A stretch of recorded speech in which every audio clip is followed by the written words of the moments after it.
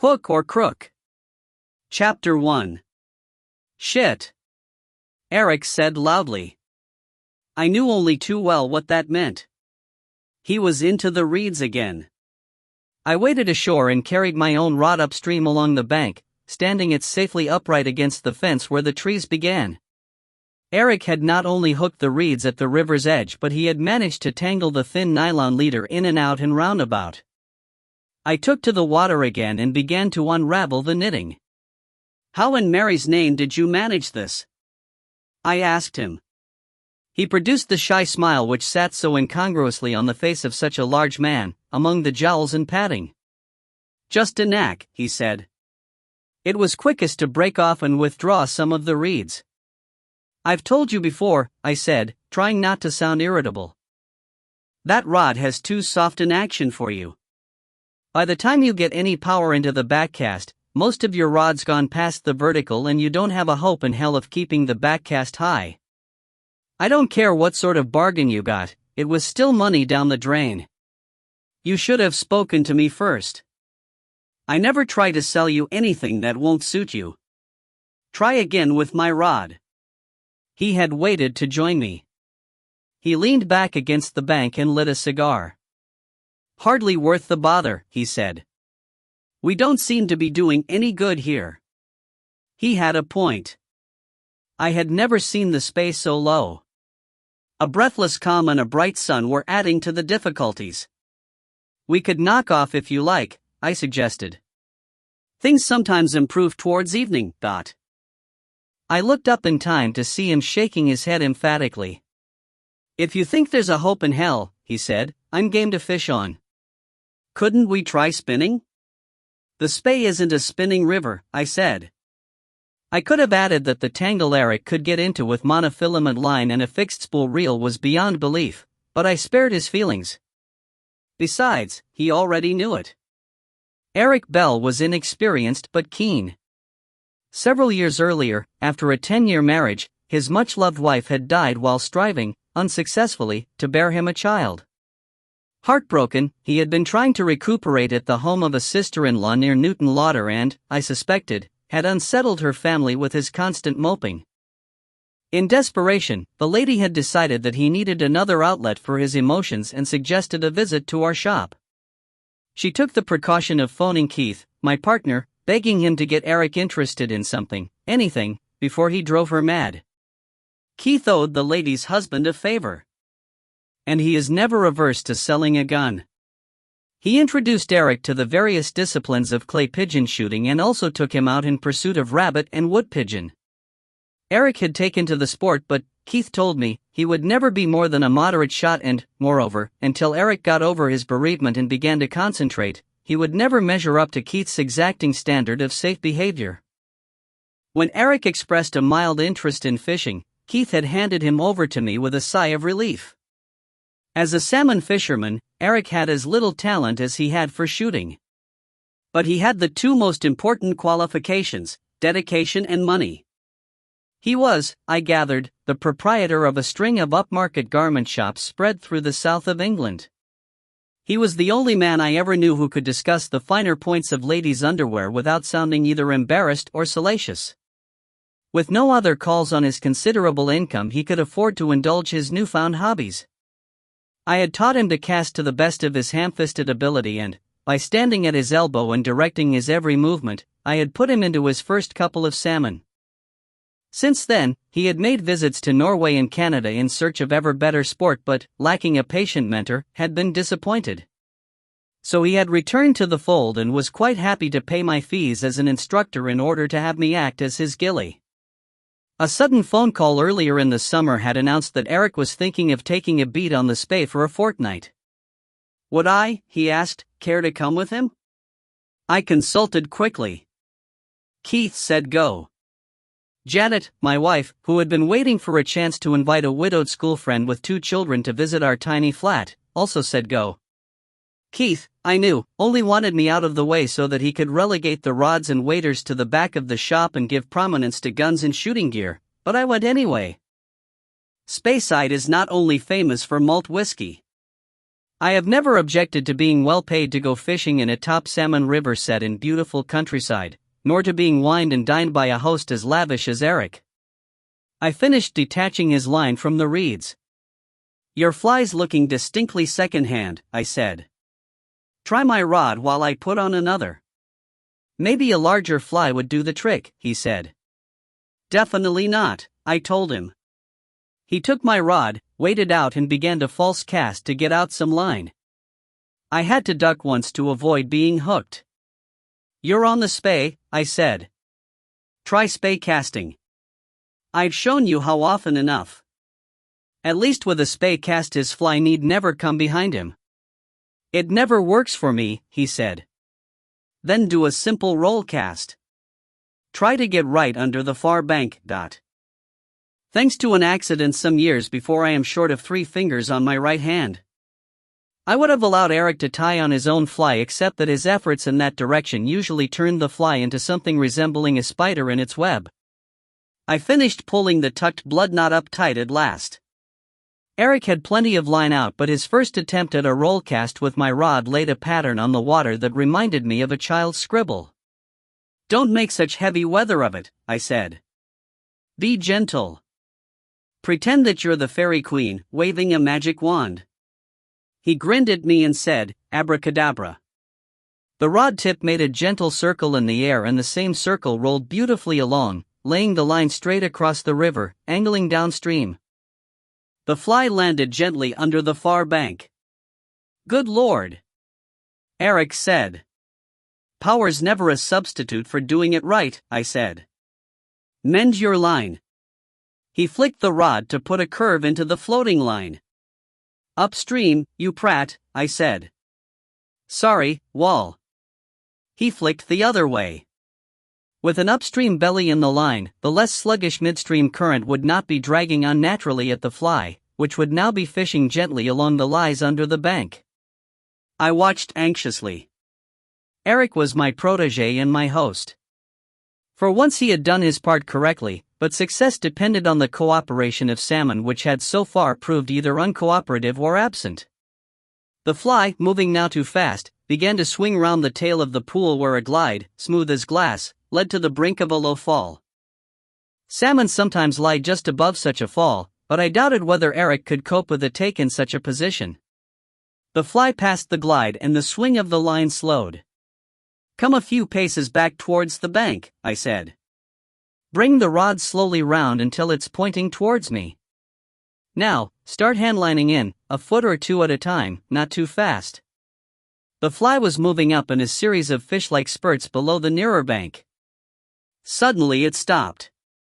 I saw the loose line between the reel and the bottom ring slide through Eric's fingers. He looked at me in a daze. "Pull," I said urgently, "and then slack off immediately." He came to, gave a good pull and then let some line run free. After a pause, he said, "What do you reckon, Wall?" "You've got a salmon on, . I can't feel anything." It was hardly the time for a lesson. On the other hand, if he understood what was going on, he might for once do it right. If you'd kept hauling at him, he'd have fought against you and gone down the leap and broken you. Give him a little line and he'll either settle down or move upstream against the pull of the slack line in the water. Look, he's moving now. The floating line was coming round in a curve. Let him go up past you, then start to reel in. Keep the rod up. I was already on the bank. I hurried downstream and waded out. If Eric got it wrong and the salmon came down again, I might be able to head him away from the rapids. When he felt the pull of the rod, the salmon began to fight. Eric followed, stumbling over the rocks in the riverbed. I shouted at him again to keep the rod up. They were going upstream, so I followed along the bank. I think that I was shouting out more advice and encouragement which were probably contradictory and may have hindered more than they helped. Once Eric tripped and fell to his knees, but when he heaved himself to his feet the fish was still on. In 10 minutes, they were both exhausted. Come into the bank, I told Eric. Draw him into the shallows. Quick, before he gets his breath back. But when he saw the loom of the human figures, the fish was off again in one blaze of energy. There was a boulder in midstream, and if he got the line around that, he would break free. Eric gaped at me. "Turn his head," I gasped. "Pull. Keep the line taut." Eric pulled. The spring of the rod absorbed the shocks of the fighting fish, but as long as his head was turned away from the big boulder, his struggles only helped Eric to bring him towards the bank. The tailor was already screwed into my wading staff. I slipped it over the fish's tail, a cockfish, faintly colored and beginning to develop a kype or jawhook. "Is it still takeable?" Eric asked anxiously. He was panting for breath, thoroughly wet but grinning all over his large face. "He'd smoke very nicely," I said. "Do you want to keep him? Are you mad? That fish has cost me a fortune. Of course I want to keep him."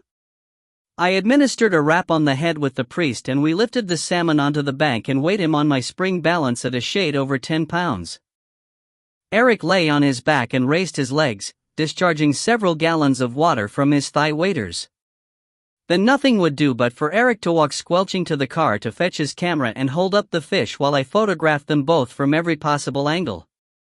When the fish was wrapped in damp grass and moss and safely bestowed in the shade, Eric found and lit a dry cigar. "I like your rod," he said. "When we get back to the shop, I'll pick you out one exactly like it. Speak to me, next time, before you splash out good money on gear." "Maybe. I'd rather have that particular rod, if you'll sell it.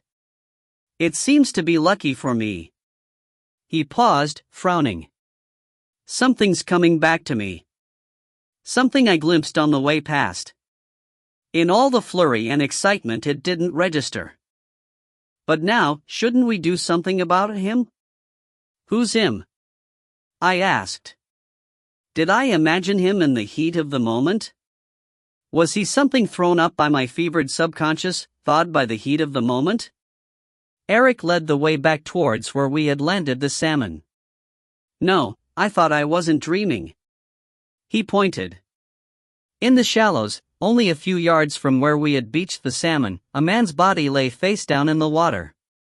Thinking back, I realized that I must have stepped over him, but my concentration had been totally on the fish, while the body, which was dressed in muted colors and largely submerged, could have passed for a patch of wheat in my peripheral vision. He was dark-haired and wore chest waders and a green shirt. I stooped and touched his neck. He was as cold as the water. There could be no doubt that he was dead. "Who do we call?" Eric asked me. "Ambulance?" "We call the police," I told him. "You'd better go and find a phone. It's your car and you saw him first."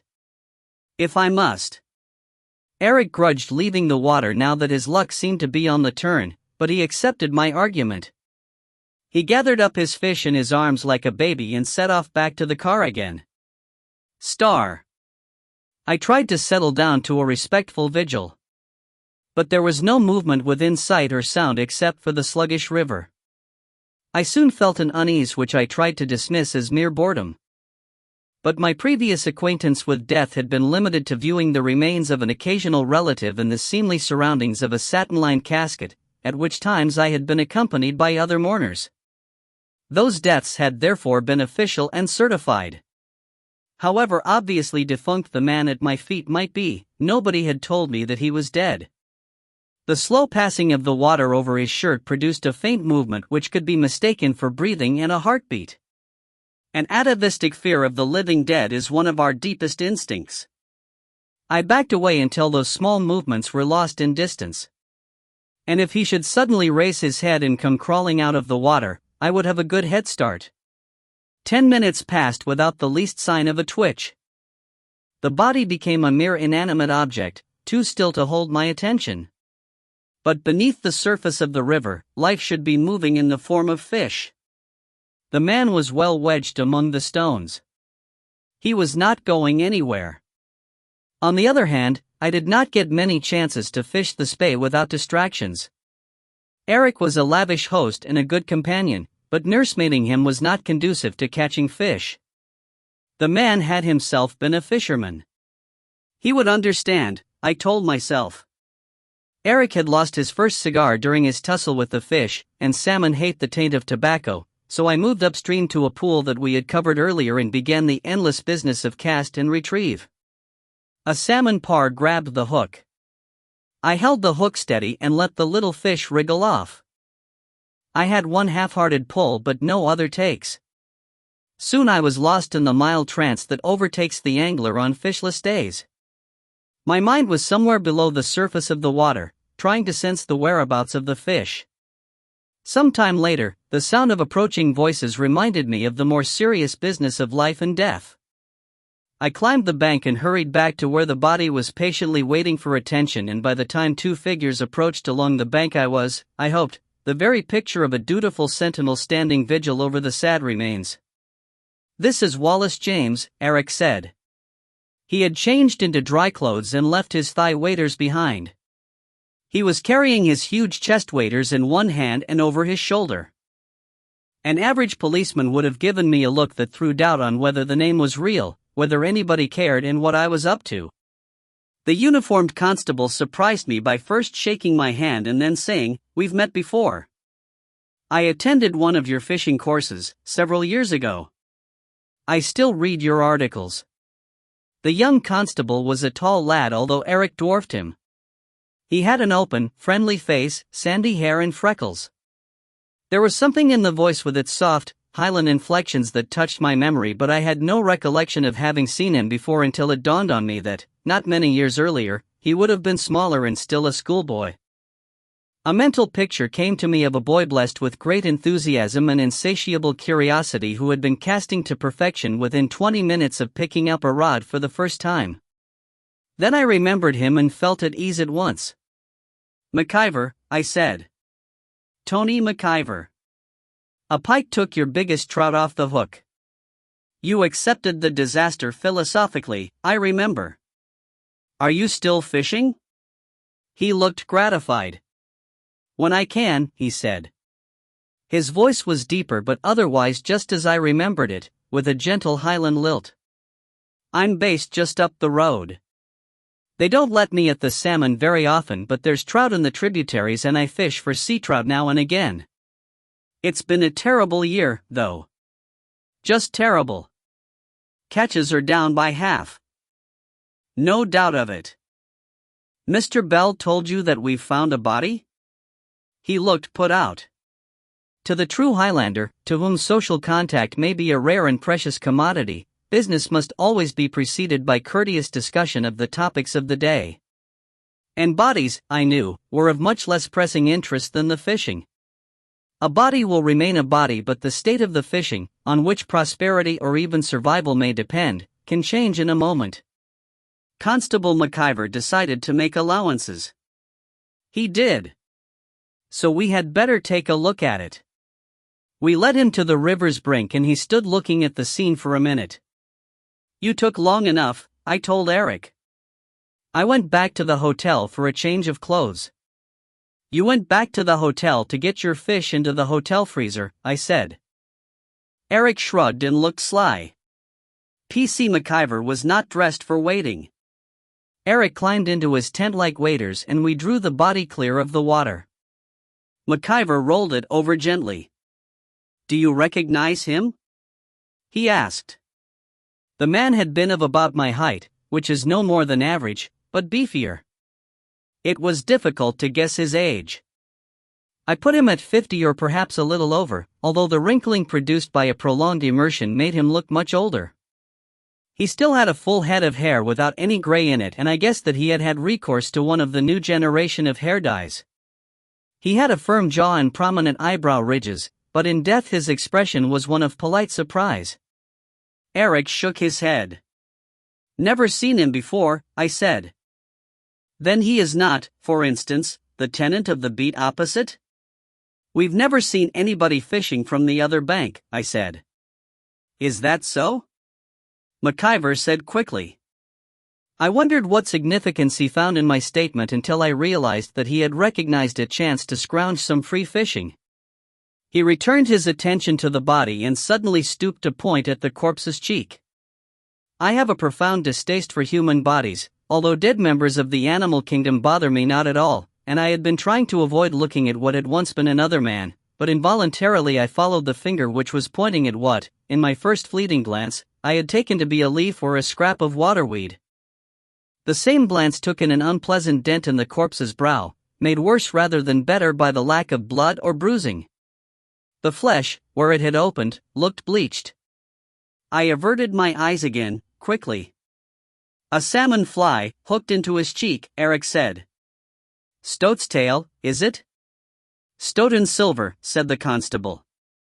"Number 5 hook, would you say?" "For," I said, without looking again. Keith Calder, my partner, would by now have been down on his knees, examining the body and getting in the way of the police, but I have never had his appetite for a mystery. Eric was becoming interested, even if he was finding the mystery itself a disappointment. "Seems to me," he said, "the man made a bad cast and hooked himself." Between pain and surprise, he fell and hit his head.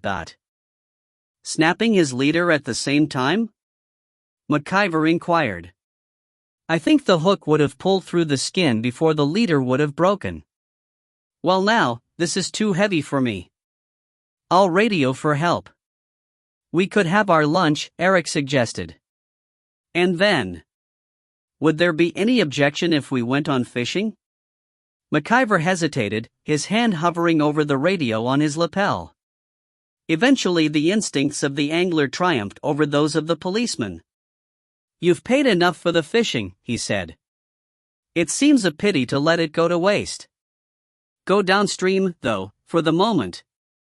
Anything that happened to the Manny happened above here." Chapter 2.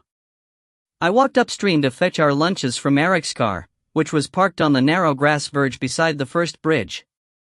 When Eric had first visited the shop he had already been big, 6'6" at least in broad and proportion, but there had been little flesh on his bones.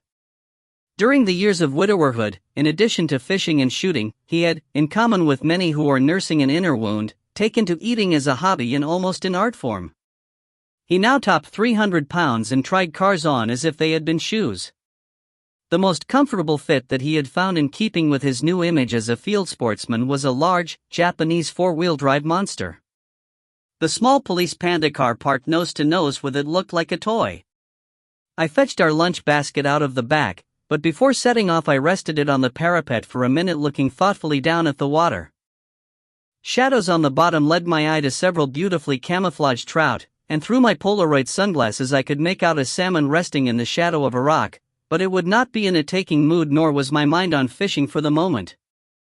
The basket was heavy and I arrived back sweating in the sunshine. P.C. McIver was standing guard by the body. I gave him a sandwich and a can of beer as I passed by, which was as much as he could be persuaded to accept, and I found Eric 2 pools lower down, wading in the shallows and casting with my rod. He joined me on the bank.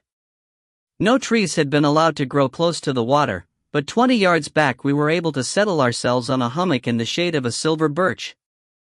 Eric was prepared to work his way through a stack of sandwiches, several pies and a salad with enough chicken legs to have kept a whole flock on foot, followed by a slab of cake and cheese and biscuits, the whole washed down with a bottle of claret.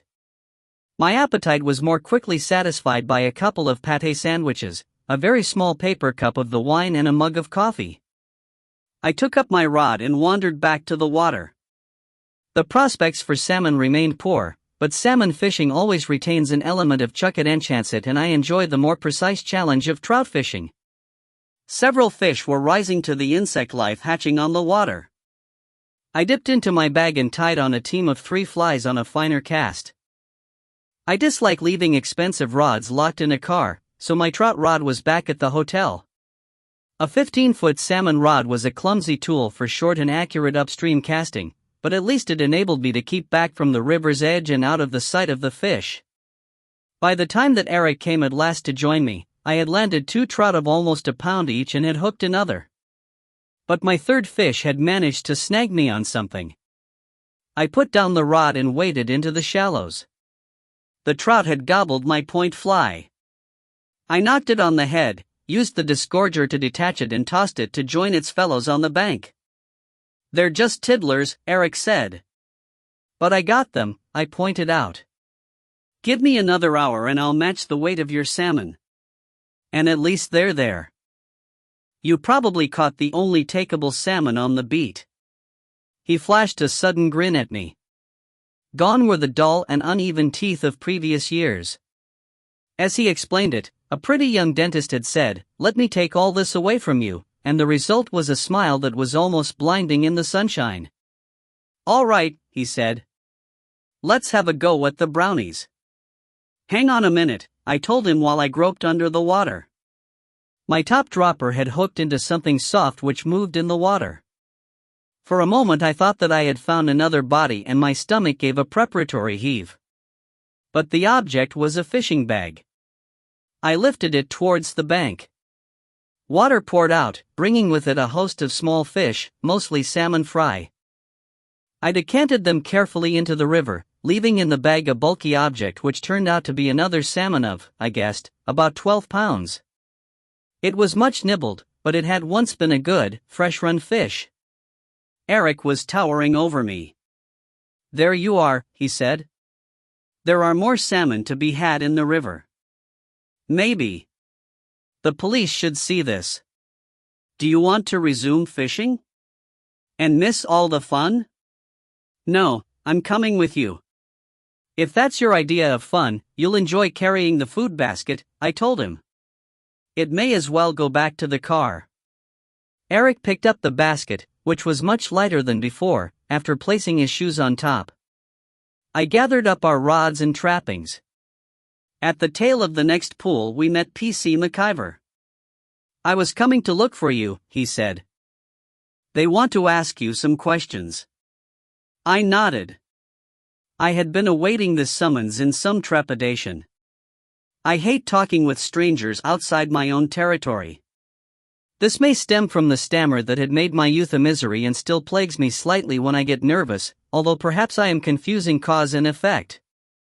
Whatever the reason, I dislike confrontations unless I am in control. I handed over the sodden fishing bag to McIver. "I've just found this," I told him. He looked inside and his eyebrows shot up, but he made no comment. The body seemed to be where we had last seen it. It was now at the center of a hive of activity. I saw the flash of a bulb.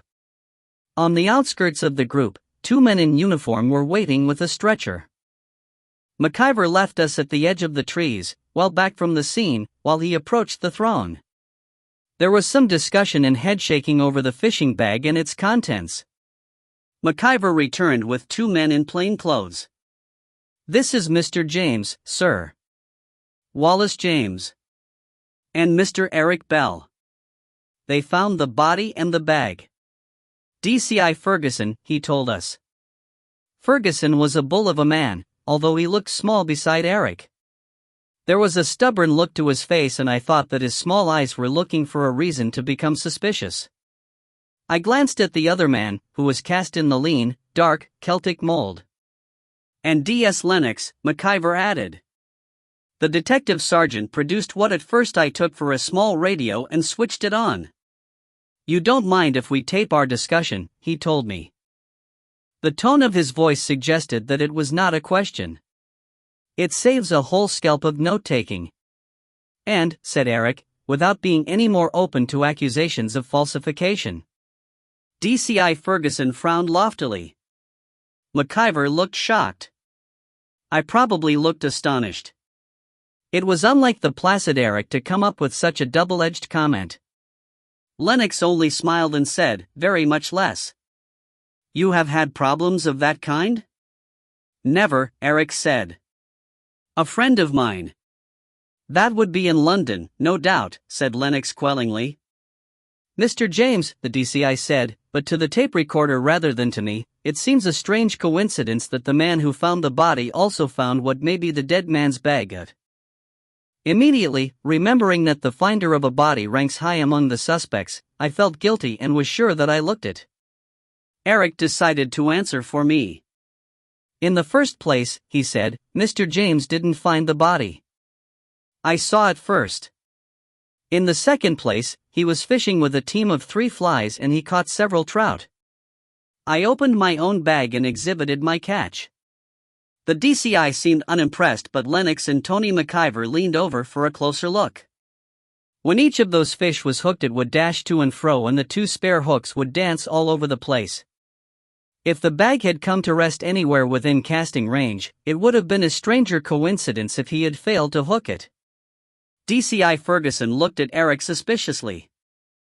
Eric, out of the depths of his ignorance, was only stating the apparently obvious, but his vast bulk gave him an air of authority which suggested that he might know what he was talking about. "That is probably so," Lennox said. "Very well," Ferguson said at last. He turned slightly, putting Eric behind his right shoulder and out of his own view. "Mr. James, Constable McIver tells me that you are a well-known fisherman. Is that correct? Questions of that sort make me want to fall over my feet." "I'm well known to my wife and a few friends," I said. "Beyond that. But you're a qualified instructor? And you write articles in the fishing magazines?" "Well, yes," I said. He hesitated for some seconds before deciding to open up. "On the face of it, this looks like a common accident. But PC McIver says that he has doubts. Has he discussed his reasoning with you?" "Not a word," I said. "Please let me have your opinion." He did not say that he would value or appreciate it, nor that he would even consider it, just pleased to give it. My doubts about the putative accident were still tentative. I decided to apply the only available test before exposing them to ridicule. "If he had a flybox on him, I'd like to see inside it." Ferguson took the tape recorder from the detective sergeant and nodded. The DS hurried off. "Why do you want to see his?" Ferguson boggled at saying flies. "Flybox?" he finished after a pause. "There are too many unknowns. One of them is, was he a competent fisherman? What difference would that make? I'll have to go back to basics." Lennox returned, bringing with him a man in a plastic overall and plastic gloves who opened and displayed a flat flybox under my nose without allowing me to touch it.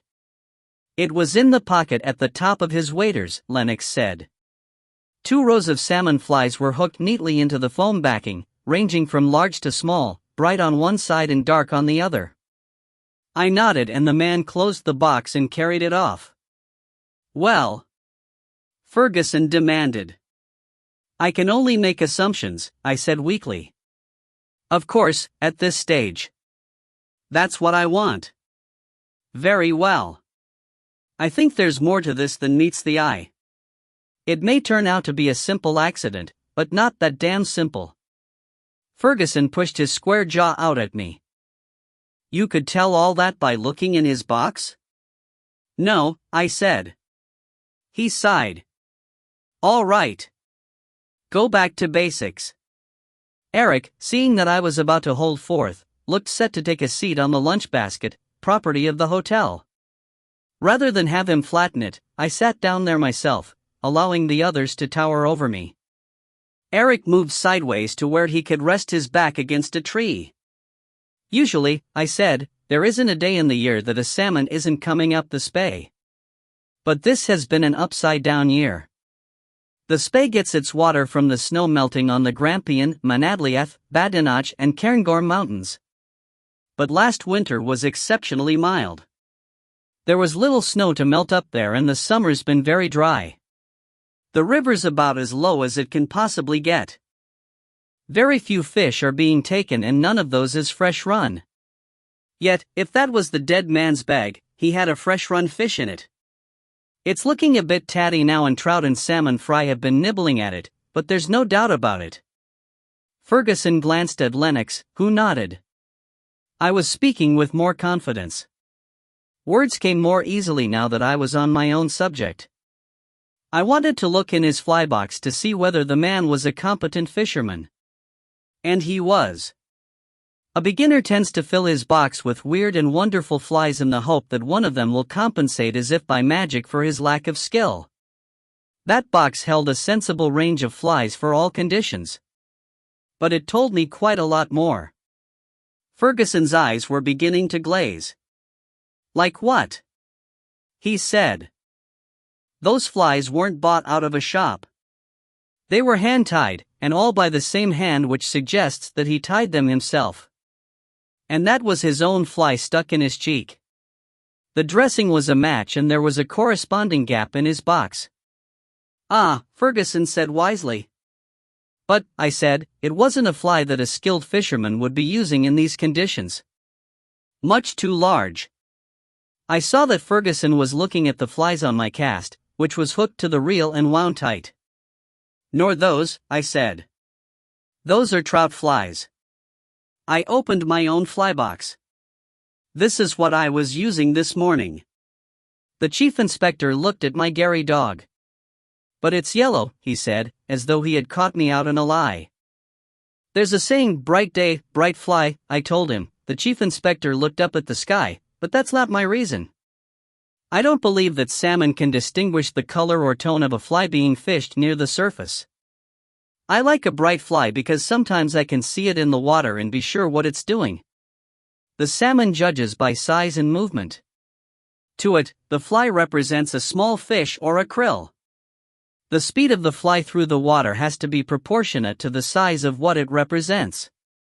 It's not easy to fish the fly quickly in slow water, and it's damn near impossible to fish it slowly in fast water.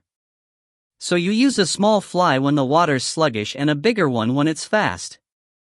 The chief inspector looked round at the spay. For most of its width, the trees on the far bank were reflected in its shining water. I thought the fly was supposed to represent whatever food they were feeding on at the time. For trout, yes. Salmon can't feed in fresh water. They're just snapping at anything irritating that gets in their way. He returned his eyes to my Gary dog. The fly hooked in the dead man's cheek was twice the size of that one, he said. Exactly.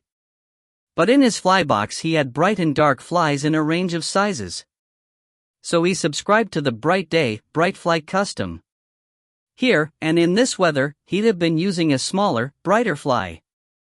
And even if he'd managed to get a fish, it would be very unlikely to be fresh run. So, said the chief inspector.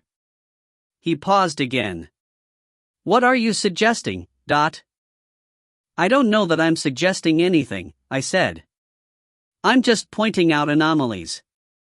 As, for instance, where's his rod? On the bottom of the river? Most rods have a cork handle. Even if the rest of the rod sinks, the handle usually floats up. And I was wondering. Yes? How did he manage to hook himself in the cheek in an upward direction? McIver opened his mouth, but Ferguson, who evidently believed that constables should be seen and not heard, at least until spoken to, got in first. That was the point young McIver made. He said that hooks catch in clothing or in protuberances like lips or ears, but that they rarely dig into a more or less flat surface. I wouldn't go along with that all the way, I said. I've had to dig a few hooks out of my pupils from time to time. I've known one or two hook their own cheeks if they've mistimed the cast. But your customer had two hooks of a treble in him and they'd gone in an upward direction. The only man I ever saw manage a trick like that had handed his rod to somebody else, turned away, and walked his head into the leader, that's the thin nylon between the hook and the fishing line proper. The leader hooked over his ear or his spectacles, we never worked out which, so that the hook came upward into his cheek. The chief inspector's pause for thought was the longest yet. He hummed to himself while he deliberated. Right, he said at last. What conclusions do you draw from all this? None, I said. That's your business. And I could dream up a passable explanation for everything we've said. But taking everything together. I shook my head. The chief inspector turned on his heel as though to stamp off. I decided that Eric's first remark had made him hostile and unreceptive. But to my surprise he turned back.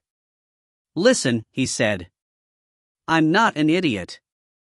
I know that the dead man could, against the odds, have landed a fresh-run fish. He might have been trying a larger fly for some reason of his own. He might have stood his rod against a tree and walked into the leader just the way you said. After hooking himself, he might have stumbled into the water and hit his head on a rock. Yes? He might, I said. That combination of factors is possible. If we think that he might have got hooked during a quarrel and a fight and have been hit over the head a moment later, it makes just as much sense and rather less demand on coincidence. Now take it a stage further. Assume that he'd landed a fish, then got into a fight during which he hooked himself in the cheek, then was hit and, accidentally or deliberately, killed. Or else he was killed and somebody else reeled in his line and hooked him. Assume that those events took place somewhere else. Assume that somebody then moved the body here in order to disassociate the death from himself. That demands no coincidence at all. Right? I shrugged. The chief inspector said irritably. You're not going to do my reasoning for me.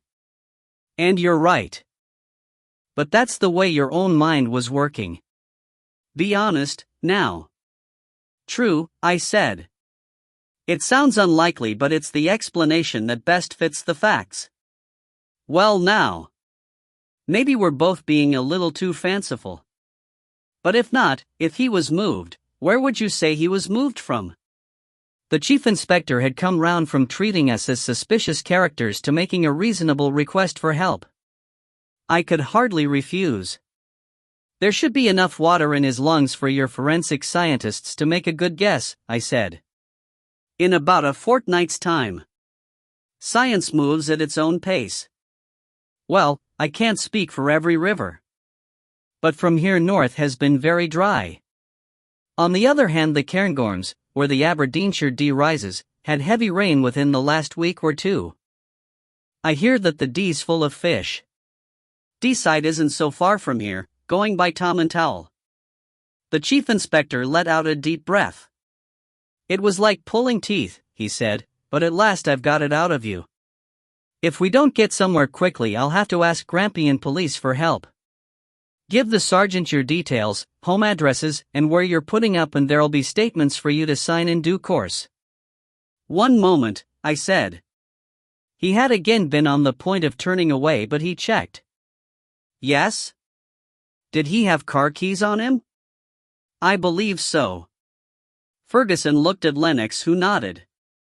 It's a long shot, I said, but I may be able to help a bit more, assuming that I've helped at all and not sent you on a wild goose chase. Coming here this morning, I noticed a vehicle tucked away behind some bushes.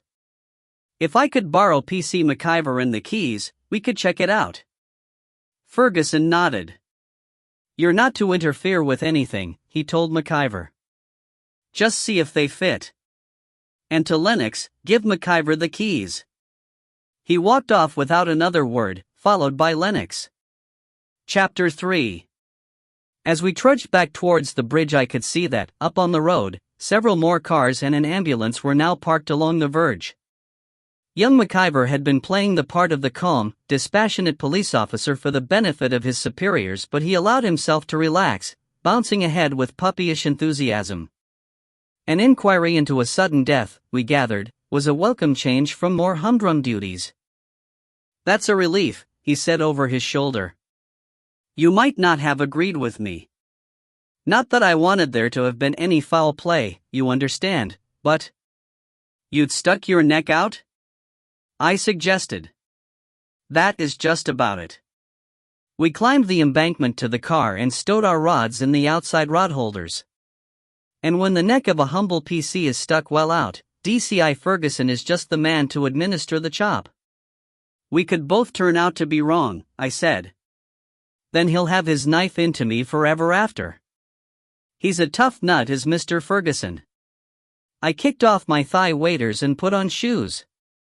Eric was preparing to struggle out of his chest waders. Keep them on for another minute or two, I told him. Eric waited while I tied my laces. Quite right, he said after a moment. Never explain. I'm going to explain. Come on to the bridge. We walked the few yards and leaned on the sun-warmed parapet, facing downstream. If he was brought from somewhere else, and it's still a big if, he was probably dropped from here. After all, it's the nearest point to which you could bring a vehicle, upstream of where we found him.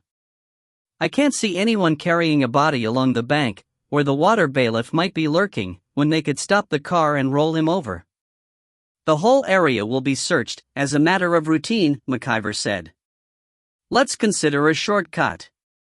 Where's his rod? It would make no sense to drop him in here and leave his rod somewhere else. And if it had been carried down by what little current there is, it would have caught up in the rocks before going any further down than we've fished. We'd have seen the handle. But take a look down at the weed. The riverbed was clean and stony under the clear water, but downstream of each of the two supporting piers was a triangle of thick waterweed. If a rod was dropped butt first and it landed in the weed, it might easily stay caught up underwater. We peered down hopefully. Small parr were darting in and out of the weed. I think I see something, Eric said. It's in the shadow, but there seems to be a thin line sticking out of the weed. We could fish for it from here. Easier waited for, I said. With the water as low as this, you could wade out and take a look at it. If that's in order? I don't see why not, McIver said slowly. You would not be spoiling any evidence, underwater on bare stones. Go ahead. While Eric took the well-worn path down from the bridge and waded cautiously into the deeper water cut by the flow through the arches, McIver looked down into the grass that had sprouted between the tarmac and the stone of the parapet. Don't touch, he said suddenly, but look at this. This was a fisherman's folding knife, complete with scissors and descaler. I wondered why he did not have such a thing in his pocket, McIver added. Eric was making plaintive noises down below. We looked down into his moon face. It's a rod all right, he said. Carbon fiber, about a 12-footer. Shall I bring it up, Dot? If it's secure there, leave it, said McIver. Keep an eye on our finds while I go and tell the chief inspector. He hurried back the way we had come. Eric climbed up to the roadway. I showed him the knife. Could be anybody's, Eric said. And it's stainless steel, it wouldn't rust. It could have been there for weeks. But it begins to add together. A knife's easily dropped, but you'd miss it and go back. But if it fell out of a dead man's bag or the pocket of his chest waders. And that's as much as anyone can say for the moment. I finished the coffee and Eric had a can of beer while we waited. Constable McIver returned at last. They're just coming, he said. We can go and look at the car. It wasn't a car, I said. I think it was either a van or one of those campers, a motor caravan. Not a proper caravan for towing? I doubt it. The roof was the wrong shape. It was at least half a mile away. We'd better drive. Eric began to struggle out of his waders again, while looking with disfavor at the small panda car. I could wear that thing for a roller skate, he said. We'll take mine. You can stay and stand guard, I suggested. We had an understanding that once the wine had begun to flow I would do the driving, but I had no desire to turn his monster in a narrow road which was becoming as cluttered as a municipal car park. You're not leaving me out in the cold, so don't try, Eric said. He heaved himself into his own passenger seat. Anyway, stand guard over what? Here they come, Dot. The chief inspector and another man were approaching along the riverbank. I climbed resignedly into Eric's driving seat, which had begun to settle under his considerable weight, and started the engine. There was room for three in the front, but not if one of the three was Eric. McIver got up into the rear. The interior was uncomfortably hot after a morning in the sun. I drove on, reversed carefully into the mouth of a farm road and came back. The chief inspector was already crouched over the knife in the grass. I slowed, ready to stop beside him, but he straightened up, more to get his backside out of the way than for any other reason, and waved us on. Don't take long over it, he called to McIver as we went by. Touch nothing. Look and report. Yes, sir, McIver said. 3 bags full, he added as soon as we were clear. Now that I was driving, I had less attention to spare for the few landmarks that I had noticed earlier. I had a vague recollection of bushes in the foreground and tall trees further back, all near a slight bend in the road. I rather thought that the open fields on the other side had held cattle. At the second such place that we came to, I spotted the roof of a vehicle and turned into a broad but rough track which zigged and then zagged, widened where heavy traffic had been maneuvering and then disappeared in the direction of the trees. A stack of logs suggested that foresters had been at work. The motor caravan was parked at a tilt on the uneven ground. I pulled up some yards away and McIver got down. He walked with care, watching his feet, although the ground was baked too hard to show any recent tracks. I followed him and Eric came lumbering along behind. "Look but don't touch," McIver said, paraphrasing his superior. "You sound like a girl I used to know," Eric grumbled. "I'll tell you one thing. He never slept here. Look at the slope. He'd have rolled out of the bunk." The curtains were drawn back and the interior looked very tidy. A tube with a lockable cap on the end was bolted to the roof, presumably for the safe storage of fishing rods. McIver unlocked the driver's door and quickly locked it again. "The key fits," he said. "That's all we came to find out. Back we go." We set off back. At least one more car had arrived, but I managed to park Eric's vehicle where other traffic would be able to squeeze by. Two men were now picking with great care through the fringe of grass, collecting ringpoles and chocolate wrappings, while the chief inspector stared glumly down into the water. McIver hurried to report. We followed more slowly. "You noted the registration number?" the chief inspector was asking McIver. "Then get on to Swansea. See what they can tell us." He turned his attention to us. "You seem to have been helpful," he said, as though the fact would be taken down and might be used in evidence against us. "Perhaps you can help once more." "You were wearing full-length waders earlier," he said to Eric. "You want me to fetch that rod for you, Dot?"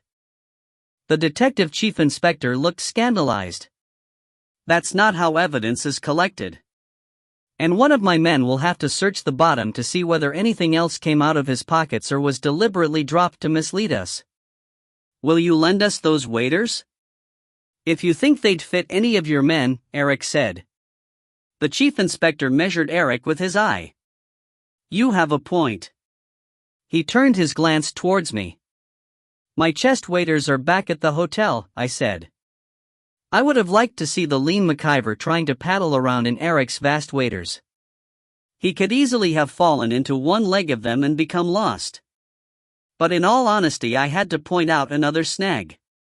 If you want somebody to see the bottom in detail, he'll have to put his face in the water. If you do that in waders, you fill them. So he might just as well start off in swimming trunks, the water's warm enough, or a wetsuit and with a face mask. And now, if we can't be of any more use, can we get back to our fishing?" "No, you can't," said Ferguson, looking more cheerful. "My men will have to search the river banks. You've done quite enough tramping around and interfering with evidence." Eric's placid face showed signs of an approaching storm. "Now, just a minute," he said. "Do you know how much I've paid for this beat?" "No, I don't," said the chief inspector with relish. I guessed that he was taking his revenge for Eric's remark about the tape recorder. Nor do I care very much. However it may look at the moment, there are a dozen possible ways that the man could have arrived here, alive or dead. It's my job to find the truth and prove it. To do that, I have to have exclusive rights, he smiled grimly, fishing rights if you like, to this stretch of the river. And any court in the land will back me up. Eric seethed for a moment, but none of those present was in any doubt that his argument was already lost. "How long?" he asked. "Today and tomorrow should do it. We'll be closing off this road, so don't try to sneak back. And don't leave Granton without clearing it with me." 2 days? "And who," Eric demanded bitterly, "do I see about recovering my wasted money?" "The police authority might reimburse you if the death turns out to have been accidental, but I wouldn't count on it. Otherwise you could try suing the murderer, said Detective Chief Inspector Ferguson. I stepped in quickly before Eric could blow his top. Come along, I said. At least you've caught a salmon today, and I'll bet that nobody else can say that. The hotel will be serving afternoon tea soon. That will leave nice time for a bath and a drink before dinner. That part of the program I could go along with. But Eric drew himself up to his full height and glared down at the chief inspector. If I don't get back on the water by dawn on the day after tomorrow, I'm heading straight for the nearest sheriff. A small group was approaching along the river bank, 2 of them carrying a covered stretcher. You do that, agreed Detective Chief Inspector Ferguson. Now go. I coaxed the fuming Eric into his vehicle and headed towards our hotel in Granton-on-Spey. Eric insisted on calling, without an appointment, to see a local solicitor, who told him to leave the Detective Chief Inspector to get on with it and charged him stiffly for the advice. It took several drinks, a good dinner and the pleasure of exhibiting his catch around the hotel and receiving the envious congratulations of the anglers in residence before Eric was once again his usual self. Chapter 4. In the morning, when Eric's fish had been safely dispatched to Aberdeen for smoking, we bought day tickets for the Association Water and spent much of the next day, the Wednesday, fishing close to Granton. Conditions were still unpropitious, the weather bright and breathless and the water low, but Eric was buoyed up by the memory of his triumph. His enthusiasm was brought back to fever pitch by a pull that stripped several yards of line off his reel, but without the fish being firmly hooked. Back at the hotel, Eric was thoughtful. I had long passed the stage of being fish-hungry. Fresh air, beautiful scenery, and the genuine pleasure that I found in the act of casting a line were enough. The thrill of a fish fighting against me and coming at last to hand was a bonus. But to fish all day at great expense for no return was not what Eric had come most of the length of Britain to enjoy. I left him moodily working his way through the many courses available at dinner while I adjourned to the bar. I was having a quiet pint and a chat about trout tactics with one of the locals when I realized that a figure was standing patiently beside me. It was Constable McIver, looking, in slacks and a sports shirt, almost as schoolboyish as he had when I first knew him. He was carrying a large envelope. I'm sorry. I didn't see you, hiding behind my shoulder. You want a word with me? I asked unnecessarily. I was enjoying the respite and learning a lot just from listening to the 2 of you, he said. But yes. I know you, don't I? He added to my companion. And I know you, said the other. I gathered that any previous encounters between them had not been social. Tony McIver was not one to hold a grudge. I'll get back to you sometime about dapping, he said. I made my excuses and we slipped away to a table in a corner of the almost empty lounge. A waiter came and I offered McIver a drink. This was no more than a sociable gesture on my part, but to my surprise he accepted a small dram. Either he considered his shift to be over or else whiskey is so much a part of life in the Highlands, and particularly on Speyside where many of the better malts are distilled, that an occasional dram is not counted as drinking. He laid his envelope carefully aside. Mr. Ferguson told me to find out whether you and Mr. Bell can alibi each other for the whole of Monday and Monday night. Tactfully, he said. The most tactful way I can think of is to ask you straight out. That seemed to be a reasonable way of looking at it. Monday, yes, I said. Monday night, no. Our rooms are as far apart as I could arrange. Eric is a mighty snorer, I added quickly before McIver could jump to any more sinister conclusion. I don't think we were out of each other's sight for more than a few seconds until about 11. Then I phoned home as usual and went to bed. Knowing Eric, he was probably in the bar until dawn swapping drinks with anybody who could keep up with him. Does Ferguson suspect one of us? Or both? He produced a small notebook and made a note. For the moment, he said in his careful, Highland diction, the Detective Chief Inspector has only your advice plus evidence found by yourselves to suggest that the body was ever moved. Sergeant Lennox supports your view of it. Otherwise Mr. Ferguson might be readier to accept it. Those 2 have never agreed about anything. So he thinks that one of us went back to the river late, hoping perhaps for a sea trout or two, and knocked a complete stranger on the head? It is not for me to say what Mr. Ferguson is thinking, McIver said primly, but Mr. Bell himself pointed out that he had paid a lot of money for the fishing. And there are very few fish about. If he found some unauthorized person landing a fish on his beat, there might well have been a quarrel. There might, I said. But I'm damn sure it didn't happen. I have doubts of it myself, McIver admitted. But my doubts are neither here nor there. By tomorrow, the matter may have resolved itself. He opened his envelope and withdrew what turned out to be a typed version of the statement that I had made beside the river. Would you read this over and, if you agree with it, sign it? To be a suspect, albeit in connection with a death which might still be proved an accident, was a new experience for me. I read over my putative statement with care. It was a fair version of most of what I had said. My earns and airs and occasional stutters had been edited out, and I was surprised to note how grammatical had been my off-the-cuff ramblings. The document confined itself to my statements of fact, and neither my asides to the detective chief inspector nor the occasional inferences that he had managed to drag out of me were recorded. On the whole, I decided, it contained nothing which I might later wish to recant. I was in the process of initialing each page when Eric appeared, flushed with a surfeit of good food and wine and breathing heavily. So here you are, he said. The bar looked empty without you. Good evening, young officer. He made mysterious hand signals at the waiter. McIver seeming stunned by the unconventional greeting. I asked, what became of you after I turned in on Monday night? Eric's moon face, usually expressive, remained blank. That's none of your damn business, he said. But, if you want to know, I went up not long after you. An early night was unusual for Eric, but I was not going to tell that to the police. There you are, I said lightly to McIver. Not a trace of an alibi between us. The waiter, correctly interpreting Eric's gesticulations, brought 3 large whiskeys. Eric signed the chit. I could see his mind working, beyond the fumes of alcohol. They've pinned it down to Monday night, have they? McIver hesitated, whether over the drink or the question I was unsure. He compromised by sipping the drink, putting it down on the table as far away as he could reach and saying, Monday afternoon or during that night, give or take a wide margin.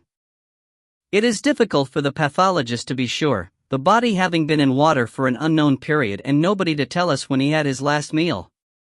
Because he had said comparatively little, Eric's statement was a short document and seemed to relate mainly to the finding of the body and the fishing rod. He skimmed through it and signed with a flourish. McIver got to his feet, leaving the second whiskey. I'm to tell you that you may resume fishing in the morning, he said formally. So you need not be bothering to take Detective Chief Inspector Ferguson to court, he added. Thank God for small mercies, Eric said. Eric, I recalled, had been up and about in good time on the Tuesday morning and in a cheerful mood, which did not suggest a night spent either carousing or down at the river. When McIver was safely out of earshot, I said, Who or what coaxed you to bed so early on Monday night? Your evening is usually only just beginning to warm up as midnight approaches. Eric said nothing and glared at me. You weren't alone, were you? I said. More sullen silence. I noticed that you were making a play for one of the waitresses, I said. The incompetent one. Eric sighed and then shrugged. She may get muddled with the vegetables, he said, but she knows her onions. My curiosity was piqued, if not my envy. You must have hidden charms to score so quickly. My charms went a lot of the way. 50 quid went the rest. It was my turn to sigh. Eric had an alibi. If suspicion remained focused in our direction, I would have to bear the brunt of it alone. Star. The police had released only the news that a body had been found in the Spey, leaving it for the media to assume that the death was a fishing accident. The hotel staff, considering themselves to be far above cheap publicity seeking, had refused to allow the guests to be pestered by the few reporters who had latched onto the story, but our names had got out and 2 reporters in succession followed us to the river next day. The second, having got wind of the inquiries the police were making, seemed to have added 2 and 2 together and arrived at a hitherto unprecedented total, but one which was uncomfortably close to the truth.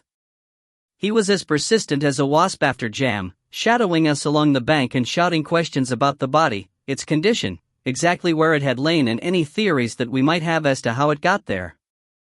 Fishing was impossible in the circumstances. In late morning, we headed for the car with the reporter trotting alongside and still firing questions. We found Constable McIver, now back in uniform, emerging from his panda car. Eric took the reporter by the arm and walked towards the panda car. When Eric takes somebody by the arm and starts walking, they walk with him. The reporter found himself standing in front of McIver. "This officer is concerned with the case," Eric said. "Ask him your blasted questions. And if you claim to have had an interview from either of us, we'll complain to the press council." He left him there and joined me in the front of his own car where I was opening up the lunch basket. McIver had his own way of dealing with the press. "Show me your driver's license," he said, and after noting down the details he looked the reporter in the eye. "If you are still in sight in 1 minute's time." "You don't want to make an enemy of the press," the reporter blustered. McIver became a different person. "And you do not want to make an enemy of the police," he retorted. "You're local. Try that on and you won't be able to take your car 10 yards up the road without collecting a dozen summonses." "You said that in front of witnesses." "You heard that," the reporter shouted at us. Eric cupped his ear. "What?" he asked. Tony McIver smiled, but it was not a nice smile. "Which of us do you think can do the other most damage? In 1 minute, I shall charge you with loitering, causing an obstruction, interfering with witnesses." The list ended at that point. The reporter was on his way. McIver waited until the reporter's Vauxhall was moving before coming to my window. "Mr. Ferguson says that you may leave Granton whenever you wish," McIver said. "Just see that we know where we can get in touch with you." "I sense developments," Eric said with his mouth full. "Have the dead man's movements been traced?" McIver glanced around. We were in the middle of empty countryside, the trees 100 yards away, but there might have been years beyond the hedge. He climbed into the back of Eric's vehicle and wound up the nearest window, cutting off the breeze which had been cooling my neck. "You've shown that you know how to avoid talking to the press," he said. "Mr. Ferguson might not agree, but I feel that we owe you something." "Promise that you won't let on that I told you anything?" "We promised." "Well, then." The motor caravan was registered to a man by the name of Hollister with an address in Esher, Surrey. The interior of the caravan was not very informative at first. There was remarkably little personal gear. But there were fingerprints which matched the dead man's, so we persevered. The driver was a cautious man. Under the carpet beneath the driver's seat we found a wallet which contained credit cards and a checkbook, all in the name of Hollister. One of the counterfoils indicated that a check for a 3-figure sum was paid to the senior estate about 2 months ago. On the phone, after some humming and hawing, the senior estate confirmed that a man by the name of Hollister had rented their number 4 beat on the D and that the beat had been fished regularly for the past fortnight. "Bingo!" Eric said. "You were right, Wall. The Aberdeenshire D it is." "That is hardly conclusive," McIver said sternly. There was a pause while he accepted a sandwich and a spare mug of coffee. "I have driven over the Lecton back this very morning with a photograph of the dead man, and the estate office confirms that this was indeed the man who had been fishing number 4 beat, but what does that prove? He could have caught his fish on the D on Monday and then driven over here, perhaps to keep an appointment with somebody." "Somebody who killed him?" Eric suggested. "Perhaps. Or perhaps not. If we accept that he might have driven over here of his own accord, we have no evidence of foul play. Maybe he fancied casting a fly on the Spey and, seeing a bit of water with nobody there and dusk coming on, decided to chance it. He dropped his knife while tying on the fly, which had done well for him on the D, and then entered the water upstream of the bridge. He fell, hitting his head on a rock, and drifted down with the current to where you found him. And his rod? Eric said. That also drifted down with the current until the butt of it caught up in the weed. I'll go along with that theory if it'll keep you out of our hair, Eric said, but I can't say that I like it. I do not like it very much myself, McIver said. But it is not for me to like or dislike. That is Detective Chief Inspector Ferguson's business. What I am saying is that there is no hard evidence to the contrary. Tell me why you dislike it. All right, Eric said. He finished the sandwiches and poured himself the last of the wine while he thought about it. He gave himself a long walk from his van when he could as easily have tucked it in near here. He wouldn't go fishing with a fish he'd caught earlier in the day weighing down his bag. Unless he wanted to impress a local by pretending to have caught it here, I pointed out. Or even cheat to win a bet. There's a motive for murder, if you like. Just possible, Eric said, but unlikely. You don't cast a line in somebody else's water around here without finding a water bailiff breathing down your neck. And I was the first to take a look at his rod. It hadn't drifted into the weed, it was more as if it had plunged in from above. He could have slipped while waiting under the bridge, I said. That could have produced a similar result. Any rocks under the bridge were about 3 feet below the surface, said Eric. I should know. He couldn't fall through that depth of water with enough force to bash his head in, not unless he came down head first off the parapet of the bridge. And the dent in his skull looked too neat and even to have been made by a rock. There was silence in the back. When I looked round, McIver was nodding slowly. That is much what the pathologist told DCI Ferguson, he said. And he would have expected to find grit or water impacted into the wound. We have not been able to find a rock to fit the wound or anything like it. The pathologist would not commit himself when somebody suggested a fall against the corner of one of the bridge piers, but there was no sign of blood, skin, or hair on any of the corners. It seemed also that the body had lain on its back some time after death, but that could be because it grounded in the shallows before moving on to where you found it. None of that seems conclusive either way, I said. No. There is one more thing. There may be 100, McIver added sadly. I'm too low on the ladder to be kept informed. But I hear that the nylon leader had been cut, not broken.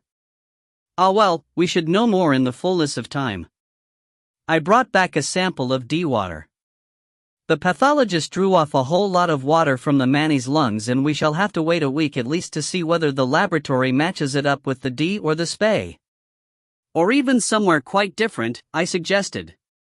Do not say that, even in jest, said Tony McIver. Liaison between different forces can be very difficult at times, so they tell me. Just imagine if it turned out that he was fishing the D, died in the Tay, and was found in the River Spey. No, it just does not bear thinking about. Star. Eric seemed restless. He was disenchanted with fishing, at least on our beat. Apart from dreading the possible mass arrival of the press, he said, the churning up of the river by searching policemen would have moved any fish that might have been there, and with no fish running they were unlikely to have been replaced. I'm going back to the hotel, he said. Are you coming? I'd like to give it another hour or two, I said. Are you fit to drive? Of course, he said. I'll come back for you in a couple of hours, but... It was his license, and if he followed his present way of life he was going to lose it anyway, sooner or later.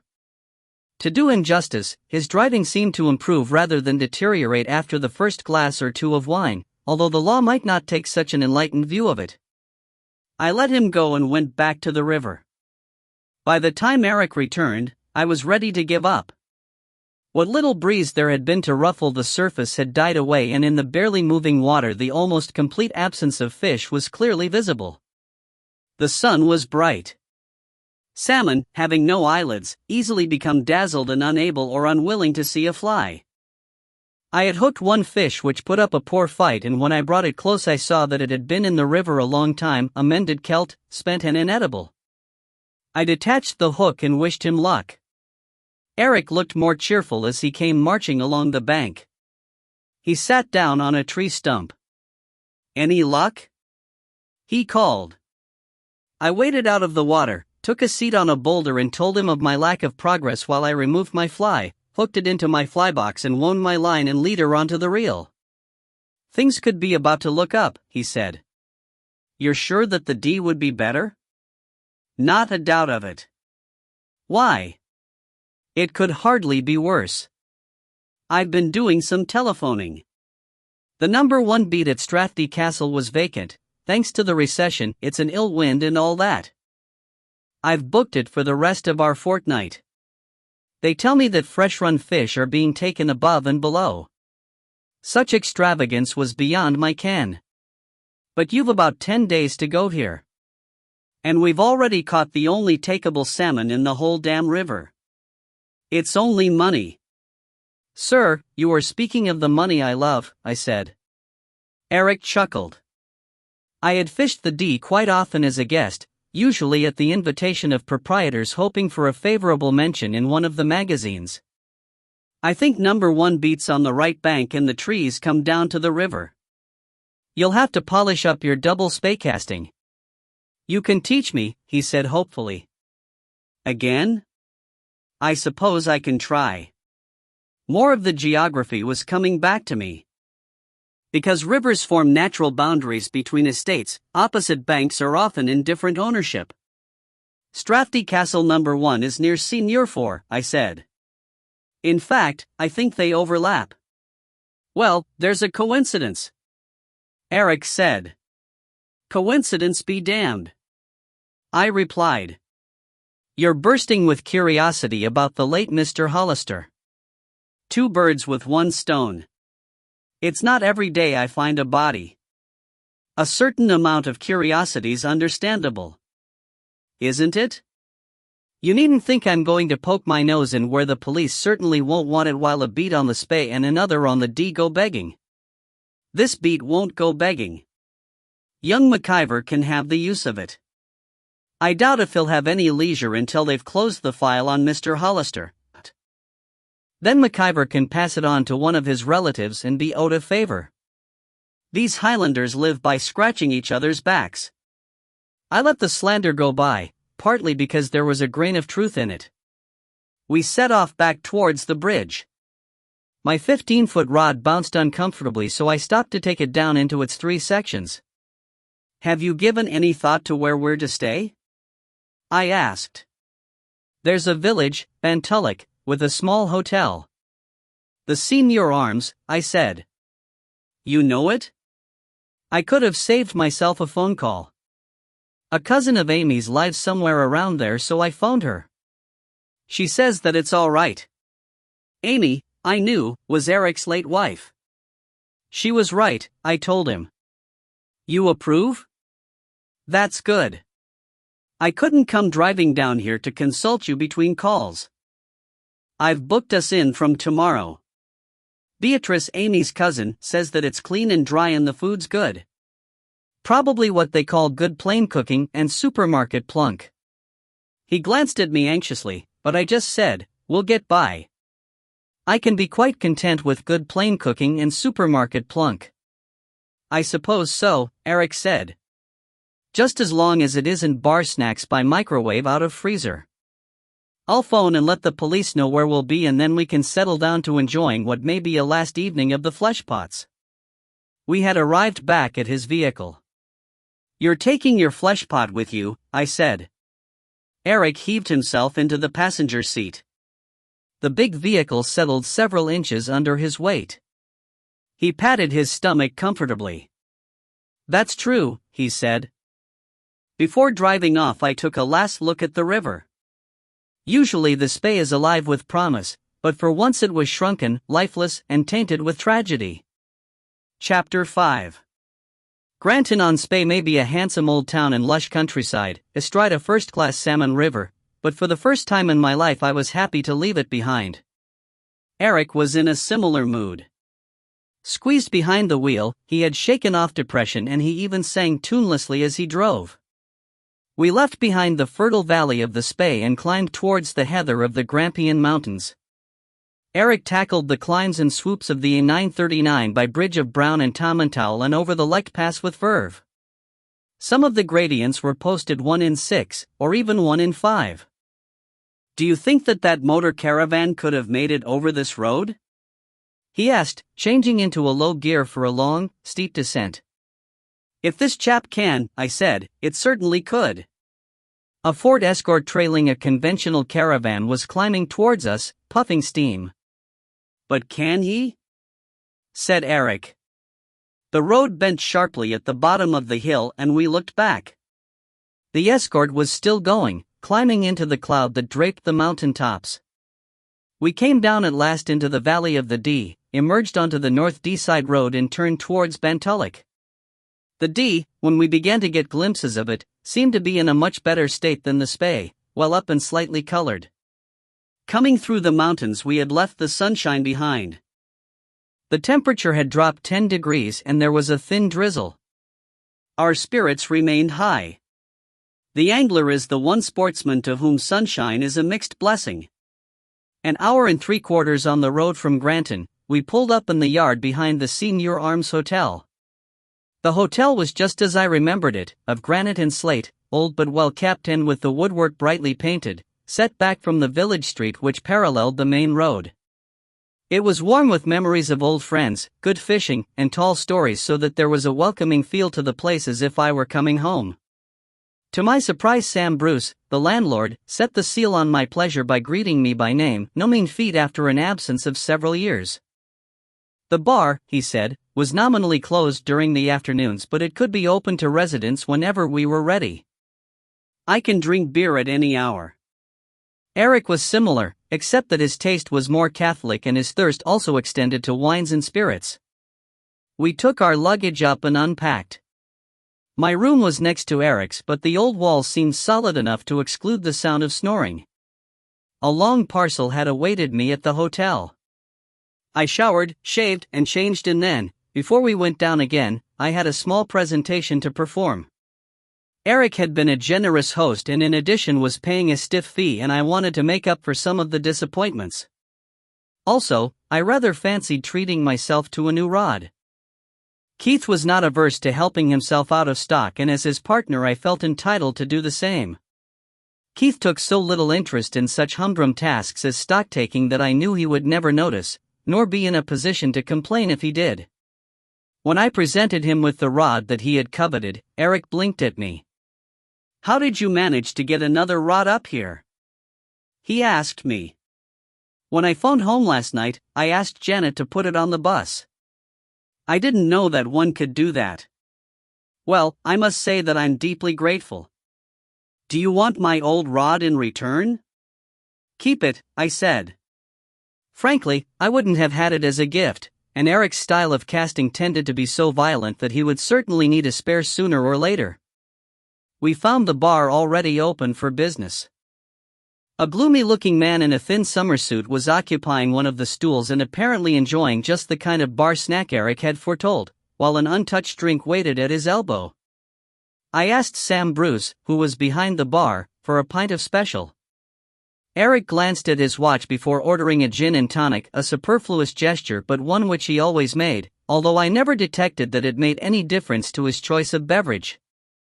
Mr. Bruce poured our drinks and made a note for the bill. "Nothing to eat?" he asked. "We'll wait for dinner," Eric said. We stopped for something at Tamental. Mr. Bruce nodded, indicated the bell and withdrew into the back premises. The white-painted walls of the bar were hung with sporting trophies. Keith had examined the few guns years before and pronounced them of only minor interest, but Eric seemed fascinated by a collection of ancient fishing rods, some of them so heavy that a strong man must have been exhausted after an hour of casting. A meticulously hand-drawn and colored map of the river and its immediate environs hung on the wall beside the outer door, and I looked at it to refresh my memory. The map was framed and glazed, but it must have been removable from its frame because penciled information had been added in many hands over the years as to the best salmon lies and the places where notable fish had been hooked. According to the map, a path began almost opposite the hotel and ran down between a wood and the garden wall of a large house in spreading grounds, to the river, which had crossed by way of a chain bridge. I remembered the house, which was a baronial monstrosity of pink granite, all turrets and crow steps, and also the bridge, a Victorian suspension affair of iron rods, with pillars on concrete bases and a footpath of timber sleepers. On the far bank, the path became a track which continued through woods and broken farmland towards the South Deeside Road and Strathty Castle. Our beat, number 1, stretched upstream from the bridge for 2 long pools, finishing at a sharp bend in the river, and downstream for 3 pools to where a small burn entered. In this context, a pool is any stretch of slower water between areas of rapid descent. I fixed the boundaries in my mind rather than risk being found committing the ultimate sin of fishing in somebody else's water. The glum-looking stranger had finished his snack. "You're here for the fishing?" he asked suddenly. "That's right," Eric said. "We've got Strathty Castle number 1 tomorrow and all next week. Then I'm your next-door neighbor. I'm on number 2 beat, this week and next. Harry Codlington. Call me Harry." Eric gave our names and we all shook hands. "You're here alone?"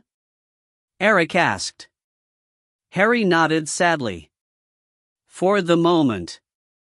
My pal has a business crisis and had to fly out to the States. He'll be back next week, God and the weather permitting." "Is the fishing any good, Adot?" "My beat's not been too bad.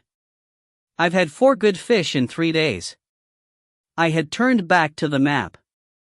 Strathty Castle number 2 was downstream of our beat, beginning at the mouth of the burn. "Only 3 days?" Eric said idly. "I thought you said you'd been here all week." "This is Friday, isn't it? Or have I slipped in an extra day somewhere?" "Friday it is. But I went over to the Spey on Monday for a casting lesson and to visit some old friends. And I don't count today. Something's been going on here. There were police crawling all over the river banks. They tried to send me away. I told them to go and get stuffed," Harry added with satisfaction. "And did they?" Eric asked. "Not exactly. Not while I was trying to fish." "I don't know what they got up to in their own time," Harry added, without the least trace of a smile. "But at least they stopped trying to browbeat me. I went on fishing, but between the disturbance and the feeling that I was being watched and eager beavers asking me if I'd caught anything yet, I got pretty fed up, I can tell you. It's not the easiest place to cast a line. There are trees overhead or just behind you at most of the best lies, which I suppose is one reason why they're the best lies, and every time I got caught up I could hear some bastard give a quiet cheer. So I packed it in. They tell me they'll be finished by tomorrow. If they aren't, I'll be demanding a refund from the estate." "Golly," Eric said respectfully. "I wish I'd had your strength of mind. Much the same happened to us on the Spey on Tuesday and Wednesday, but we were soft. I did threaten to take the senior copper to court, but we let them push us off and I never thought of asking for a refund. Are you ready for the other half?" "My treat," Harry Codlington said, pressing the bell. He sounded more cheerful now that he had found a fellow sufferer. "Gin and tonic, was it? And a pint?" I was still studying the map, but Eric accepted on my behalf. On the near side of the river, Senior number 4 beat, which had been booked by the now defunct Mr. Hollister, ran downstream from the chain bridge. Above the bridge, number 3 beat began. "What the hell is going on around here?" Harry demanded of the room. "Policemen combing river banks and harassing honest fishermen. They wouldn't tell me a thing." "Salmon poachers?" "I hear that your beat was poached a week ago." Eric's jaw dropped and his eyebrows went up. "Poached? The girl in the office never said anything about that." "Well, she wouldn't, would she?" Harry said reasonably. It isn't the sort of thing they boast about. If it was only netted once, the best lies will have been taken over again by now, I said. He speaks at last, Codlington said. Sam Bruce chuckled. If you get Mr. James onto the subject of fishing, he'll talk all night. That's for sure, Eric said. Their comments, of course, left me more tongue-tied than ever. I was wondering myself what the fuss was about, Sam Bruce said from behind the bar. It didn't sound like poachers. They showed me a photograph of a man and asked if I'd ever seen him. And had you? Eric asked him. Certainly I had. It was a man who came in here most evenings last week. I never asked his name. Mind you, he was alive then. From the photograph, although they tried to pretty him up a bit, I'd say that he'd popped his clogs, but when I asked what was up they told me, more or less, to mind my own business. So I made them pay for their drinks. That was minding my own business, as I pointed out to them, but they weren't amused. Eric was too full of inside information to hold on to it any longer. His name was Hollister, he said with a carefully assumed air of omniscience, and you'd be right about his clogs. We found his body in the Spey on Tuesday morning. It put us off our fishing, I can tell you, quite apart from there hardly being a fish in the river. I did land one good one, he added quickly, but that seemed to be the only salmon there. That's why we decided to move over to the D. What had happened to him? Harry Codlington asked. He seemed to have been further cheered by the news of another misfortune to somebody else. He was almost smiling. I shot Eric a warning glance. Despite the interest of the reporters, the press coverage of the death had been minimal. If the police wanted to play it down, it seemed to me that it was not for us to broadcast our inside knowledge. Eric caught my glance and seemed to interpret it correctly. He choked off what promised to be a lengthy exposition of the subject. That's what the police want to know, he said. He could have fallen and hit his head. Or somebody could have dotted him one, said Sam Bruce. He leaned his elbows on the bar with the ease of comfortable familiarity. But why are they searching the river bank here? Codlington asked. Eric hesitated. Between ourselves, there seems to be a possibility that he died here and was moved, he said at last. Silence fell while Harry Codlington and the landlord digested the implications of what Eric had said. The hour for evening trade was approaching. I saw a pale yellow sports car pass the front windows and heard it draw up in the car park with a slither on the gravel. Almost immediately, a man in a waiter's gray jacket entered the back bar. He seemed very young, but he looked like a rugby player, self-confident and physically strong. One side of his mouth was badly swollen, which seemed to support my guess. I further guessed that he was a student doing a vacation job. I only saw him a few times, Sam Bruce was saying. Alex serves in here during the evenings. He'll remember him. Alec, the gentleman who was fishing senior number 4, his name was Hollister, turned up dead in the Spey. Alec started polishing glasses. Is that so? He said. You remember him? I certainly do.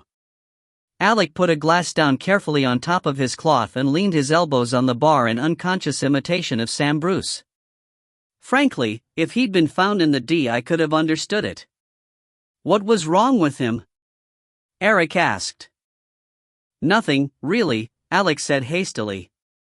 He straightened up and resumed his polishing. Very quiet man. I thought that he was shy, but there was more to him than that. I gathered that he was staying in a caravan, somewhere across the river.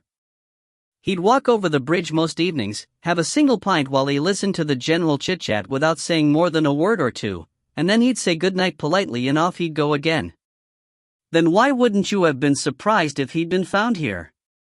Sam Bruce demanded. Alec shrugged.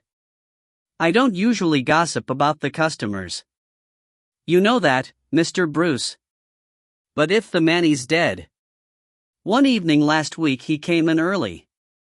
The bar was empty. It's like that sometimes in the early evenings before the Aberdeen commuters get home, and he took a little longer than usual and had a couple of nips of whiskey. So I chatted to him, drew him out a bit. Well, people come into a pub for human contact and a little conversation as well as the grub and booze, and I look on it as part of the job, if somebody's on his own, to be a pair of ears or whatever else he seems to want. He loosened up after a while and chatted away quite pleasantly. Told me that he'd been an overseas branch manager for one of the big banks. Israel, Lebanon, Iran, you name it, he'd been all over. Had several passports, he told me, so that he never needed to let one lot of immigration officials see the stamp of a country they weren't on speaking terms with. He retired back to Britain a few years ago, he told me. Apparently, overseas service entitles them to an early pension. He wasn't going to say any more, but I went and put my foot in it. Just to break the silence, I asked him whether he was married and what his wife thought of his going off on fishing trips on his own. I think that he nearly broke down at that point, but he pulled himself together after no more than a sort of hiccup and told me that he and his wife used to go on fishing trips together, but that she'd been knocked down and killed in a London street soon after their retirement. I saw Eric's face drop. Poor devil, he said softly. It came to me that he would know better than any of us how Hollister had felt. That's what I thought myself, Alex said. I've never known that sort of a loss myself. I hope I never do. I'd have thought that I could imagine what it would be like, but looking at his face, no, I couldn't. Then on Sunday evening, you know the lull we get between the before-dinner drinkers and the evening boozers on a Sunday? Regular as clockwork, Sam Bruce confirmed. That's when he came in again, bought his pint and went to sit in the corner. The only other drinker left in the bar was Imad Vahaji. He's an Arab, Iranian or some such, who rents a house on the edge of the village. He's over here studying the oil industry and not short of a bob or two by all accounts. His clothes look expensive, and I'd kill to get my hands on that car of his. Nothing wrong with the car you've got, Sam Bruce said gruffly. It's not every student can run a car like that off his grant. Alex's eyes narrowed for a moment, but he resisted the temptation to point out that he was working to supplement his grant. It gets me here and takes me home, Alec admitted. But if Imad offered to make me a present of his car, I wouldn't exactly be insulted. Not by a mile. You don't wash a car like that, you lick it clean. He might even do that. Friendly sort of bloke, Sam Bruce explained. Very anxious for everybody to like him. Always standing his hand. That's the chap, Alec agreed. Usually. He was in his expansive mood that evening. Of course, he'd had a few. Not drunk, just seeing the world through rose-colored glasses. Amazing how these Arabs take to it as soon as they get away from their strict Muslim backgrounds. He offered the other man a drink but only got a head shake out of it for his pains. So, when Mr. Hollister, did you say? Went to the gents, Mr. Bahaji asked me what was up with him. I didn't have any other explanation to offer, and I didn't want to leave him thinking that Mr. Hollister, who I liked and felt sorry for, was prejudiced against Arabs. So I told Imad about Mr. Hollister's wife being dead. That seemed to upset Imad. He's one of those skinny Arabs with soft eyes like a spaniel, and I'll swear that they were ready to fill with tears. But he was just as interested in Mr. Hollister's time in the Middle East and wondered whether he knew his Imad's home territory. Mr. Hollister came back, and on the way by he asked me if there was anywhere he could buy petrol on a Sunday evening. I said that there was only one place between here and Banghari, open 24 hours including weekends. Mr. Vahaji said that he'd give him the directions and went over and sat down with him. I didn't even try to hear what was being said for the next few minutes. They seemed to be getting along all right. I don't like friction among the customers. But, next thing I knew, Gulf War II had broken out. Chairs went flying and, within a couple of seconds, Imad Vahaji had Mr. Hollister by the throat and the two of them were thrashing around on the floor. Aha! Sam Bruce exclaimed. That's what the row was, then. I was out at the back. When I came in, my wife said that there'd been some trouble but you had it under control, so I kept my nose out of it. Alec nodded. Just as well. The proper drill would have been to stay out of it and call the cops, but they could have done some serious damage to each other by then, and anyway they were both well behaved as a general rule, so I got Imad Vahaji by the scruff of the neck and pulled him off. Then Mr. Hollister, who'd completely lost his rag, tried to have a go at Imad while I was holding him, which was a bit over the odds. I fended him off and he took a swipe at me, the innocent bystander. Alec touched his swollen mouth, so I need Hollister where it did most good. Imad tried to get in a swift kick or two, so I picked him up by the middle and squeezed the breath out of him. Neither of them seemed to have much appetite for a scrap after that. I slung Imad outside and told him not to come back until he'd learned to behave as if he was a gentleman. Then, when he was well clear, I said much the same to Mr. Hollister and put him outside, and I suppose he went off home to his caravan. I never saw either of them again. Quite right, Sam Bruce said. You did well. That's why I employ you. I've always wondered why, Alec said. He picked up his cloth and another glass. That was Sunday, Eric said thoughtfully. And Hollister was dead about 24 hours later. Have you told the police about this? They were making inquiries around the village. Alec looked blank. I must have been at my digs about 10 miles away, studying, while they were doing the rounds here. This is the first I've heard of it. You don't suppose? You'll have to tell them, Sam Bruce said. I suppose I will. The young barman was looking unhappy. I don't want to. I like old Imad. He maybe lost his head once, but I can't see him killing anyone. He comes across as having about as much aggression in him as a woolly toy rabbit. You don't know what the provocation was, Eric said. Maybe Hollister refused the head of the family an overdraft while he was managing a branch bank out there. These Arabs remember an insult to the family honor forever and they count life fairly cheap. You'll have to tell them, Sam Bruce repeated. All right. When I get around to it. You just want to give him time to scarper, said Eric. But if you haven't seen him since Sunday, he's probably back in the family oasis by now, tucking into the sheep's eyeballs and bragging about how he smote the infidel. Set him up again. Dinner won't be long now, Mr. Bruce said warningly. Set him up all the same. And let's have a look at the wine list. The wine list was short but proved satisfactory. Other drinkers had begun to trickle into the bar and the subject of mysterious death was allowed to lapse for the moment.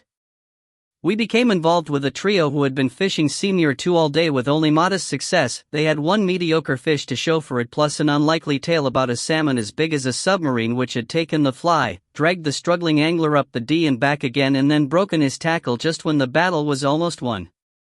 We were all having a little quiet fun, provoking the loser of the contest into ever wilder exaggerations, when Mrs. Bruce made one of her rare appearances from the back premises. We're ready to serve dinner now, she said.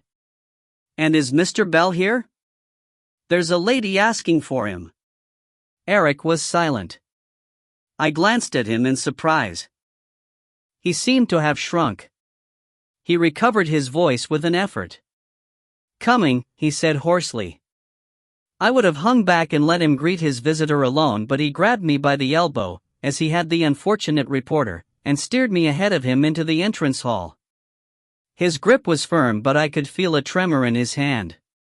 By the time we entered the hall, I was expecting almost anyone, a gorgon, a policewoman, or a young girl with a very large baby.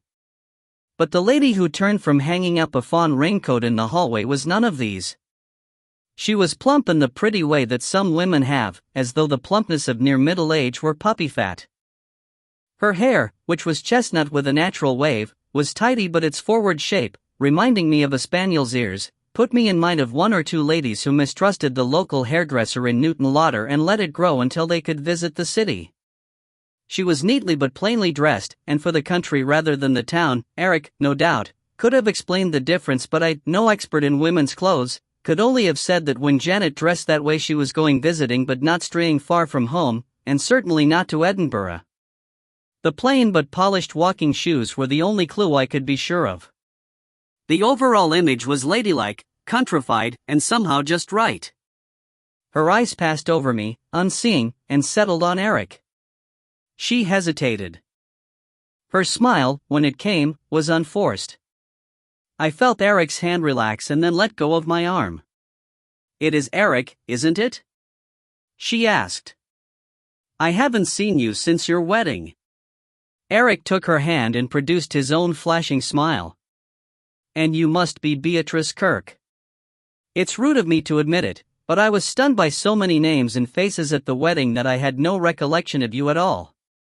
"I've put on weight since then. That's 2 black marks." Her smile widened. 2 such smiles in the confined space were infectious. I found myself joining in. "And full marks for honesty," she said. "You were afraid that I was going to turn out to be a reincarnation of Amy, weren't you? When you came through the door, you looked ready to turn and run. But I do understand. Your voice is so like hers," Eric said. It brought her back. I half expected to see her double standing here. No such luck. Amy was the beauty of the family. I couldn't have borne it if you'd had the same looks. They were special to your cousin, Eric said in a rush. I guessed that he wanted to get the subject out of the way before his voice betrayed him. He remembered my presence. "This is Wallace James, my companion and mentor." He let go of her hand at last so that she could shake mine, and he went on, "We were just about to go through for dinner. Would you join us? Or have you eaten?" She glanced uncertainly at me, wondering whether she would be intruding. "Please do," I said. "We're beginning to run out of conversation." "Then I'd love to. I have a lot of friends around here and we exchange invitations now and again, but I still get very bored with cooking for one." We went through into a dining room which looked out onto a large garden, slightly overgrown and in full flower. The Bruce's daughter, who doubled or trebled as waitress, receptionist and upstairs maid, laid an extra place for Beatrice Kirk. I glanced at the girl and thought that her parents were working her too hard. Eric ordered wine. To be honest, I was dreading a mealtime conversation devoted to reminiscences of the late Amy Bell, whom I had never met, but that subject was skirted around. Beatrice drew Eric out on the subject of existence as a widower. Eric tried for a light touch, but the lonely aimlessness came over loud and clear. In her turn, she told us something of her own life.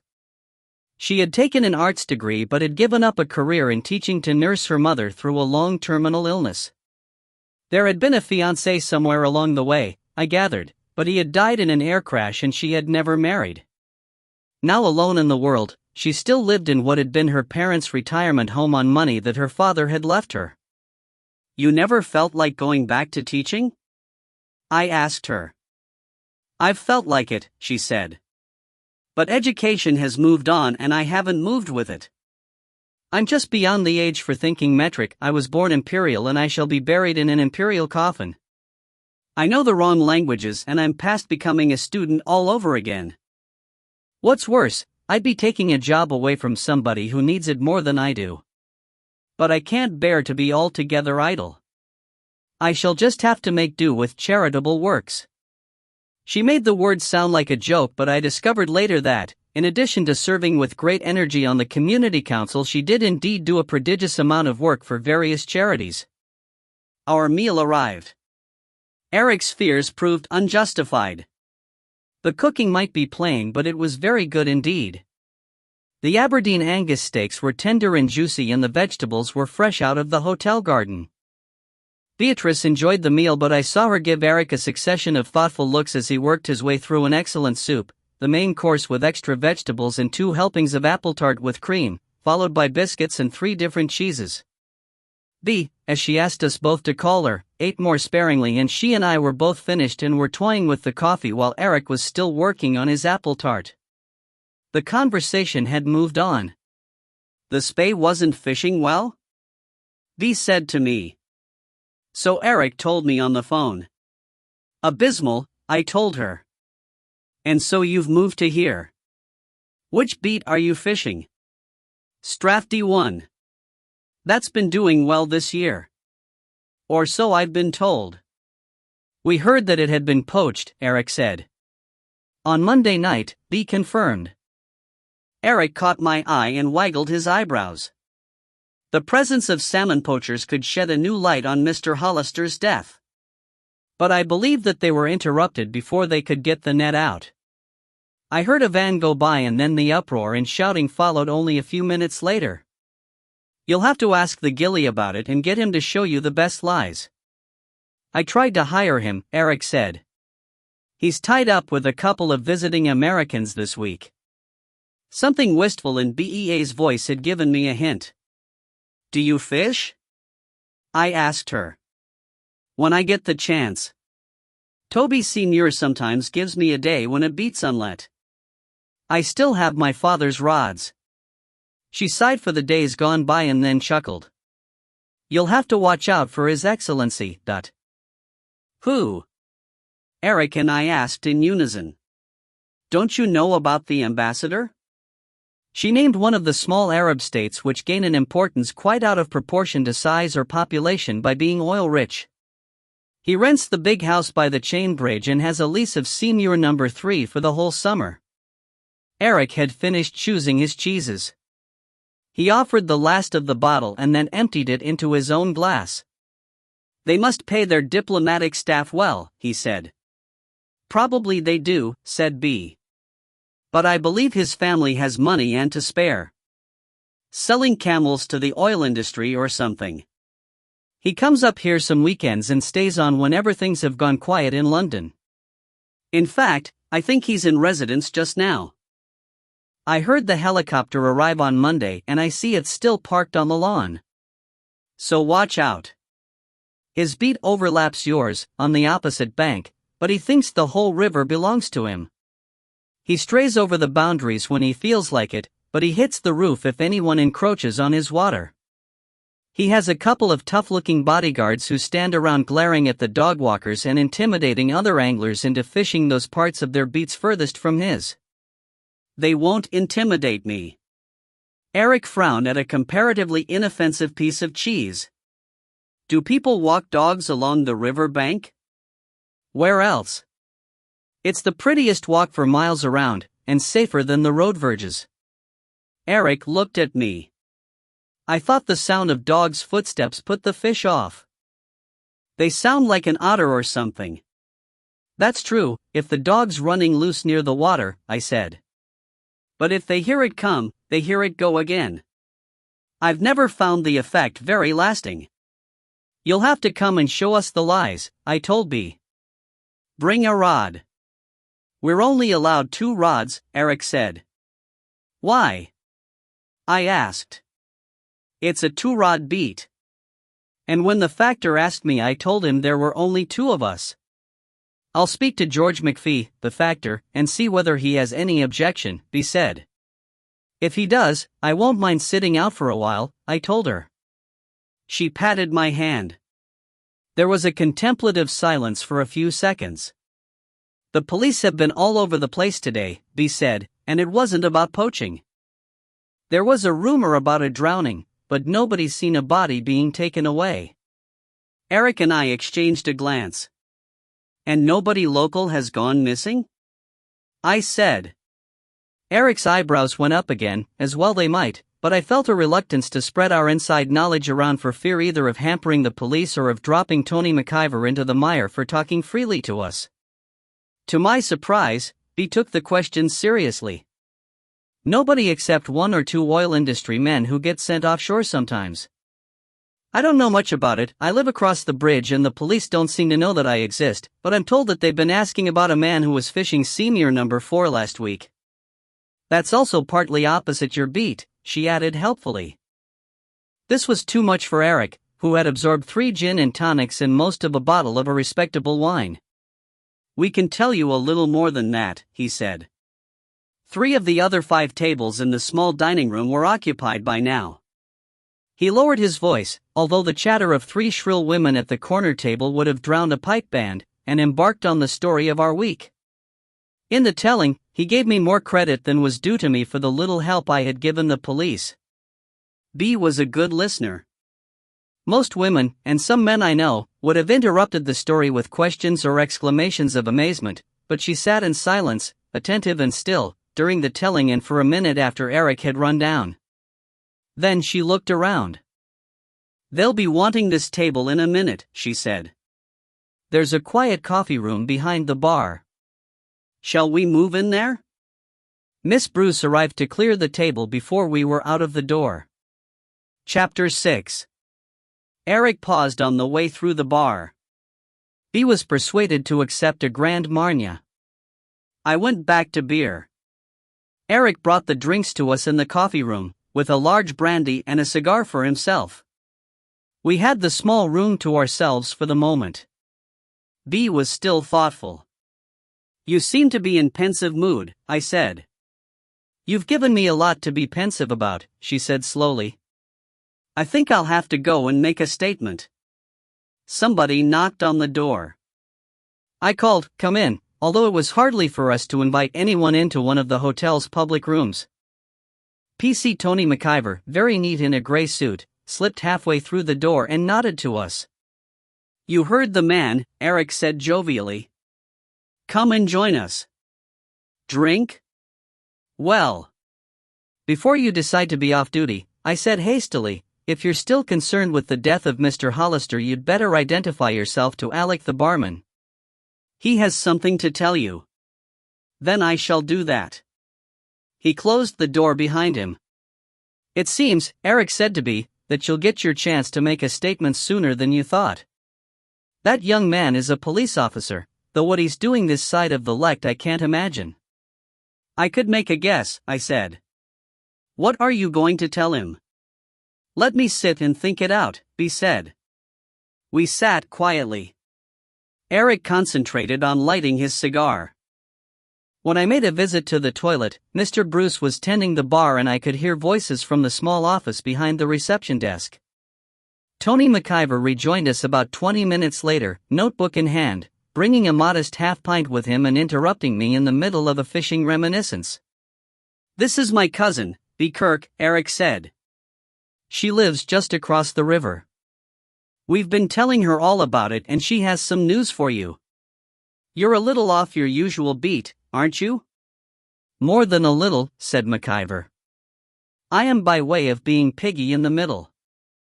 I doubt if my superiors would wish me to be chatting so freely, or you either, but the way things are I need somebody to talk with. Here's the way of it. You'll remember that I stuck my neck out and said that the man's death was no ordinary accident. And you, Mr. James, said that like as not he'd been on D side. And then we found the check counterfoil to Senior Estate. DCI Ferguson is in charge of the case back in Granton, but he believes that, if it wasn't indeed an accident after all, the man was killed here and dumped in the Spey. The Procurator Fiscal, on the other hand, would be quite happy to take it before the sheriff and press for a verdict of accidental death. But Mr. Ferguson asked Grampian Police to assist and they put a team to searching the river banks here, without turning up anything of use. They've come to the conclusion that the man drove himself over to the Spey and had an accident or was killed over there. With the result that it's fallen through the crack and nobody's doing very much," Eric said. McIver nodded. "Except for me," he said. "I'm sent over here, with the acting rank of detective constable, to liaise with Grampian Police. I'm reporting to a sergeant who is taking his line from his superiors, and he reports to an inspector who doesn't want to know. I think the intention is to keep me busy but out of everybody's hair, except that of the long-suffering public. So here you are," I said, "a beardless youth in what amounts to sole charge of a one-man murder inquiry." McIver scratched his chin, producing a rasping noise.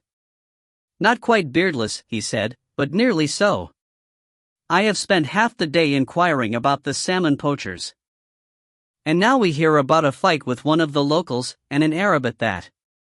"I meant to ask," Eric said suddenly. "Any connection between Imad Vahaji and the gentleman from the embassy?" he asked B. "Definitely not," she said. "Daggers drawn, my dear.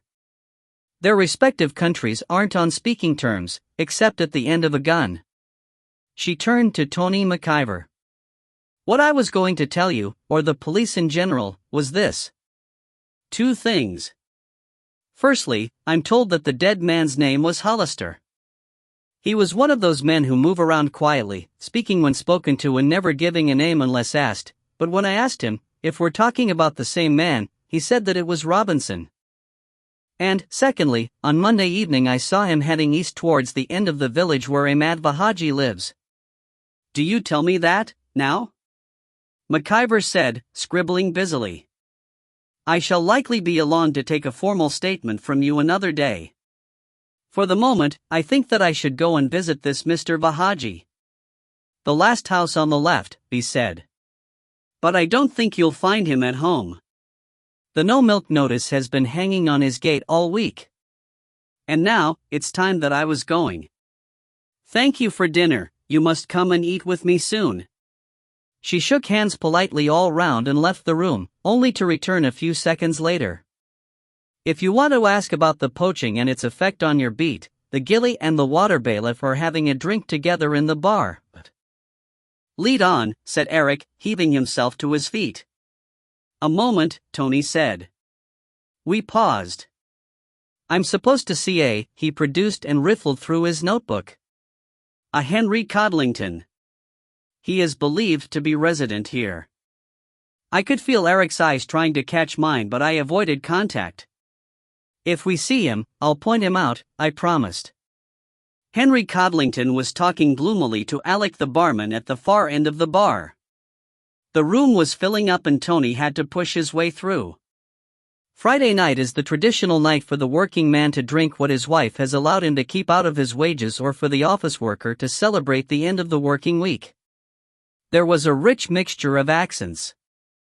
Bantulloch is at the limit of daily commuting distance from Aberdeen but suits the oil industry workers who fly offshore from Dice. Most of the English regional accents were represented and several American. B, when she had introduced us to 2 men who were sitting apart from the crowd, went on her way, murmuring vague promises about seeing us again. The men, at first, eyed us patiently, as if we were necessary interruptions to more important business, but when Eric had called up a large malt whiskey apiece they let it be known that our company was now acceptable. Their accents were local. Bill Geen, the ghillie employed by Strathdee Castle Estate, was a man of about 30, round-faced and cheerful-looking despite the remains of what must have been a magnificent specimen of a black eye. He was unknown to me, having taken over the post on the retirement of Archie Struan. As part of the necessary preliminaries, which included polite inquiries as to the season so far, I asked after the old man who had been a friend for many years. He still lived nearby and, I was told, had heard of my arrival and expected a visit. The world of salmon fishing is a small one. The water bailiff, Mr. Donaldson, the ghillie addressed him as Ed, was an older man, very lean, with grey hair beginning to thin. He must have been nearing 50, but he looked very fit. The steel in his eye suggested that he would be a hard man in a scrap. So you're fishing our number 1 beat from tomorrow's morn, Geen said. That's right, Eric said. They tell me you're busy with the American visitors, but we'd be grateful if you could spare a few minutes to show us the lies. I will if I can, he said politely. He leaned this way and that to see whether his clients were in the bar. Apparently they were not. Those Americans won't even change a fly for themselves, let alone land a fish. It's nursemaids they need, not a ghillie. I damned near asked one of them if he wanted his nose blown, but he'd likely have taken me up on it. If I can leave them fishing, I'll come and set you right. But Mr. James is an old hand here, he'll look after you, but... Eric judged that enough time had been spent on the courtesies. Will our beat be fishing all right? He asked. We were told that it had been poached. Bill Geen looked hurt. It'll be fine, he said. Not a fish did they get. But if they'd already put simag in the water. The 2 men smiled tolerantly. Rather than let them think that we were both ignorant, I said, simag only works in small pools, not wide rivers. You'd better tell him about it or he won't sleep tonight. Dean glanced at the water bailiff, who was employed by the river board. Prevention of poaching was his business and he had powers of arrest. Donaldson glanced from one to the other of us, as if wondering whether information would be put to bad use. We must have satisfied him because he said, "This is how they work it. A gang is maybe 4 men. They start downstream. Where there's a wee brig, as here, they'll walk down ilka side. Other places, ain or twa men'll wade or swim across, or I've ken them use a rubber dinghy, taking the end of a stout rope wi' them. The rope's weighted, if that's what's needed to sink it, and it's dragged up the bottom of the river to feel if there's any bad obstructions, or maybe some cleeks." "What are cleeks?" Eric asked. The bailiff sighed. "I've spent half the day explaining to yon young Bobby who sounds as Highland as Rob Roy his cell. Cleeks are iron bars wi' a hooked or T-shaped top, fixed in the riverbed specially to prevent netting." Eric looked worried. "Don't they ever catch an angler's line?" "Very rarely," Keane said. "Almost never at this time o' year when you're fishing a floating line. Whiles, a fish'll tack the line round an o' them, and then you've got a problem, but that's what us gillies are for. Anyway, you'll no be troubled that way in the first pool, because those lads had the cleeks out." "If the cleeks are just hammered in," said Donaldson, "a strong gang wi' a stout rope can help them out again." "I've told the factor and the laird that, o'er and o'er," the gillie said disgustedly. "The only sure way's to set each cleek in a concrete block and tack a machine down when the water's low to sink them in deep. But the laird'll no spend the siller unless Senior pays half, and they've never yet been willing, the both of them, to spend the money at the same time. The matter's been put off and put off." "Aye," said the water bailiff. "It's a pity, but there it is. Well now, when they're sure the bottom's free and clear, they use the rope to pull the net across and they draw it down the pool and round, sweeping up amost ilka fish in the pool." "It sounds like a lot of hard work in the dark," Eric said, "and a high risk of being caught. Is the game really worth the candle? Or are they doing it for the sport of it? Why salmon the price it is for a pound? And a salmon weighing 15 or 20 pound or more, dut. But surely they don't get full value for it? They'd be selling it at the back doors of hotels."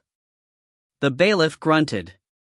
"Mair often than no, yon fish are at Billingsgate Market by the next night. A good evening's work can be worth thousands to them, just thousands," he said bitterly. "Compare that wi' the piddling fines the courts impose and the risk of losing a rusty old van and a net you could put in your pouch." He leaned forward and glared as though Eric and I were to blame for the failings of the sheriff courts. "The pickings are so good there's a dozen gangs at it. They come from all over, Dumfriesshire even and beyond."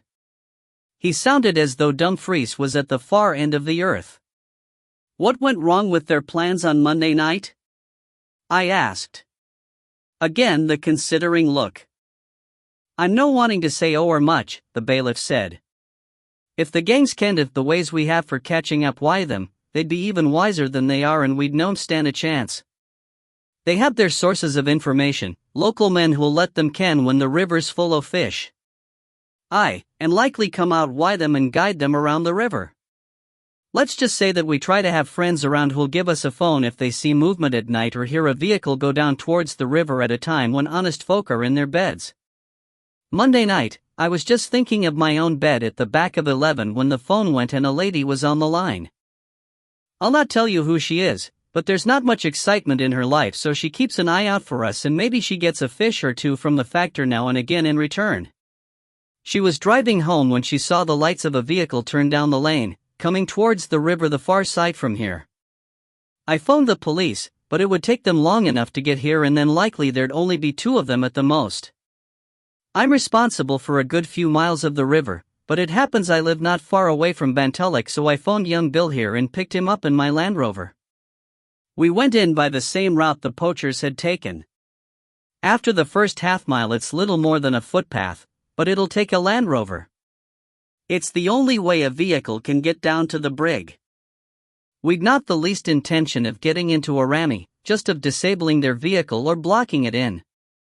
If I'd a damn bit of sense I'd stopped short, but I think of these things later." The track runs downhill a bit high, so I killed my engine and freewheeled most of the way. I'd only on my sidelights, so when we came on their van facing us, about 100 yards back from the brig, I dashed nearly ran in tilt. We got out of the Land Rover. I could barely see the van by my parking lights, but enough that I could have stopped them driving it. I carry an apple in my pouch. He patted a bulging pocket of his tweed jacket, and if I don't use it I can eat it later. Why, that up his exhaust, he's stuck. What I didn't see was that the beggars had left a man on guard. We were just coming to the van when its engine started and it backed out towards the brig, going like the clappers of hell and the horn blowing fit to waken the dead. He was a bonny driver, I'll say that for him, backing full drill on a narrow track in the dark while only his reversing lights and his door mirrors to steer by. Just seconds later, we heard his doors slam and he was coming back at us. We could have got until the Land Rover and locked the doors, but you feel terrible trapped that way. Instead, I locked it up and we went back among the trees. That should hold them, we thought, until the police arrived, but no a bit of it. The van stopped. There was 5 of them got out and damned if they didn't start to lift the side of the Land Rover, trying to cop it until the ditch. Wheel, I wasn't for that. It's my own Land Rover. What I should have done was to use my apple, but I was feared for my vehicle to think of it. I rushed out, and Bill whinny, and we pushed at the other side of the Land Rover. It was guy awkward, the ditch being in our way, but they couldn't get it over. So, next thing, they dropped it and we were in the middle of the very dilo stishi. And all of them took a swing at me why a priest that'd hae ta'en the hide off me if it had landed and I'm a strap pit up yet why 3 ribs cracked and Bill got a dunt on the hide that laid him out. Then they turned back to the Land Rover and copted it together. They must hae been strong lads, for it needed echt men to roll it back again. They drove past. I just managed to move or they'd hae been o'er the top of me, know that they was carrying, I'd recognized some of them and likely they guessed it. Glasgow way they come from. I don't have their names yet, but I'll catch up wi' them someday and then we'll see who ends up wi' the Sare ribs. And that's about it. It was another 3/4 of an hour afore the police arrived. I'm told that another couple of pools near Drumoak were netted the same nicked, but that's no on my patch. By the same gang, you think? I asked. He shrugged. There's no way of telling. They weren't seen. There's plenty o' the beggars. It could have been some o' the others. Was there still a motor caravan parked not far from the track at that time? The 2 men looked at each other. Yon young Bobby asked the same thing, said Bill Geen. We can only tell you what we told him. It could have been there when we arrived, we wouldn't hae seen it. By the time the police came, there was no sick thing. There was lights up o'er the place. Eric offered another round, but they refused. They had no more to tell us except for a few tips about the fishing and a few minutes later they left to do a patrol of the more vulnerable stretches of river. What do you reckon? Eric asked me. I'm doubtful, I said. The poachers were disturbed, but they managed to get moving in seconds. That doesn't sound as though they had a body to move. And they couldn't have netted 2 more pools and still had time for a trip to Granton. Drumoak could have been a different gang. Or, damn it, there were 5 of them. Could 3 men do the netting? I think so. Well then. Suppose that one man had a car handy. Why would he? I don't know why, Eric said impatiently. Perhaps at least one's a local. Hollister went down to try for sea trout and met up with the poachers when they'd finished the rope trick but before they started netting. One of them tapped him on the head harder than he meant to. They loaded the body into the van and went back to collect their net and the rope. That's when Donaldson and Geen turned up. 2 of them went over the lek to Granton while the others gave themselves a sort of an alibi by poaching 2 more pools a long way downstream. How did they know that the caravan belonged to Hollister? One of them was local. Or they did a reconnaissance earlier in the week, Eric said glibly. I thought it over. Fair enough, I said. But why would they move the caravan to the Spey? What good did that do them? How do I know? He said irritably. Maybe they're well known for poaching only on the D. And why the Spey? The Upper Tay would be on their way home, or some of the Lochs. Misdirection, Eric said. Fueled by alcohol and a lack of adequate information, we could have kept up the argument until closing time, but we were interrupted by Harry Codlington, who bent down to put his hands on the table. I was about to offer him a drink when I realized that he had adopted his uncomfortable posture in order to glare into our faces. "Damn you!" Harry said with quiet fury. Even the locals at the next table could hardly have heard a word. "Damn you both to hell! What business is it of yours if I was in Granton?" "None at all," Eric said. "What the hell are you talking about?" In his fury, Harry was making the table quiver so that two glasses tinkled together. "I moved them apart." "Don't give me that," Harry said. "This afternoon I told you, in the bar here, that I'd been over to Granton on Monday, and hardly any time later the police are following me up, wanting to know what I was doing and who I was doing it with and whether anybody can corroborate what I'm telling them." "Well, we didn't give you away," I said. "Sam Bruce was in the bar, but I can't see that he'd take the trouble either." "You only said that you'd gone over to visit friends, And for a casting lesson," said Eric. "And for a casting lesson," I amended. "Why would we expect that to give the police palpitations?" "Then how did they know?" Harry demanded doggedly, still keeping his voice down. "Probably," Eric said, "you parked in the provost's designated parking place and got your number taken." "How would we know how they know?" "And why do you care?" "Never you mind why I care. I just told that young Bobby, and I'll tell you the same. It's nobody's bloody business who my friends are in Granton, and I'll thank you to remember that and not to tell tales behind my back." He turned and jostled his way through the throng of drinkers, spilling drinks. "Well, well," said Eric. "Well, well, well, well, well." Which, I thought, summed it up adequately. Chapter 7.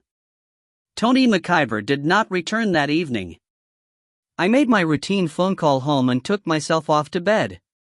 I woke once to hear footsteps and low voices below my open window, but soon slept again. While we were browsing through the papers, obligingly if sleepily brought from the village shop by Miss Bruce, over a cooked breakfast served by that same young lady, Tony McIver made his appearance. He took the chair which had been brought to our table for the previous evening and looked pathetic until Miss Bruce brought him toast and coffee. "Have you been home over the Lecht and back again?" Eric asked him from behind the telegraph. "No. They found me bed and breakfast in the village here," McIver said, buttering toast. "I'm using my own car and nobody wanted to pay my mileage twice a day. B&B worked out cheaper." "Was the second B inadequate, then?" Tony McIver paused with his toast halfway to his mouth. "It was all right. But it was a long time ago," he said, with the self-righteous air of one who has been at work early on a Saturday. There seemed to be no point in opening a conversation with someone whose mouth was now full of toast and marmalade. We went back to our newspapers. Tony ate with dedication. His boyish appetite brought back the days when I had taught him to fish. I still thought of him as I had then, as Tony, although I hesitated to use his first name aloud. His new status as an officer of the police seemed to transcend the fact that he had once been my pupil. Some minutes later we heard him lay down his knife and pour more coffee.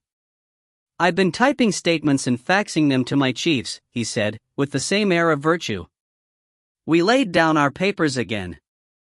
"We put in an hour fishing before breakfast," Eric said haughtily. This introduced a topic which was obviously important. "Did you do any good?" "I had a pull, but he let go before I could hook him," Eric said. "There are fish there. It's just a matter of coming to terms with them." "That is true?" I said. "All you have to do is be cleverer than a creature with a brain the size of a pea?" Eric refused to be drawn. What did Imad Bahaji have to say for himself? Nothing. His house was dark and silent. But there's a Porsche in his garage, I could see it through the window, He's probably been sent offshore, Eric said. Tony grunted. I've been on the phone to his employers. They haven't seen him since Monday. Probably he has bolted for home. Or maybe not. Are you going back to the river now? That's for sure, said Eric, folding his paper. No salmon makes a fool of me and lives. I can tell you about the poachers. We know about the poachers. Oh. I was wondering, Tony said, whether one of you might not come with me for a few minutes. I phoned the sergeant, but he said to carry on as best I can. He told me that he is going into Aberdeen for a meeting, but I think that he just wants to start his weekend and not be bothering himself over what he thinks is a red herring. But I want a witness with me, just in case, Eric, I could see, was tempted, but the pull of the fish was greater than the attraction of poking his nose into police business. I'll come with you, I said. I looked at Eric. You can manage for an hour or two on your own. Of course, he said, with dignity. I hold the stick in my hands and tie one of those hooks with feathers on the end of the string. I'll go and make a start. Don't be an ass, I said. Ready when you are, I told Tony. We set off on foot. The day was dry and warm but still clouded, with a light breeze. The morning's mist had lifted. I was sent over here to do liaison and collation work, Tony said as we walked, but I seem to be doing every damn job, all at the same time. In between typing statements, I'd been on the phone most of the morning. The Met and the local police in Esher were asked for help, and information has been trickling in. It seems that the man really was Hollister, whatever he might have been calling himself. Or, at least, there's a Mr. Hollister from Esher seems to have dropped out of sight and he owns the motor caravan. Tony slowed almost to a halt and glanced around, but the village street was bare of eavesdroppers. Somebody else was making inquiries about him last week. An Arab from one of the embassies, they thought. Not our local diplomats? They don't know yet. And there's a daughter somewhere. They're trying to find her. She'll have to make an identification. Did his check to the estate office have the name of Hollister printed on it? I asked. Or was it on a new account? It had his name on it, but he explained to the estate office. When he arrived, the girl asked him, more out of curiosity and to make conversation than for any other reason, how a Mr. Robinson had paid for his fishing with somebody else's check. He said that the fishing holiday was a present from his brother-in-law, in return for a favor. Reasonable, I said, but apparently untrue. So what was Mr. Hollister, alias Robinson, up to, apart from fishing? We have not the faintest idea, said Tony.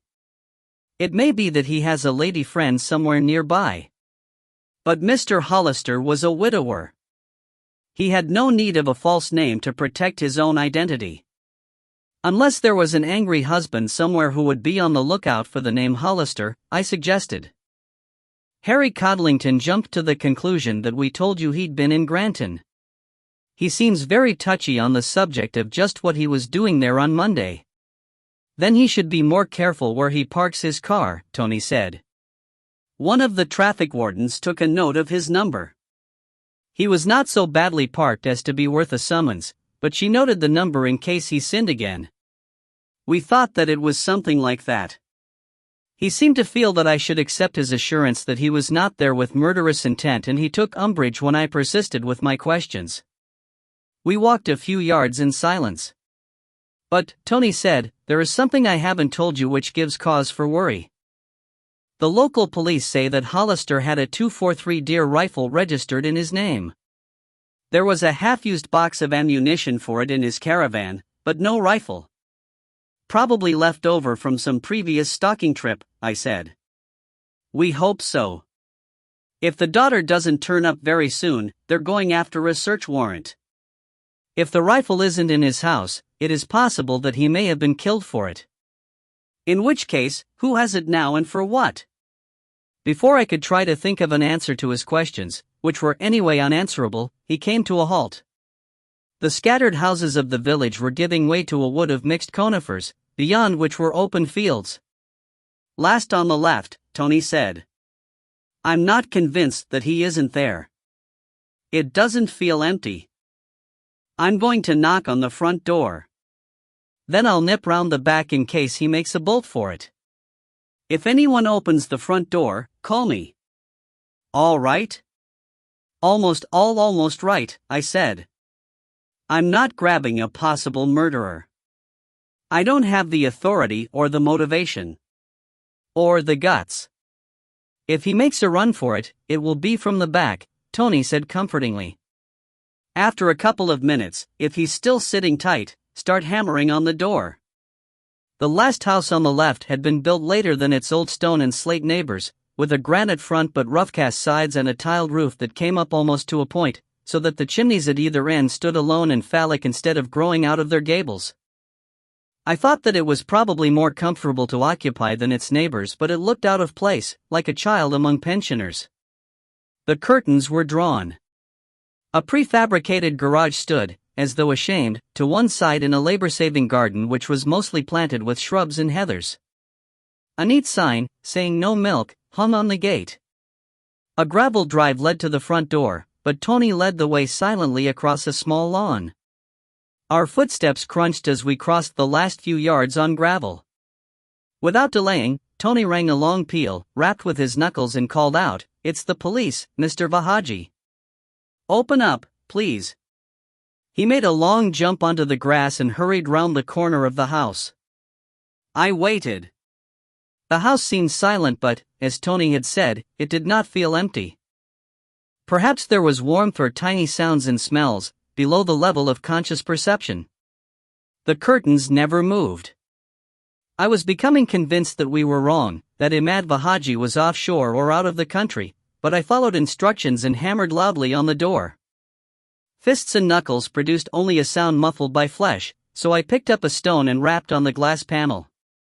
Almost immediately, I heard a voice and footsteps. The front door was opened by a thin man in his middle 30s with a narrow mustache and curling black hair. In a face that looked no darker than a light tan would have looked on a European, his eyes were large and soft, just as Alec the barman had described them. He was immaculately shaved, and even in corduroy trousers, Turkish slippers, and a dressing gown he gave an impression of dapperness. Close behind him Tony McIver seemed to tower, although the difference between them was only a few inches. In despondent silence, Imad Vahaji led us into a small sitting room. "The time for hiding in the dark is over," Tony said. He drew back the curtains and daylight swept in. The furnishings were commonplace and had evidently been rented along with the house, but the few personal possessions in the room were obviously of the best. Lights were flickering on a hi-fi setup that I frankly coveted, and the headphones that had been laid on top of it were muttering. Vahaji's lack of immediate response to our arrival was explained. We sat down on a small, hard settee finished in maquette. Vahaji turned off the hi-fi and perched on the edge of a matching armchair. "You have no difficulty with English?" Tony asked him. Vahaji was clearly in a state of apprehension, but he managed a small smile. "I was educated in England," he said gently. Tony produced his notebook and opened it on his knee. I noticed that he wrote fluent shorthand. "You are Imad Vahaji?" "I am. I have to ask you some questions about Mr. Bernard Hollister. And I must warn you that anything you say will be taken down and may be used in evidence. You understand?" "I understand.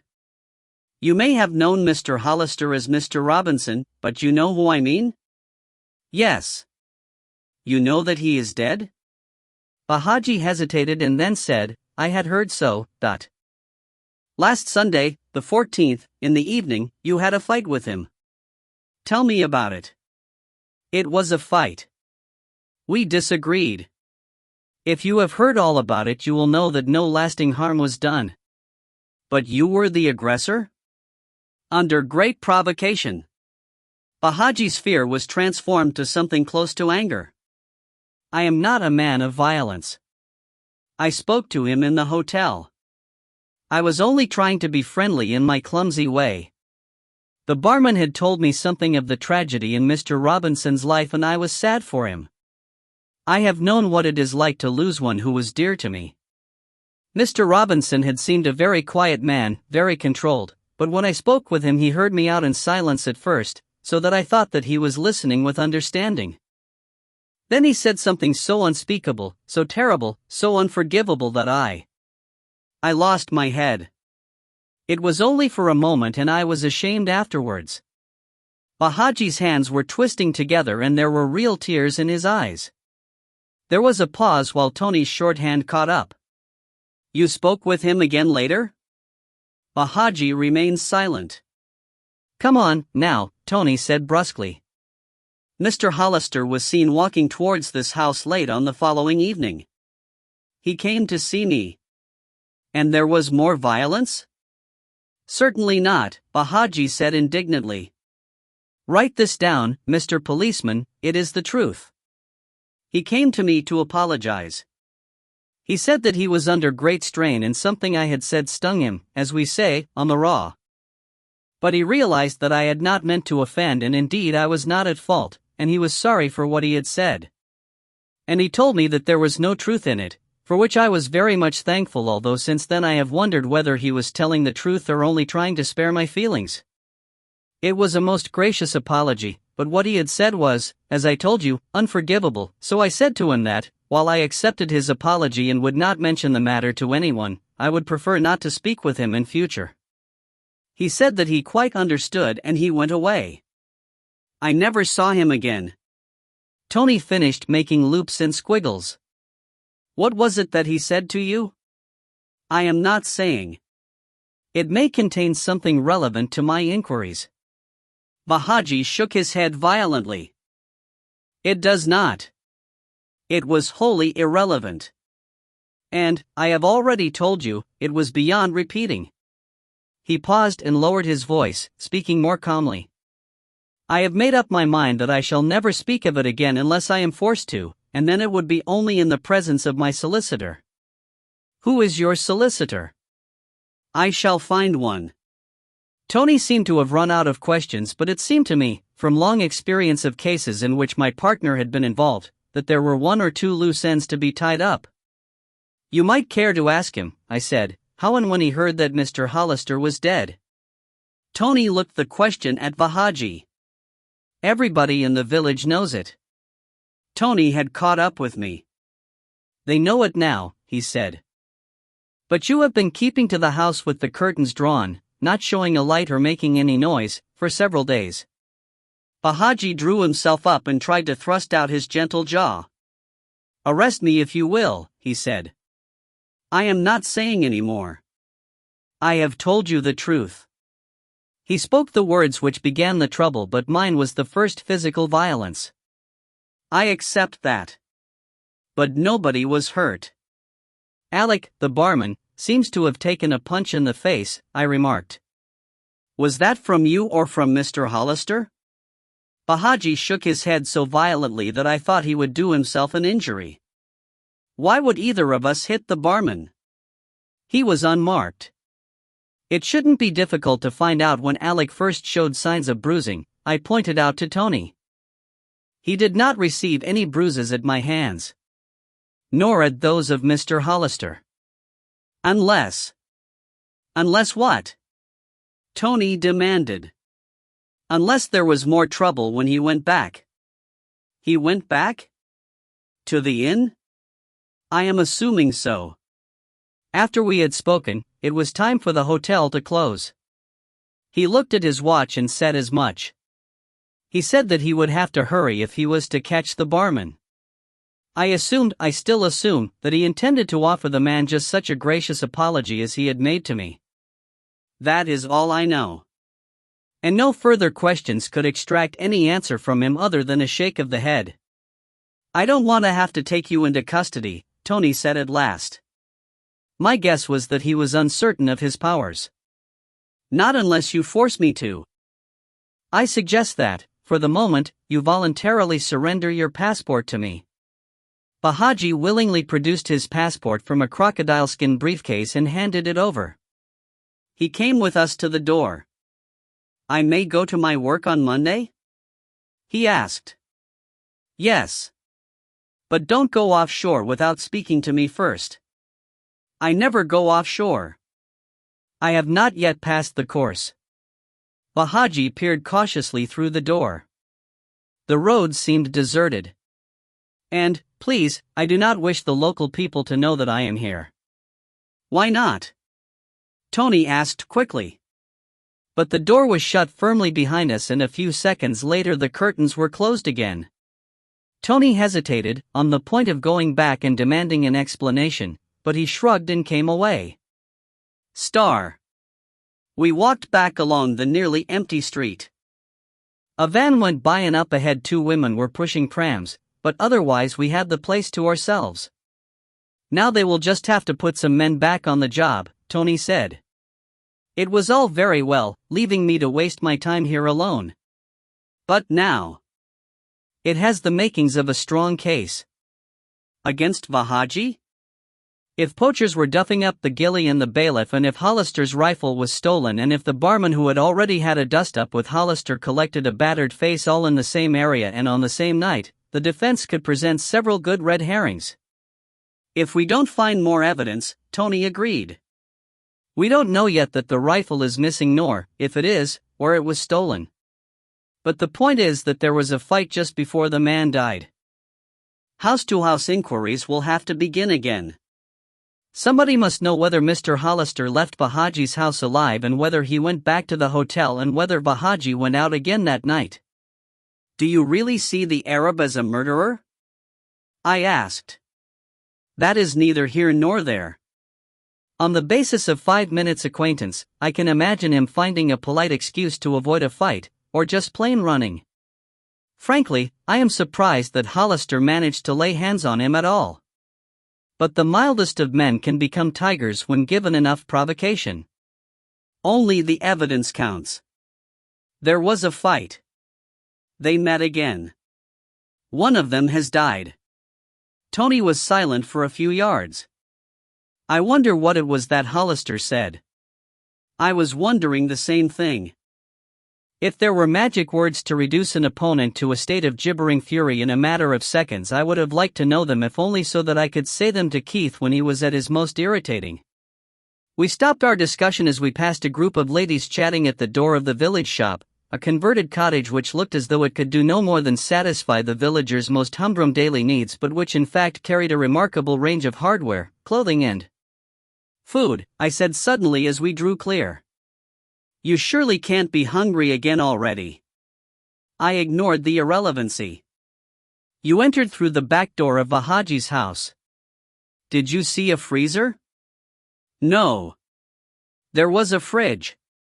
They usually have a freezer compartment." "Why, Bahaji wasn't expecting a quarrel," I said. "Nor a second encounter.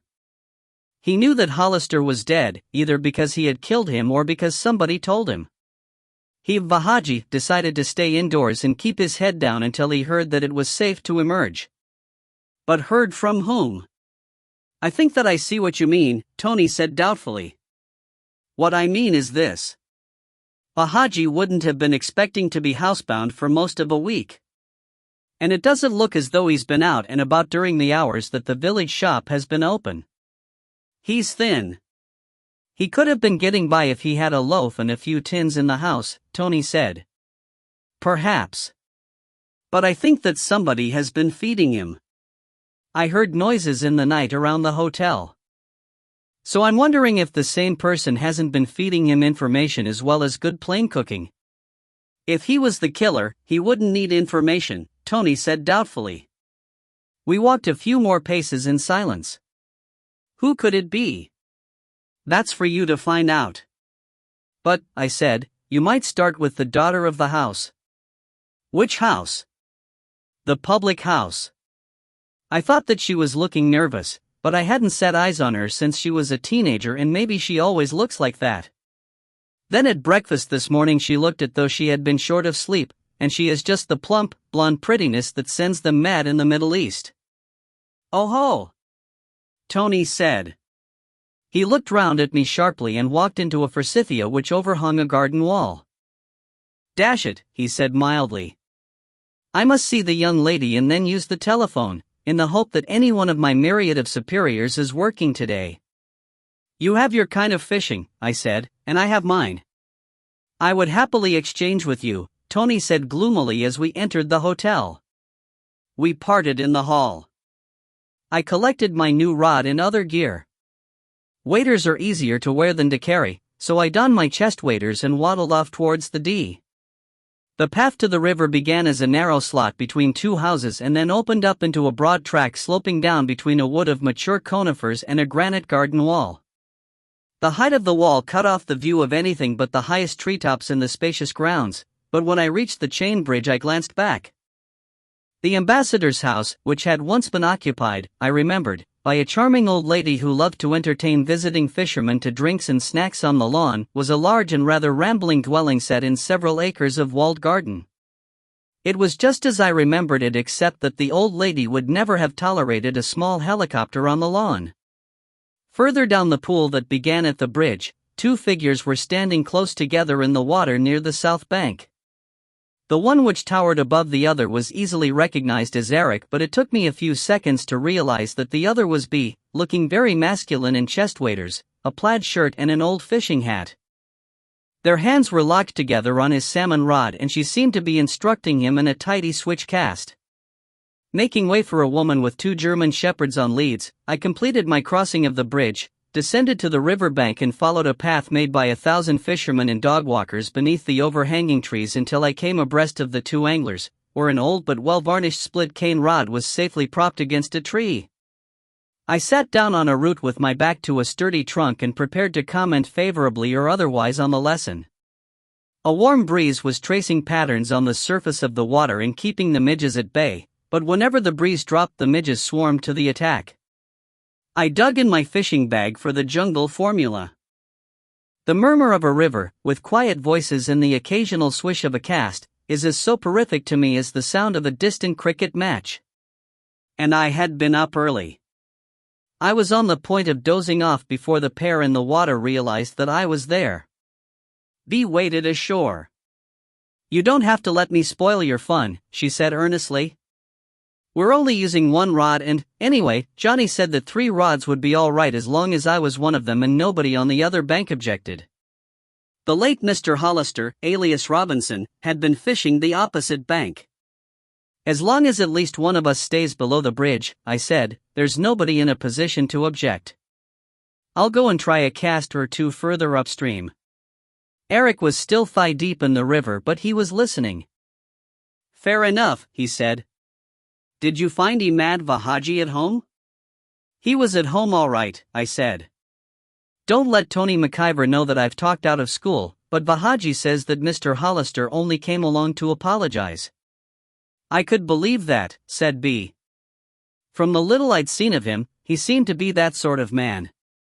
Friendly but apologetic with it, like a spaniel that's unsure of its welcome." Vahaji refused point-blank to say what the row was about. He also said that he'd prefer that nobody around here knew that he was at home. "I wonder why," B said, frowning. "He wouldn't say," I told her. Offhand, I could only make a wild guess. "You tell me your wildest guess," Eric said, "and I'll tell you mine." "No deal," I told him. I came for the fishing, not for fruitless guesswork. Irritated, he mistimed his cast and wound the line round his rod. I picked up my bag and the new rod and walked back to the bridge. To avoid the winter spates, the bridge was set high above the water.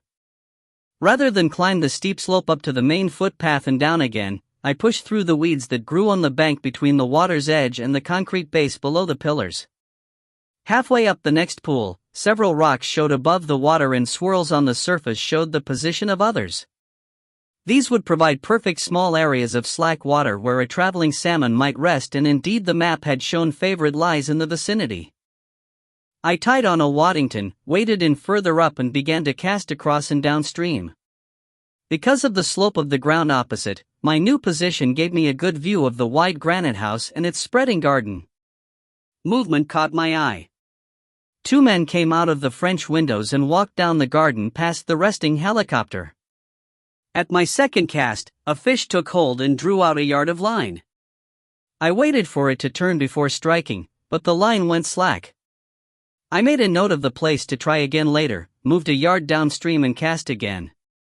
Casting downstream to one's right can pose a problem for right-handers, but the lack of 3 fingers from my right hand has forced me to be largely ambidextrous. As a result, I can change hands and cast off either shoulder without difficulty. But the woman with the dogs was on her way back and had lingered while one of them anointed a corner of the garden wall. Harry Codlington, in waders and carrying his fishing gear, had paused on the bridge to glare at me. I could see B and Eric through the bridge and I thought that they were watching me. The 2 men had come out of a gate in the wall onto the opposite bank and another had emerged from the French windows. The place was becoming as crowded as a shopping center in the week before Christmas. With so many eyes on me, I was tempted into using the double spay cast, a showy cast which looks both elegant and skillful when performed properly. The perfect figure of 8 drew itself in the air, the fly brushed the water, but just when the line should have rolled out across the river the hooks caught the one twig that reached far enough over the water. The woman walked on. Harry sent a sneer in my direction before following. Eric and B turned away, no doubt laughing. Feeling the complete idiot, I set about recovering my line. Controlling a 15-foot rod while trying to pull down a springy branch and then get hold of it to detach a barbed hook which has whipped several times around it and taken a good grip on a twig calls for more fingers than I possess. Indeed, a third hand would have been useful and a fourth would not have come amiss. It was several minutes before I had the line clear and was able to reel in. After so much disturbance, any fish remaining nearby would have been put off taking for some time. Deciding to move to the next pool upstream and work my way down again, I waited out. The 2 men from the big house had crossed the bridge and were waiting for me. They were dressed in neat suits with white shirts and their ties were suggestive of the better sort of club, but there was no mistaking what they were. Their skins were dusky and their noses were proudly hooked. They were Arabs, but of Bedouin origin, North African rather than Middle Eastern. They would have looked more at home with a camel, a burnous and a snap-haunch jazile apiece. But their English was good.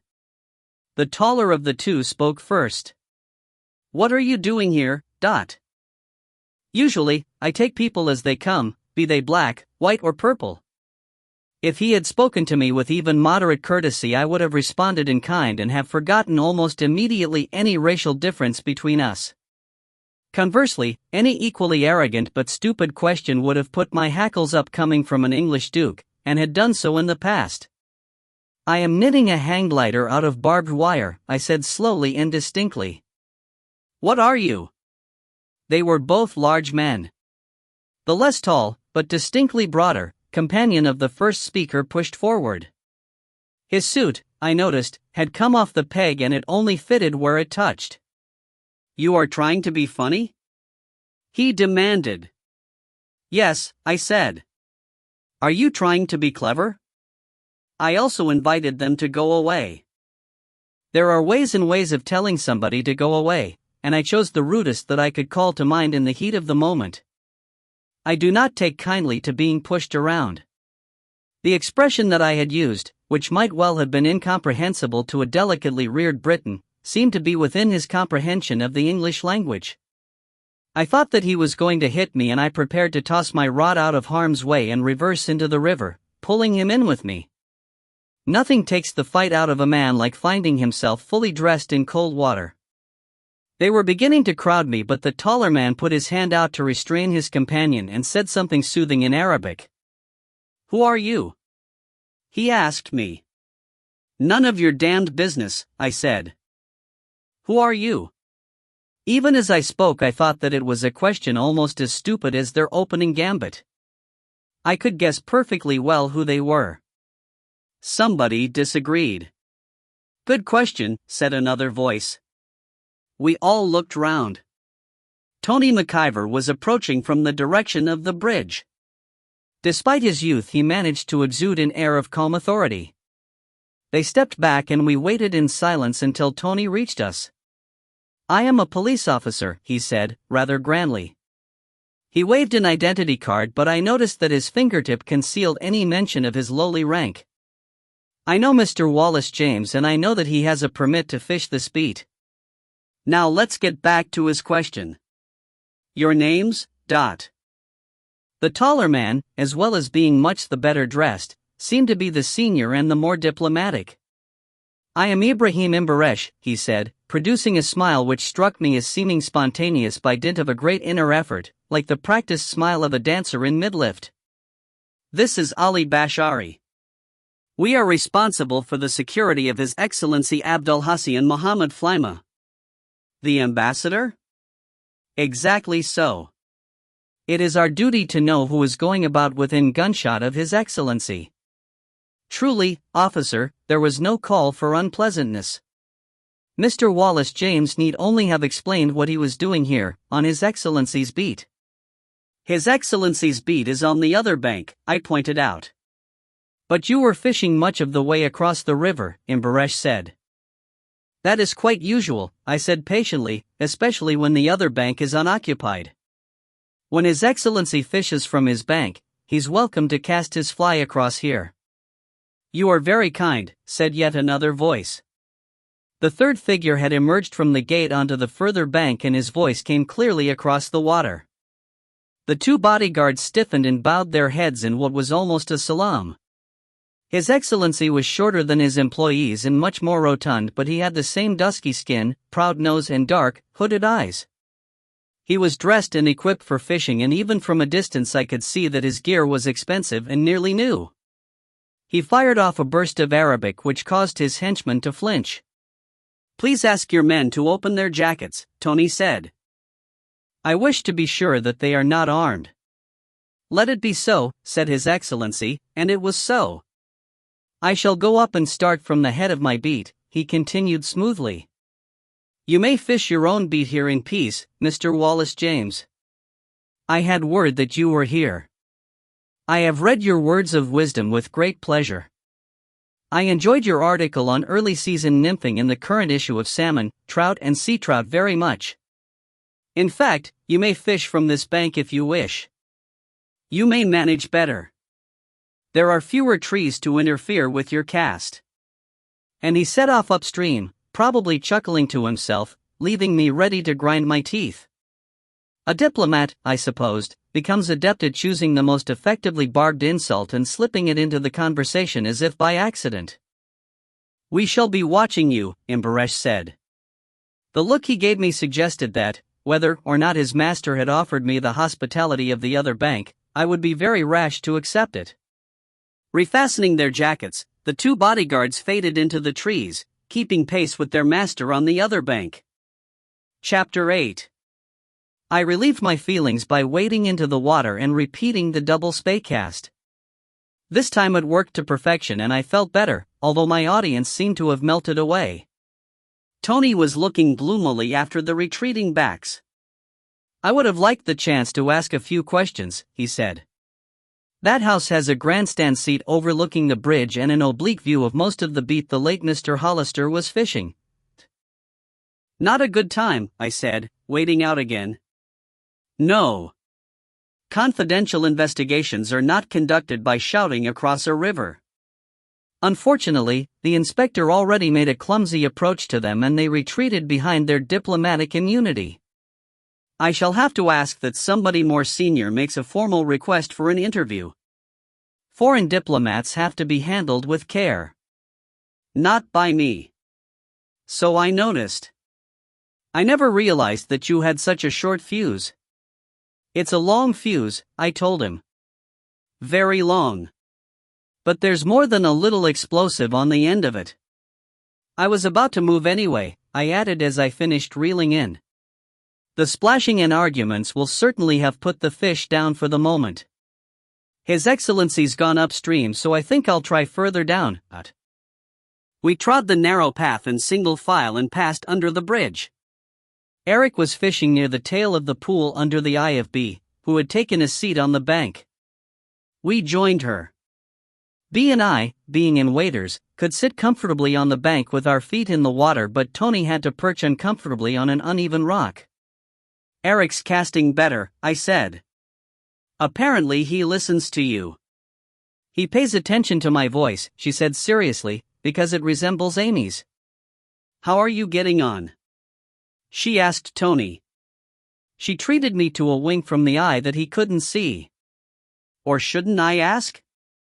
Ask away. I seem to have few if any secrets from your companions, and you've already been of more help than most of my colleagues. It was you who told me about Mr. Hollister visiting Bahaji. Also, you may be able to help some more. You know the area and the people. We waited for him to go on, but evidently Tony was expecting more specific questions.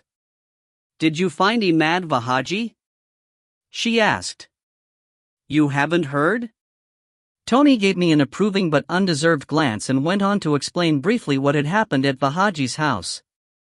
Mr. James suggested that the girl at the hotel, Jean Bruce, the landlord's daughter, might have been feeding him and keeping him informed. I have just seen her. She was getting upset until her father stormed in and told her not to answer any more questions, which was quite unnecessary because up to that point, apart from denying that she had ever even met Bahaji, she had not answered any. Well, that, at least, is nonsense, he said. I've seen them together, walking by the river hand in hand. Not very often, because their leisure hours tend not to coincide, hotel work being what it is, but I've seen him in the hotel mooning over her. Mooning in the British sense, not the American, he added hastily, in case we should suspect Mr. Bahaji, in addition to murder, of bearing his behind at the girl. Bea looked at her watch. I'll have to go soon. Can I leave my trappings with you and come back later? She asked me. Yes, of course, I said. She got to her feet and began to work out of her waders, revealing a pair of trousers which, to my surprise, were not as unflattering as trousers usually are on the fuller female figure. Although she was plump, her plumpness was evenly distributed and she had not run to hips and thighs. Eric was visibly impressed. You leave Jean Bruce to me, she told Tony. I was her teacher when she was in primary and she still treats me as though I'm going to give her lines for inattention. I'll get the truth out of her.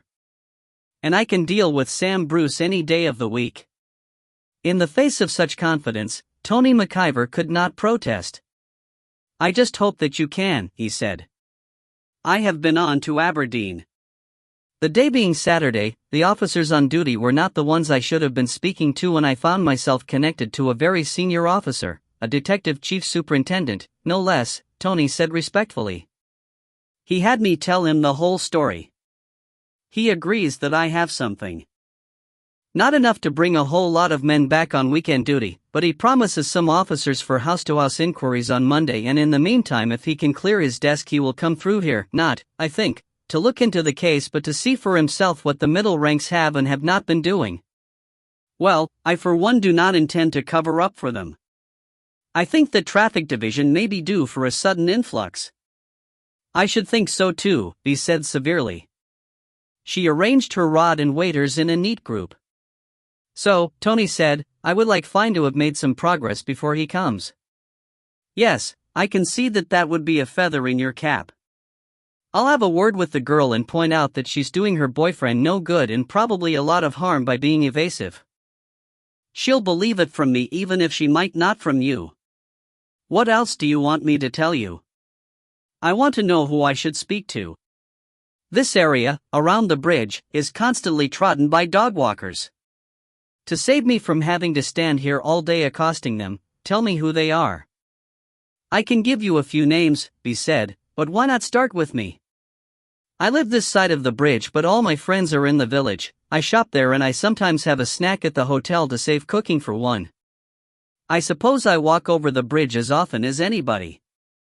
You used to see Mr. Hollister fishing? Often. He could cast a beautiful line. And when I met him walking between his caravan and here we usually stopped for a few words about the weather or the fishing. His path from where he kept his caravan joined my path from the house. He seemed very agreeable, he added. Not at all the sort of man to get into a fight in a pub. But I thought he was nervous, although I couldn't tell you why I thought so. Tony hesitated but moved on. Was he ever carrying anything? Just his rod and fishing bag, and occasionally some shopping. When did you last see him? The breeze had fallen away for the moment. While she considered her reply, he flapped ineffectually at the midges. He was fishing for most of Monday. I crossed the bridge half a dozen times and he was always in view. He seemed to have taken a fancy to this pool. Once, he had a good fish on the bank. He held it up for me to see and I gave him a little round of applause. I'm sure that it was Monday, because I was invited for after-dinner drinks with friends in the village, and on my way home, around 9, he was still there. Tony McIver was nodding. So he was there until 9 at least.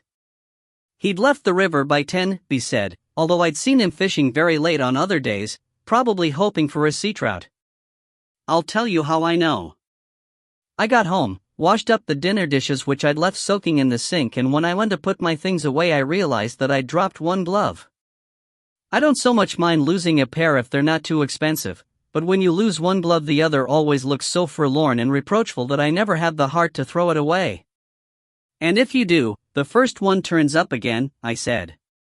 Exactly. I have a whole drawer full of single gloves, if you know any one-handed ladies. So I went back to look for it. He must have gone back to his caravan in the meantime, because that's when I saw him walking ahead of me towards Imad Vahaji's house. That was about 10 o'clock. I found my glove almost on my friend's doorstep and they came back from walking the dog and dragged me inside for another cup of coffee. I couldn't see anyone fishing on my way back, and you can see quite a long way down the river from the bridge, even in the dusk. If he wasn't fishing the furthest pool on his beat, he must have still been in the village. Or gone back to his caravan, Tony said. But he hadn't. He needn't have met you on the path. He could have walked home while you were having your last coffee. The daylight was going, he said. The caravan or its lights were in full view from the path. If he was there, he was sitting in the dark. Tony whipped out his notebook and began to jot in his shorthand. The caravan was still there? He said. Between 9 and 10 on Monday? Definitely. Have you any idea at what time it left? I don't think so, he said thoughtfully. I heard vehicles later, around midnight, but I think that was the poaching incident. I lost track of whatever else they said. In moving water, each submerged rock makes a break in the pattern on the surface. When any such break is on the move, there is a salmon below it. Over the years I had got into the habit of watching the surface of a river, and there was a fish coming up towards Eric now, I was sure of it. Eric, I called softly, cast straight downstream. His cast was slightly mistimed so that his line had a definite snake in it, but that was all to the good. As the line straightened, it would be allowing the fly to drift naturally. The line straightened with a jerk as the fish took the fly and turned away. Eric pulled too soon, I thought, but the fish was well hooked. By the time he had brought a 15-pound salmon over the net, the best fish of his life so far, Bea had gone on her way. But Tony McIver waited raptly to see the fish brought to the bank and was nearly persuaded to try a few casts on his own account before remembering his duty and dragging himself away. Star. Bea rejoined us later, looking thoughtful and saying very little. She would, if pressed, have told us the outcome of her talk with Jean Bruce, but if she was reserving it for Tony's ears, that suited me well enough. As I had told Eric, I had come to fish, not to take a ghoulish interest in a probable accident, possible murder, and just conceivable suicide. Chat and fly fishing do not mix well. Eric, who had again hooked but this time had lost a good salmon, fished grimly on, refusing even to stop for lunch. By early evening, when the clouds had cleared at last and the sunshine was painting the countryside in its true colors, Eric had another and smaller salmon, I had 4 and B2, all fresh run with the sea lice still on them. It was not a big bag by some standards, but it had been a bonanza day the way the Scottish rivers had been fishing that year. I gave my catch to Bea. She had few enough chances to put salmon in the freezer while we still had a week to fish. I had a suspicion that the weather was changing and that during the next week any salmon caught would be hard-earned, but I held my peace. Eric clung to his trophies and his dreams. We set off for home. We dawdled across the bridge, enjoying the sunshine. Even after the sun came out, we had spent much of the day in the shadow of the trees. "Weren't you curious about Jean Bruce's story?" I asked. "I was a damn sight more curious as to where my big fish had got to," Eric said. "My hour for nosiness is only now approaching. With a little sherry and a lot of coaxing, Bea will spill the beans. I've asked her to join us for dinner." "Again?" "She wanted to invite us to have dinner at her house." "Well then." "She was telling me that I should lose weight," Eric said peevishly. "She's probably into the new cuisine." "She doesn't look as though she goes in for the new cuisine," I said. "Perhaps she has a weight problem. Glands or something." I missed my lunch.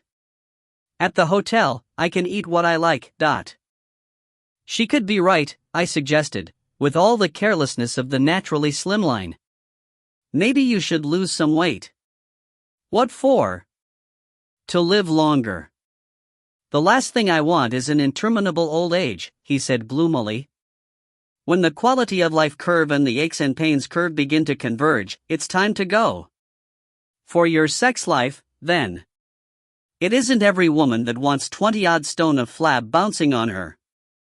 "That's true." "I don't know how you do it," he added, more gloomily than ever. I thought that he was still on the same subject. "Do what?" I said. "Catch all those fish. You didn't seem to spend more than an hour or so fishing." "I swear I do everything exactly as you told me, but the beggars avoid me like the plague." "Perhaps it's the size of your shadow," I said lightly. But then I relented. We had come fishing to take his mind away from his loss and loneliness, and it was one of those beautiful evenings that turn the mind towards thoughts of kindly deeds and words. "Partly, it's knack," I said. "But part of your problem is that you don't use your eyes. And you never use the Polaroid glasses I sold you." "I never get to use half the stuff you sold me," he said, still dispirited. "Like the net and the priest and the disgorger." "And why do you suppose that is?" He thought about it. "Because I never catch anything except when you're with me. And that's because I have to tell you where the fish are. Put on those Polaroids." We had drifted to a halt near the village end of the bridge.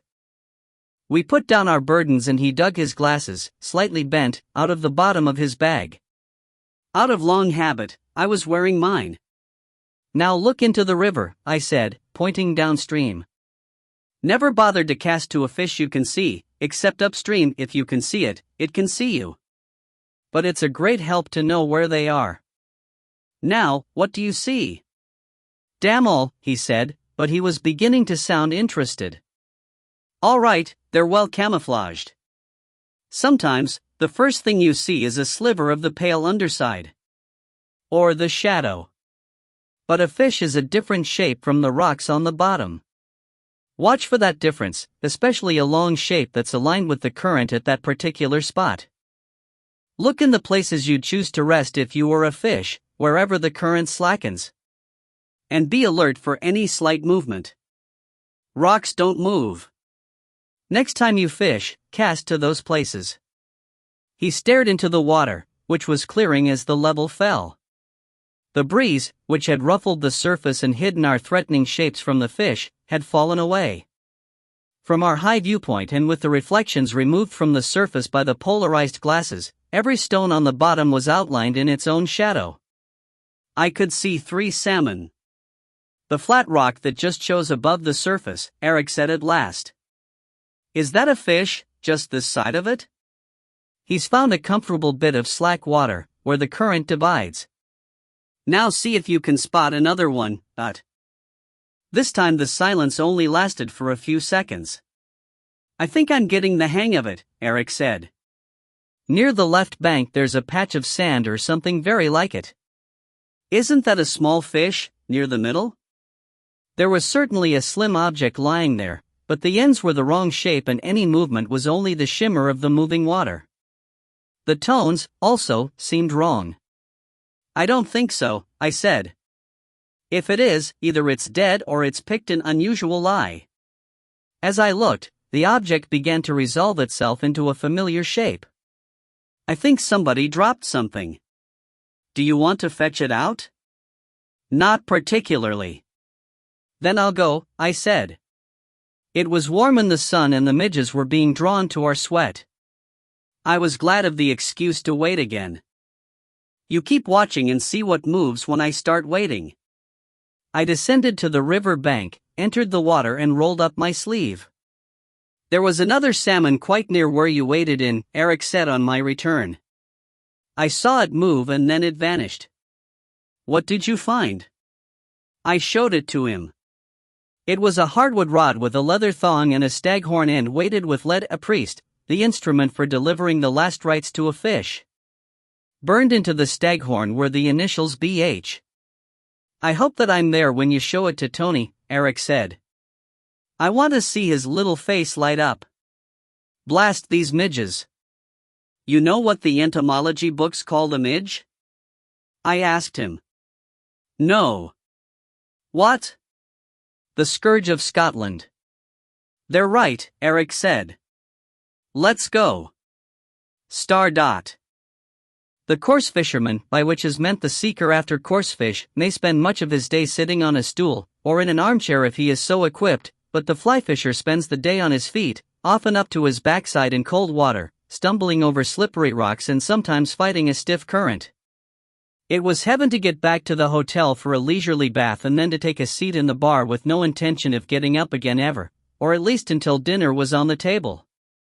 When Janet suggests that I am growing old, I deny it vigorously, but the truth is that I am not quite as resilient as once I was. I had left a message for Tony McIver on the police station's answering machine, but there was no sign of him as yet. Harry Codlington was the only other customer in the bar. I nearly turned around when I saw him, but I decided that nobody was going to spoil my repose.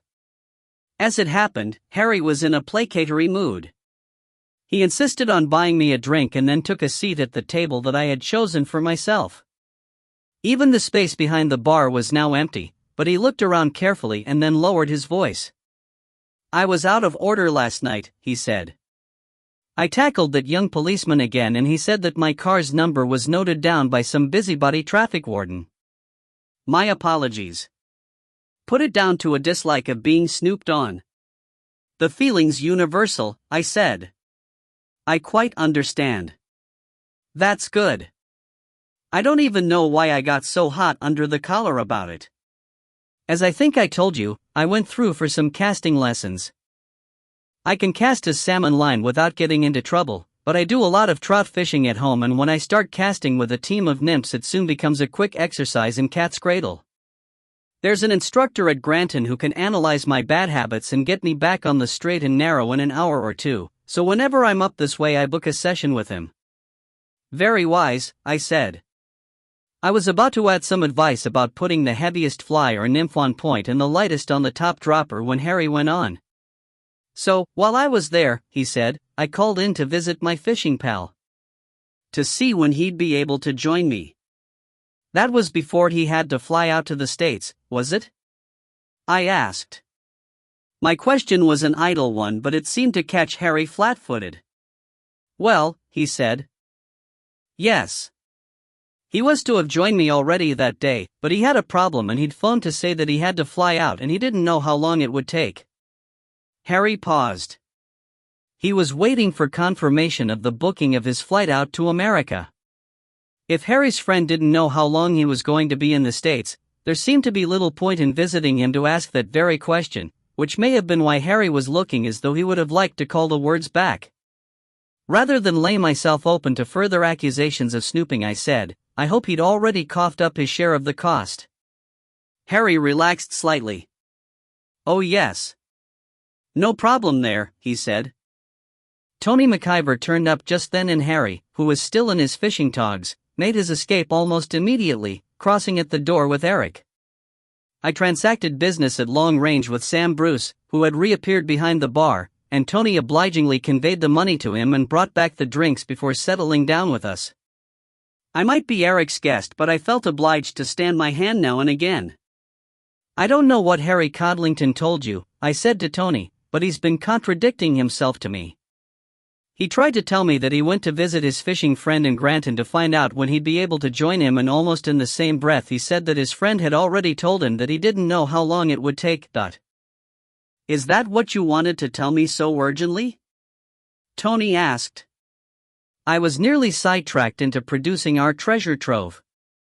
Eric was quicker to spot a diversionary tactic. We can probe a little further if you like, he said. See what explanation Harry can produce. Tony flinched. I'll make any necessary inquiries, he said. He'd wonder how you came to know about a conversation between himself and Wallace, Eric said. We wouldn't want that. Wall can open up the subject much more naturally. You know the kind of thing. I must have misunderstood you, because I thought you said, what do you think? I think, Tony said, that you should learn to take a hint and drop the subject. Ah, Eric said. I must have been slower-witted. I don't follow, I said. That just shows that you've led a pure and innocent life, Eric said. What Tony daren't say aloud without breaching confidentiality is that Harry's friend had already flown out to the States, but that Harry visited that address anyway and paid court to the Grass Widow. Is that where his car was improperly parked? You would not expect me to tell you that. Now, Tony said, what is it that you want to show me? I was right, then, Eric said. I glanced at the bar, but Sam had vacated his post. I pulled out the priest, unwrapped it from my handkerchief and laid it on the table. Tony set down his pint with a thump. Fortunately, he had already lowered the level. You've handled it, he said indignantly. So much for his little face lighting up, I told Eric. It had been under running water for nearly a week, probably rolling around on sand, I pointed out. If you think you could find fingerprints or bloodstains on it, you're living in a dream world. Maybe so. But I can just imagine a forensic specialist telling a court that he could only find snot and pocket fluff on it. BH, Tony added. Bernard Hollister, beyond what a court would consider reasonable doubt. After a moment of hesitation, he picked up the priest and weighed it in his hand. The heaviest one I've ever come across. This could dent a skull all right. That's what it's for, Eric said. A man's skull. I'll have to send or take it to Granton to be matched to the wound. Where did you find it, Dot? About 30 yards downstream of this end of the bridge, I said, on a patch of sand near the bank. Tony looked thoughtful. It could have been planted. Why wouldn't the searchers have seen it? The water was higher then, I said, and colored and running faster, and there was a breeze. Today, we only spotted it because I was getting Eric to use his Polaroids in practice looking at what's under the water. Even then, I mistook it for a small fish, Eric said. That would account for it. Tony sat, idly slapping the priest into the palm of his other hand. My day wasn't entirely wasted, he said. I found one useful witness. The district nurse was called out late on Monday night to an epileptic patient between here and Imad Vahaji's house. As she arrived, she saw him hurrying in this direction on foot. It was dark by then, but she'd be prepared to swear to his identity. Things don't look too bright for Vahaji, Eric said. No. She also says that she saw a motor caravan very like Hollister's. This was later, when she was leaving. She can't be certain, but she thinks that it came out of the hotel car park. She walked out into an empty street, got into her car, and when she looked again, seconds later, the other vehicle was coming towards her. The normal hour for opening had arrived. A group of thirsty locals came in and Alec made an appearance behind the bar. Tony slipped the priest into an inside pocket where it made an unsightly bulge in his jacket. He joined us soon afterwards, looking smart but very feminine in something blue, a cocktail dress, I think Janet would have called it. While Tony was fetching her a sherry, more evening drinkers trickled in. We settled down. "Did you get anything from the girl?" Tony asked B. She gave a small frown of warning. Rumors must have been circulating, because I was aware of hidden glances, and I thought that it might not be long before the press got wind of a possible story. "We could go through for an early dinner," Eric suggested. "You'll join us, Mr. McIver?" "Do call me Tony." "Thank you." "But Jean will be waiting at table," he pointed out. "The small coffee room's probably empty." Tony went to see and reported that the room was vacant. We moved through, Eric pausing en route to collect another round of drinks. "This is where I spoke to Jean," he said when we were seated. "I ordered coffee for 2 and then browbeat her into joining me. It seemed the simplest way to get hold of her. I didn't want her to get off on the wrong foot by lying or running to her dad, so I plunged straight in. I told her that she was doing Imad far more harm than good with her lies and evasions. If he was innocent, I said rather pointedly. That got her talking. Imad wouldn't hurt a soul, she said. He was a very gentle person and, besides, why would he want to hurt Mr. Hollister? I pointed out that he'd had a dashed good try to strangle Mr. Hollister, and she said that it was all Mr. Hollister's fault for saying something awful, she didn't know what, that Imad had been ashamed of it afterwards and that Mr. Hollister had apologized. I asked whether she had heard the apology. She admitted that she hadn't, but she insisted that Imad wouldn't lie to her. I'm afraid she's not very bright. But, Tony began. I'm coming to, but, he said firmly. I said that was all very well, but Imad would have to explain how he had known that Mr. Hollister was dead and why he had stopped showing his face before the body had even been identified. At that point she turned red and then white and some perfectly genuine tears came. She showed all the signs of somebody caught between Scylla and Charybdis. Between who? Tony demanded. Between two deadly dangers. She wouldn't volunteer any more after that, so I resorted to leading questions. Was somebody threatening her? Or Imad? Eventually, she gave in and nodded. Who? She didn't know. Had she had a letter? No. A phone call? She nodded. B sighed in exasperation. It was like an exercise in archaeology, digging out a little bit at a time and trying to fit it together, but in the end I got what I believed to be the truth. Very late on Monday night, she had a phone call.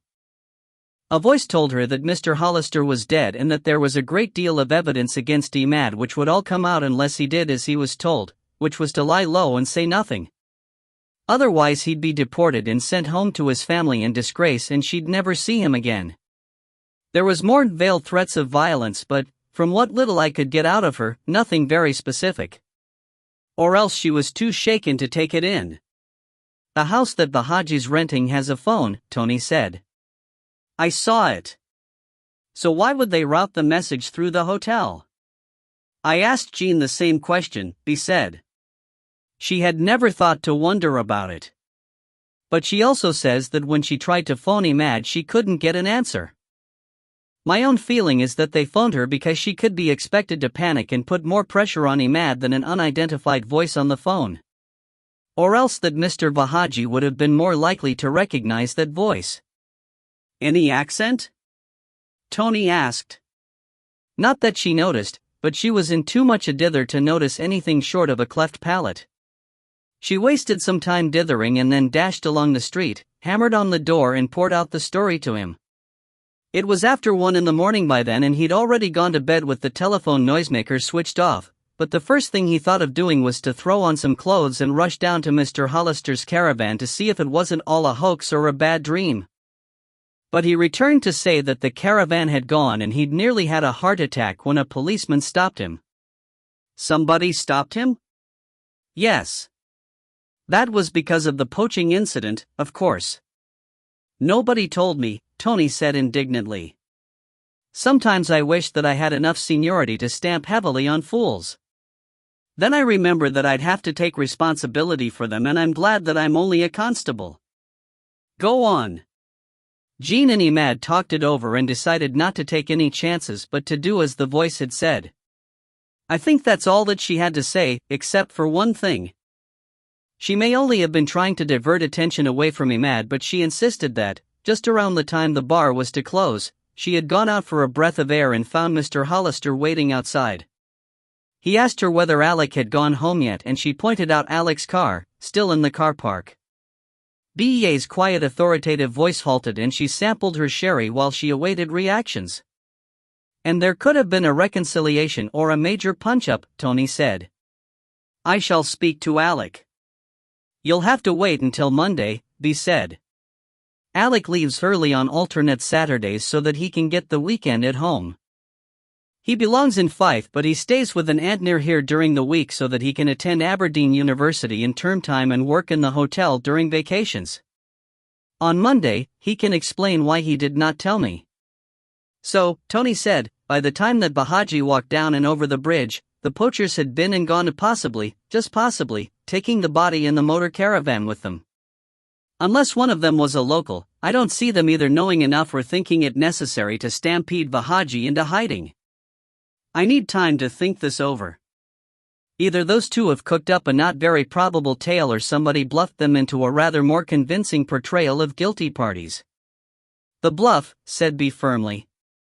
I don't think that Jean Bruce is a clever enough liar. Far be it from me to contradict a lady, said Eric, but I disagree. He had been drinking doubles and was becoming flushed and slightly glassy-eyed. He was always inclined to become grandiloquent in his cups. The slightly dim-witted can make the best of liars. See how well it fits together.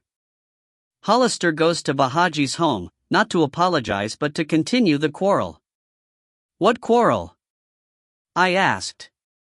That will doubtless come to light.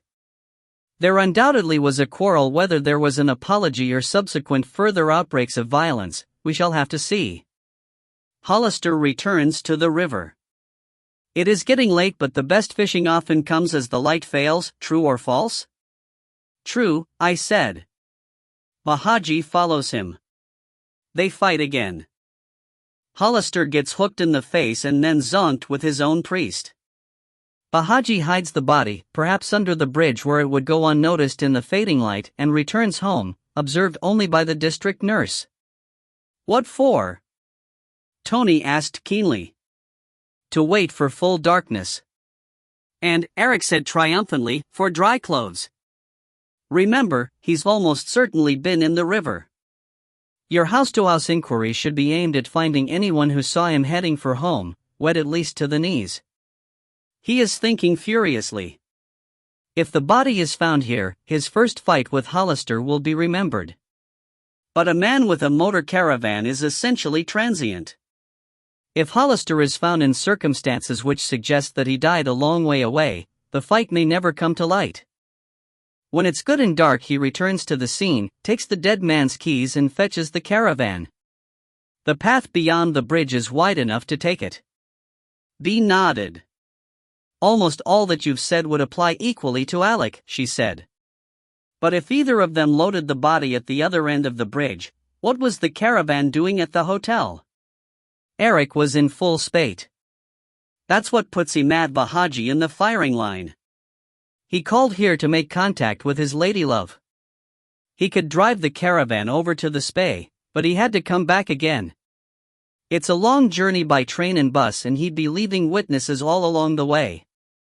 So she would have to follow him in another car. The white Mini that Mr. Bruce gave her for her birthday, B said. Not that I believe, And bring him back. For a moment, said B, but she was not to be allowed to finish the sentence.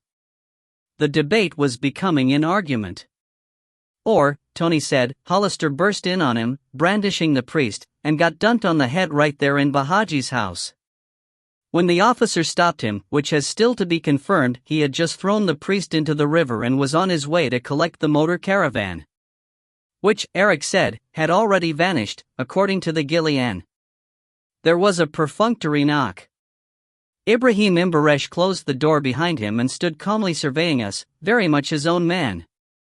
His Excellency directs me to give you some information which has just come to our attention, he said to Tony. I came here 2 weeks ago, to ensure that all was safe for His Excellency's arrival.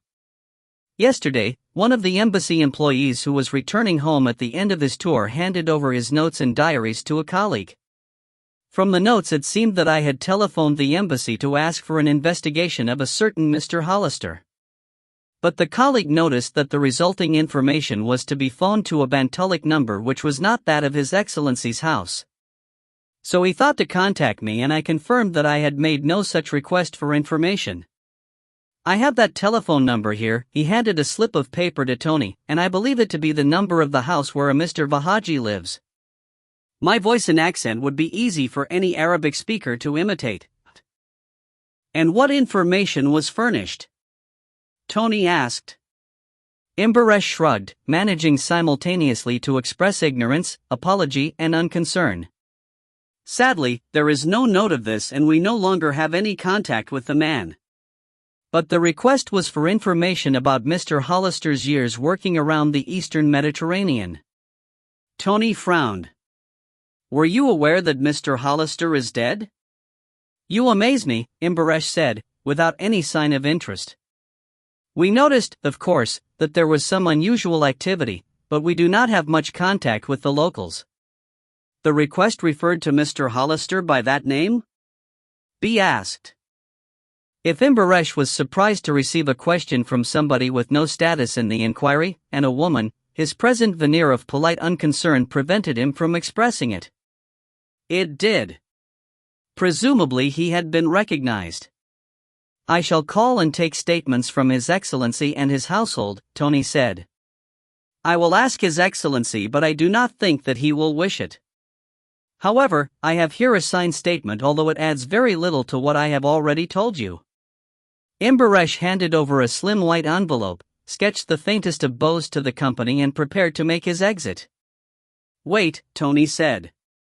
Imbaresh paused with eyebrows raised, the picture of a diplomat being hounded by foreign inferiors. You mentioned unusual activity.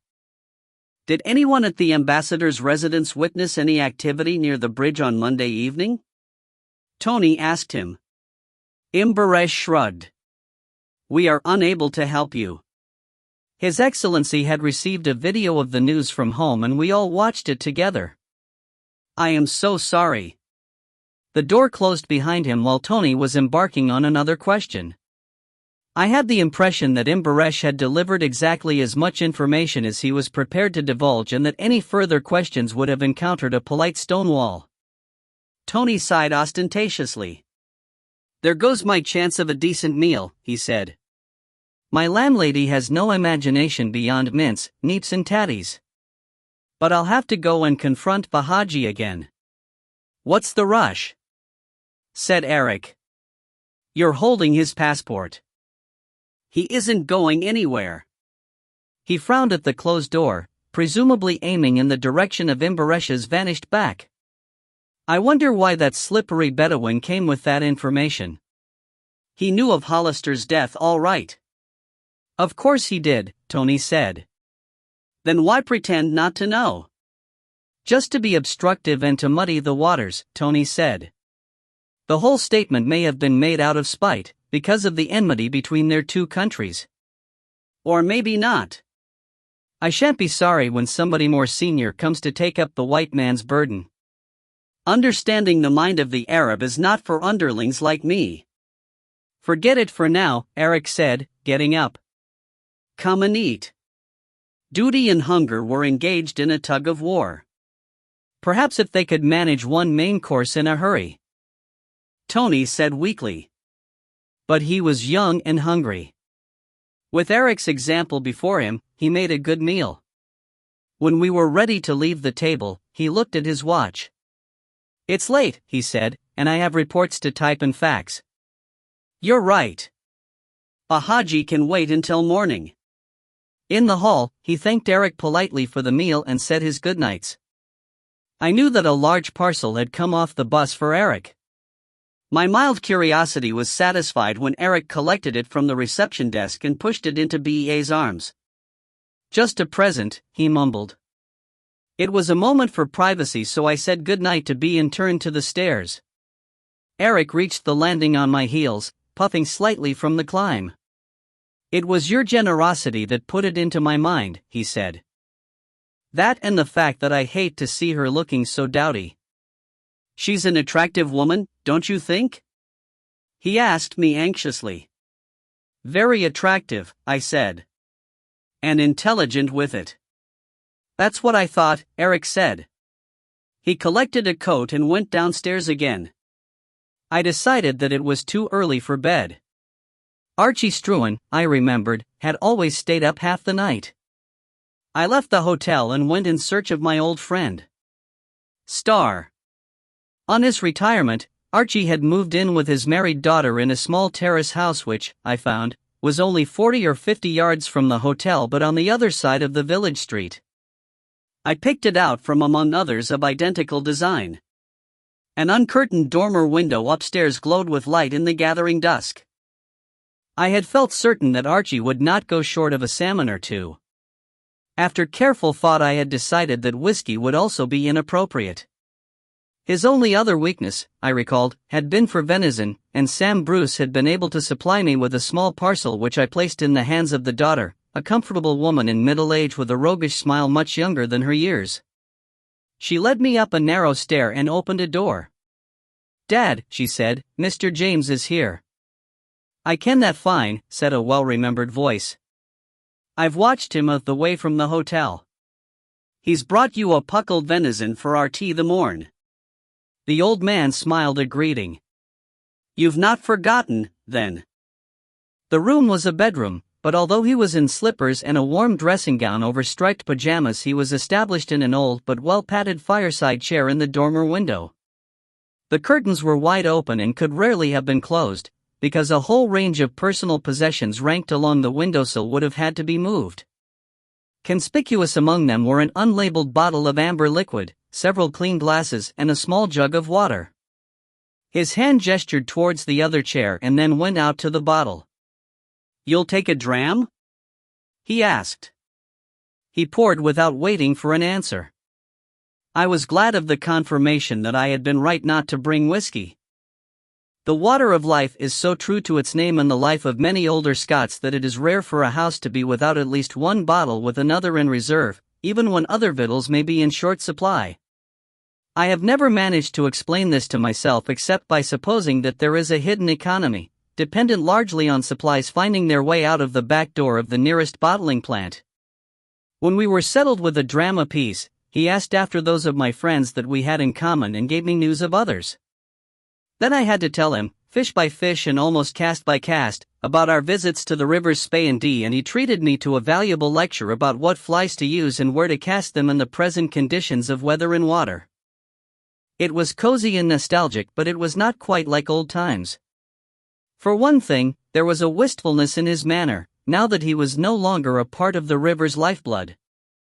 For another, he seemed to be waiting for a chance to introduce another topic. I thought that I could guess what it was and decided to make it easy for him. "And what's going on in the village these days?" I asked him. He grinned with relief. "It's been gey quiet until just a week back. Then we had the poachers here and a right bonny rammy atween them, and the bailiff and yon young laddie Guinness took over from me." He sighed. "I'd ha gin them lulled I. Or maybe no dot." He looked at his fist, twisted as it was with arthritis.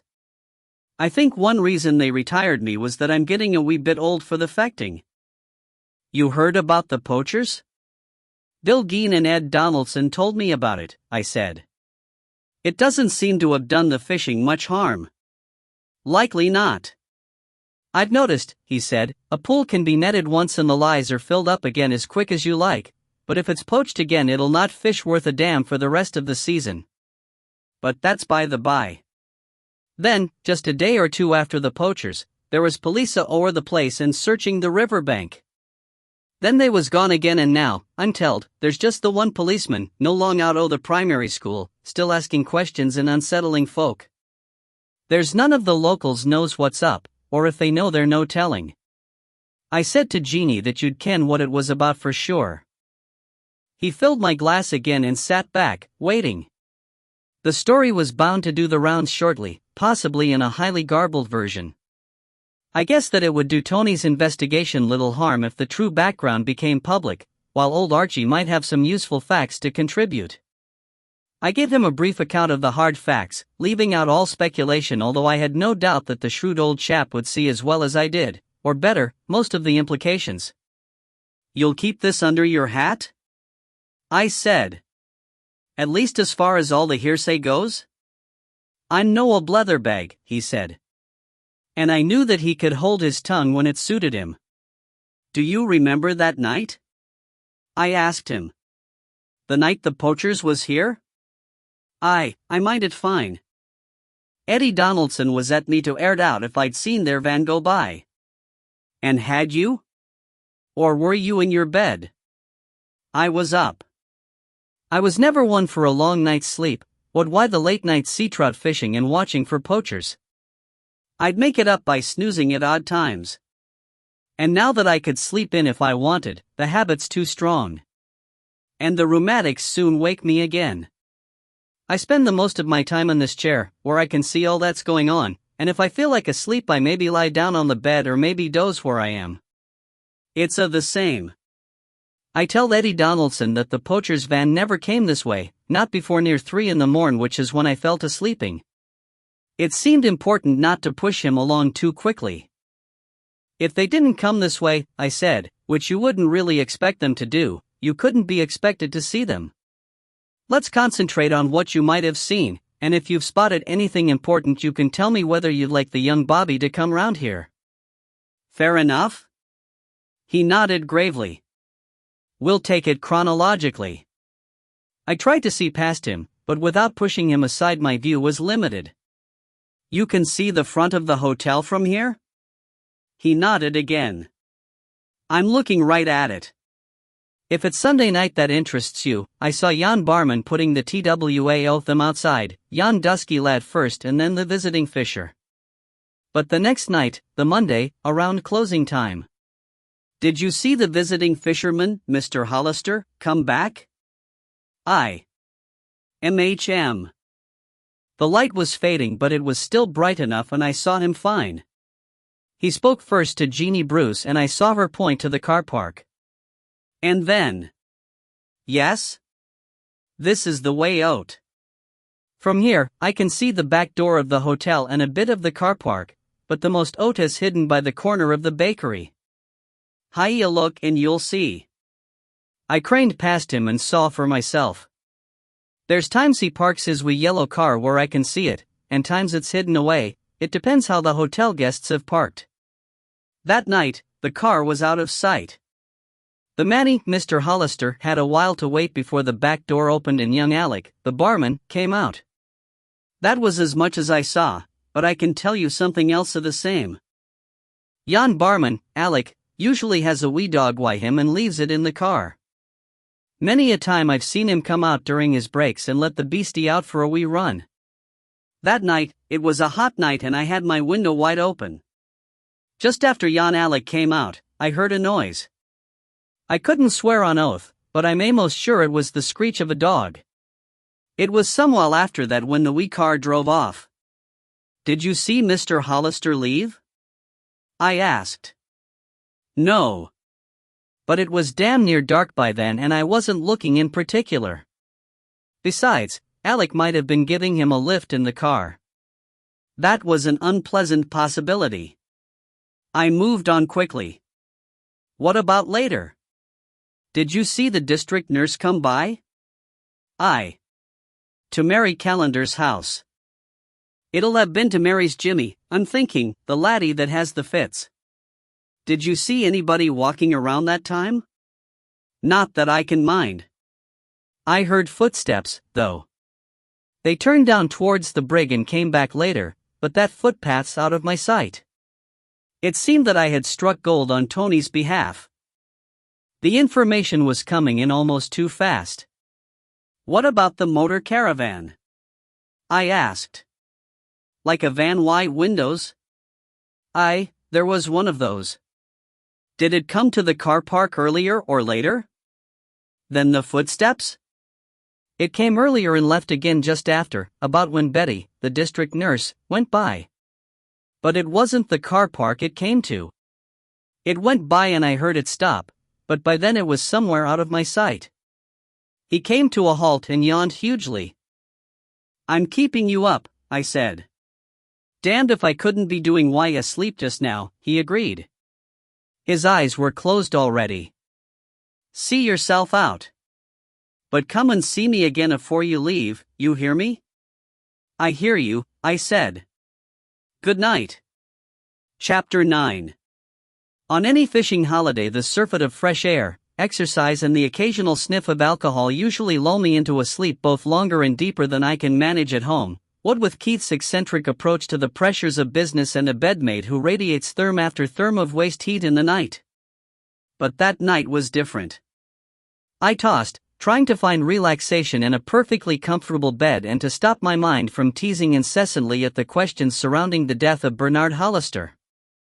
The most obvious explanation, as expressed by Eric, depended on several weak links inferences drawn from facts which, individually, could be explained more credibly in other ways. The next most promising theory, that Bernard Hollister had clashed with the poachers and paid the penalty, seemed barely credible within the timescale. It was also possible that Hollister had waited for Alec the barman and that Alec, either bearing a grudge for a punch in the face or incensed by seeing Hollister kick his dog, had lashed out. None of those pictures satisfied the critic in me, and in particular I had difficulty envisaging either Alec or Imad Vahaji still angry to the point of violence 24 hours after the original fracas. I slept in the end, but my mind must have been hard at work while I slept, because I woke suddenly, to the early morning silence of a village on Sunday and a shaft of bright light through a chink in the curtains, with one overriding idea in my head. My watch suggested that if Tony McIver was not already up and about, he ought to be, and he had been rash enough to give us the number at his digs. My bedside phone could only reach the outside world via the reception desk, but I could hear stirrings below as the hotel came to life, and after some jiggling with the instrument I managed to persuade Mrs. Bruce to give me an outside line. "Losh, man," Tony said when his landlady brought him to the phone, "I'm not long out of my bed." "I'm still in mine," I said complacently. "Then what can be so urgent that you have to have—" His voice faded and returned as he looked over his shoulder. "That woman practically dragged me off the pot." "Listen to me for 10 seconds, I said, "and then you can make up your mind whether to get back into bed or not." "I was already up and dressed," Tony protested. "DCI Ferguson phoned me an hour ago. He may be coming through later, which will certainly make my day. Our inquiries about cars seen near Granton last Monday night are still bearing fruit." "Would a yellow sports car surprise you?" "Make and registration unspecified." "Not particularly," I told him. "I think you should go down to the river here. Take a look under each end of the bridge among the weeds." "Why?" "Because there's something missing. They've searched the banks, but I can imagine somebody, probably your sergeant, taking his men down to the bridge and saying, 'Search the banks from here downstream.' That would be the logical thing to say, wouldn't it?" "I suppose so." "Then what are the men going to do but what they'd just been told to do? They descend to the bank and start working their way downstream, leaving the bridge behind. The bridge is the logical place, and it's the only place left." "For what?" "If you find it, you'll know," I told him. Now that I had said my piece, sleep was coming over me in waves. This phone isn't very secure. And if somebody beats you to it, you'll never solve your case. I fumbled the phone back onto its cradle and slept for another hour. When I made my way downstairs much later, bathed and shaved and dressed rather more respectably than for a day to be spent fishing, Eric was already at breakfast. Jean Bruce came to take my order. Her eyes were puffy and I could only think of her manner as defensive. "That Mr. McIver was here looking for you," she said. She sniffed, to show her disapproval of a policeman who played dirty by sending a forceful local lady to winkle out of her what she had managed to withhold from him. He seemed all het up about something. "He's gone back to the police station to do some phoning," he said, "but he'll be here later." "Was he carrying anything?" I asked. "Not that I noticed." I ordered cereal, a boiled egg and coffee, and she went away. Eric looked up from his mixed grill. What's going on, Dot? Maybe nothing, I said. No salmon fishing on the Sabbath. It would hardly be worth my while going all the way home even if home wasn't filled with squalling brats. What do you fancy doing? A pox on Sunday. It's the sort of day that gets got a bad name. I thought we might give young Tony a hand. That's not my idea of a day of rest, I said. I'll probably overhaul my tackle and go for a walk. I might even sneak a small rod down to where the burn comes out and try for a trout. And without the distraction of Eric's company, I might have added. I left Eric still working his way through a modest rack of toast and walked round to the shop for a brace of Sunday papers. The hotel bar was empty and cheerless, so I made for the small coffee room.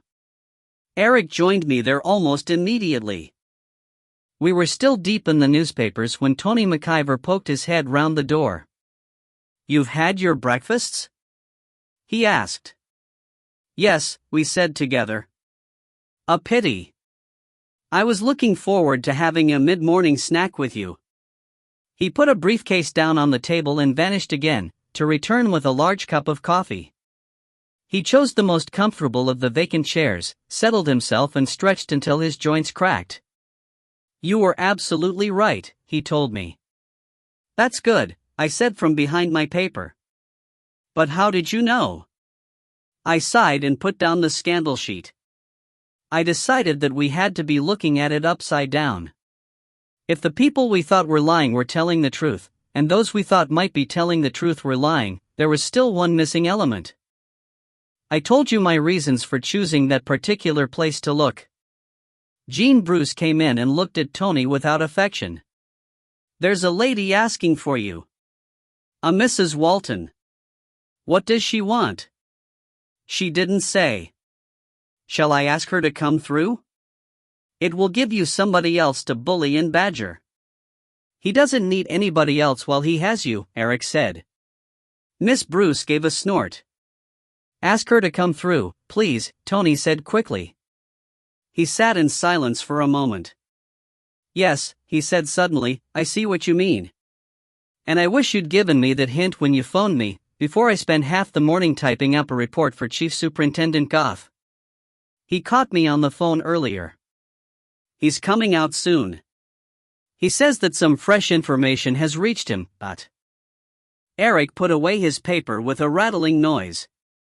I saw that his eyes were beginning to pop. What the hell are you two talking about?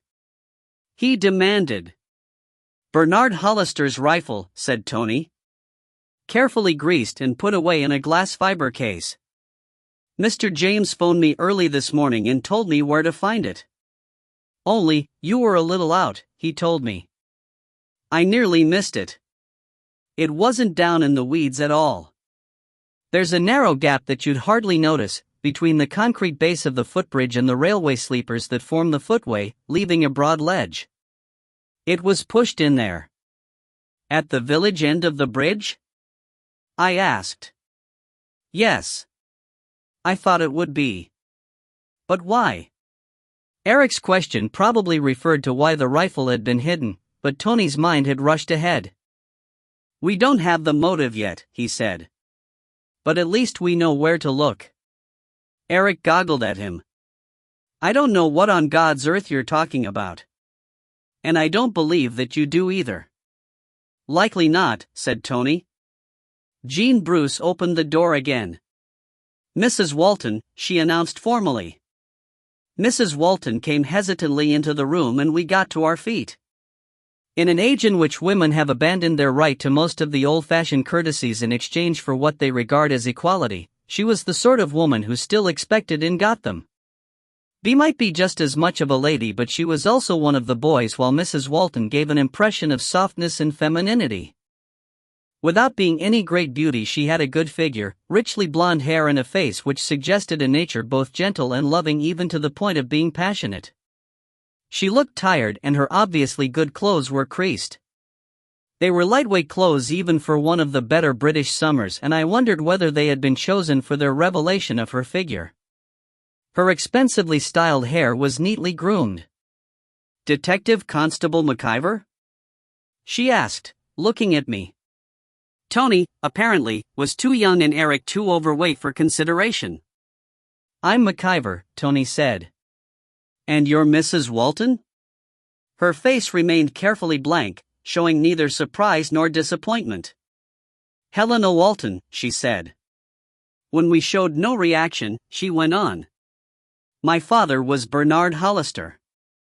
"Ah," Tony said. "Yes." She glanced doubtfully at Eric and me. "Mr. James and Mr. Bell," Tony said. "They found your father's body." "In the spay?" "Yes." Eric held a chair for her and she sank into it gracefully.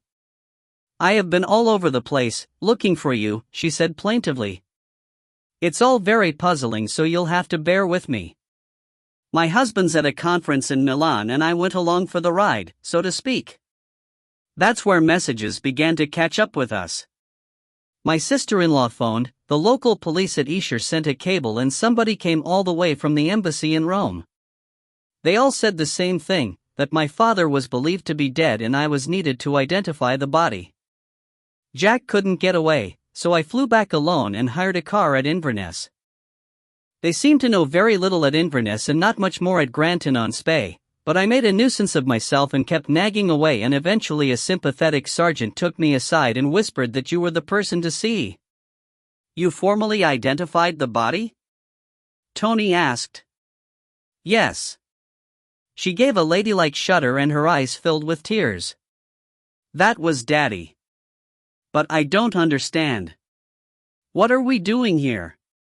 She was younger than I had thought, as I realized as soon as I made allowances for grief and exhaustion. Tony managed to superimpose an expression of sorrow for her loss over his relief that any remaining doubt about the identity of the dead man had been resolved at last. "Perhaps we should leave you two alone," I suggested. Eric glowered at me. Nothing was going to shift him. "No, don't go," Tony said. "You've been more help than anybody else so far. I'd like you to hear what Mrs. Walton can tell me, if she doesn't mind. And you may be able to answer some of her questions." I thought that he was more concerned not to be left alone with a woman who might burst into tears at any moment than over the lady's feelings or any possible comment that we could hope to make. "I don't know enough to say whether I mind or not," Mrs. Walton said. "Won't somebody tell me what's going on? Please?" Out of her sight, Eric was nodding like an automaton. "At first glance," Tony said, "your father's death seemed to be accidental. He might have fallen while fishing and hit his head on a rock. But there was some doubt as to whether he had died near where he was found. You don't mean that he had drifted downstream, do you? The fact that we're here. We think that he may have been moved. But that suggests," Mrs. Walton's voice trailed away again. "Do you suspect?" "There's a strong suggestion of foul play," Tony said. Neither of them seemed willing to utter the word murder. "But that's awful," she said. "Terrible." She groped hurriedly in a doeskin handbag for a small handkerchief and dabbed at her eyes. We sat in embarrassment, as men will do. I wondered why it was worse to lose a loved one by murder rather than accident. "I'm sorry," she said at last. "Please go on." She blew her nose loudly. Her lace-bordered handkerchief had never been intended for such heavy duty. Eric gave her a handkerchief like a tablecloth. His manner suggested that he was close to patting her head or offering her a shoulder to cry on. "We can't tell you the whole story," Tony said. "We don't know it yet. But events of the last few hours suggest that we're getting very close. I'll tell you all that I'm allowed to tell you as soon as I can, I promise, and if I'm not allowed, Mr. James might respond to a little coaxing, but Chief Superintendent Goth will be coming here soon and I want to be ready for him. We know very little about your father. Please tell us as much as you can about him." "Would it really help?" she asked. "Because I can't believe that anybody would want to hurt him. He was a very mild person, very slow to anger. And when he did get angry? She managed the beginning of a smile. That would be very unusual. At first, he'd be more inclined to wonder if he himself hadn't been at fault. An apology or a friendly gesture would disarm him completely. Tony met my eye and looked away again. If he was in the wrong, he wouldn't be afraid to admit it. But once he'd decided that he was in the right, that was it. My mother said that it took him 2 days to get angry and 10 years to forgive. So it would not be out of character, Tony said slowly, if, after a quarrel, he returned to renew it a day later? A day later or a year later, either would be more in character than for him to pursue a quarrel at the time. This is very helpful, Tony said. Believe me. Please. He stopped as voices in the bar broke in on his flow. The door was thrown open roughly enough to bang against the nearest chair and DCI Ferguson made an ungraceful entrance. Jean Bruce could be seen hovering anxiously behind in the background. He slammed the door, blotting her out. Tony McIver jumped to his feet. Sit down, Ferguson said. I've come to take over. He scowled at Eric and me. I might have guessed that you two would be here. He looked inquiringly at Helena Walton. Mrs. Walton is Mr. Hollister's daughter, Tony said. As it was Mr. Bell and Mr. James who found her father's body. I understand that you identified him, Ferguson said to her. Yes. Perhaps we should leave you to it, I suggested again. This time it was Mrs. Walton who said, please don't go. It sounded like a sincere cry for support. I guess that she had recognized Ferguson as a bully and that Tony's youth and rank were against him. Eric obviously had every intention of staying to lend her his support, so I sat back to await events. Ferguson shrugged and dropped heavily into a chair that Tony had placed for him. You won't have seen the report I faxed this morning, sir, Tony said. Ferguson held out his hand and took the offered pages. You copied this to Aberdeen? Yes, sir. Carry on with whatever you were up to while I read this. He began to flick over the pages. Please go on, Tony said to Mrs. Walton. But I don't know what to tell you, she said, still plaintive. I don't know as much about him as I should. I loved him but we were never close, and now it's too late. When I was young, he seemed remote. I see now that he just didn't know how to speak to a young girl, a child and a middle-aged bank manager. We had no subject in common. And when I grew up neither of us could break down that barrier. Try, Tony said. Tell us what you do know. She looked reflectively up at the ceiling. He worked abroad for most of his working life, but I expect you knew that. Almost entirely in the Middle East, managing branches of the English bank. They did a lot of ordinary high street banking, but latterly he seemed to act as a pipeline for money between London and the sheiks, caliphs and oil companies. Mummy always went with him. So did I, when I was young. It made life very difficult when I was sent back to school in Britain. Fluent Arabic isn't much use when you have to tackle your GCEs. How did he get along with the Arabs? Tony asked. Very well. Very well indeed, most of the time. He had to be moved away from one of his first posts, he told me once, because he took the Arab side against the Israelis in any arguments. In Haifa, it was. After that, they were always in the Arab countries. I nearly interrupted, but Tony was up with me. You said, most of the time. Not always? No, not always. About 4 years ago, Mummy was injured. It was a terrorist car bomb, one faction going after another, they decided later. It went off just outside their house. At first, it was thought that they might have been after Daddy, but it turned out that it had gone off prematurely and they were never quite sure what the target was to have been. The terrorists couldn't tell anybody anything, they were in bits. Mummy wrote to me that what upset him most was that the kitchen was flattened and if she'd been in it she would certainly have been killed. They were a very close couple. After that incident, he was unsettled. They might not have been so lucky next time.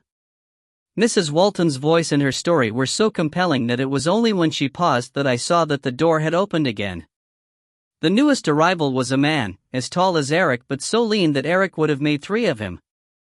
He had gray hair, a saintly face spoiled by a nose which had once been broken and badly set, and mild eyes which I realized only later missed nothing. His summer suit was made to measure, contrasting with Tony's jacket and flannels and Ferguson's ill-fitting tweeds. "McIver?" he said. "Detective Chief Superintendent Goth." He was so unlike his name that for a moment I disbelieved him. Tony snapped to his feet. Chief inspectors might only have been sent to try him, but it seemed that detective chief superintendents ranked only a little lower than God and were much less approachable. "I'm McIver," he said. He managed to remember our names. "Crucial witnesses," he said. He introduced DCI Ferguson last. "I was in the process of getting a statement from Mrs. Walton," Tony added. "I came through to take over," Ferguson said. "Not on my patch, you don't," Goth said, quite amiably. "Carry on, young man." Somebody, possibly myself, made a small sound of surprise and amusement. Ferguson flushed darkly. "You explained that a near miss from a terrorist bomb unsettled your parents," Tony said. "Please go on." The bank was very sympathetic. Anyway, he was coming up to the retirement age for overseas staff. The bank gave him his pension and he brought Mummy home. They settled in Surrey and they were happy. She dabbed her eyes again and blew her nose. "I'm sorry, I'm being silly." They were happy. They had a large garden which they were developing together. And they both enjoyed fishing. Sometimes they'd do trips together in the motor caravan, visiting the famous fishing rivers. And Daddy had some rostocking. When he went stocking, Mummy would go up to London for some shopping. Sometimes she came to visit me, but just as often she'd stay at the Overseas Club. That's where she was killed, in a stupid road accident and by a drunken driver, not many yards from the club. She had been to see a show with two old school friends and she was crossing the street when she was knocked down by a car. She lived for another 3 days and Daddy was distraught. It was almost a relief to us all when she died. He went very quiet after that, became a bit of a recluse. We tried to bring him out of it. I made an effort to get closer to him at last and I honestly think that it helped him, but he refused all invitations and was cold towards his old friends when they went to see him. So when he rang up and said that he was going on a salmon fishing trip to Deeside, we hoped that he was getting over it at last. He could have had years left and people do manage to enjoy their lives when they're left alone. Mummy would never have wanted him to be unhappy. She wouldn't have minded if he'd married again. She loved him too much to grudge him anything that would comfort him. Then this goes and happens. Her voice broke on the last word. We looked at each other and up at the ceiling, to give her time to recover. Eric was blinking furiously.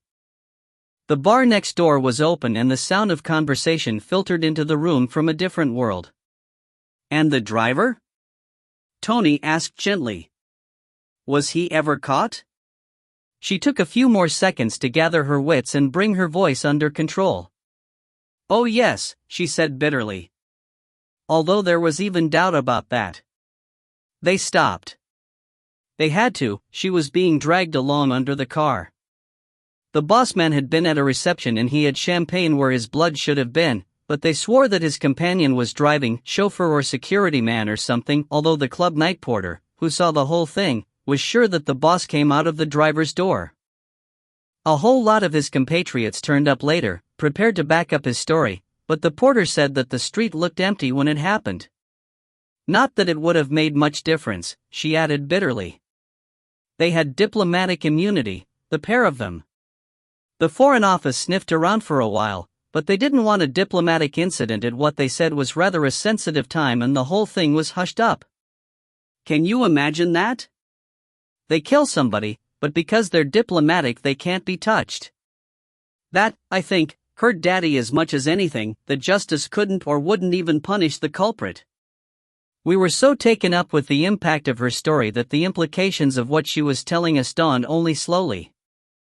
Her voice, choking again, had come to a halt before I caught Eric's eye and then looked at Tony, to find that he was looking at me. The question that had to be asked hung, almost audibly, in the air, but before Tony could bring himself to ask it, DCI Ferguson dropped the report carelessly on a table. "Very interesting," he said. So the late Mr. Hollister had every reason to hate Arabs. He had a fight with an Arab. He went to confront him again and ended belly up in a river. "Begging your pardon, Mrs. Walton. I don't think that we need look any further." "I think we should look a whole lot further," Tony said. "You what?" "With all due respect, sir, I think." "Would everybody like coffee?" I asked hastily, getting up. "Very much," said Goth, "thank you." "And would you ask the hotel if they can do me a late breakfast or a bar snack? I was fetched out of my bed at 3 this morning and I haven't eaten since." Eric looked horrified at the very idea of such privation. As I escaped from the room, Ferguson was beginning a lecture to Tony. Acting detective constables, I gathered, were neither paid nor expected to think. A few minutes later, when I returned, DCI Ferguson was still winding himself up into a temper but seemed to be running short of words. Eric and Mrs. Walton looked acutely embarrassed. The chief superintendent looked amused, and Tony, only half attending to his superior, had written something in block capitals in his notebook and shown it to Mrs. Walton.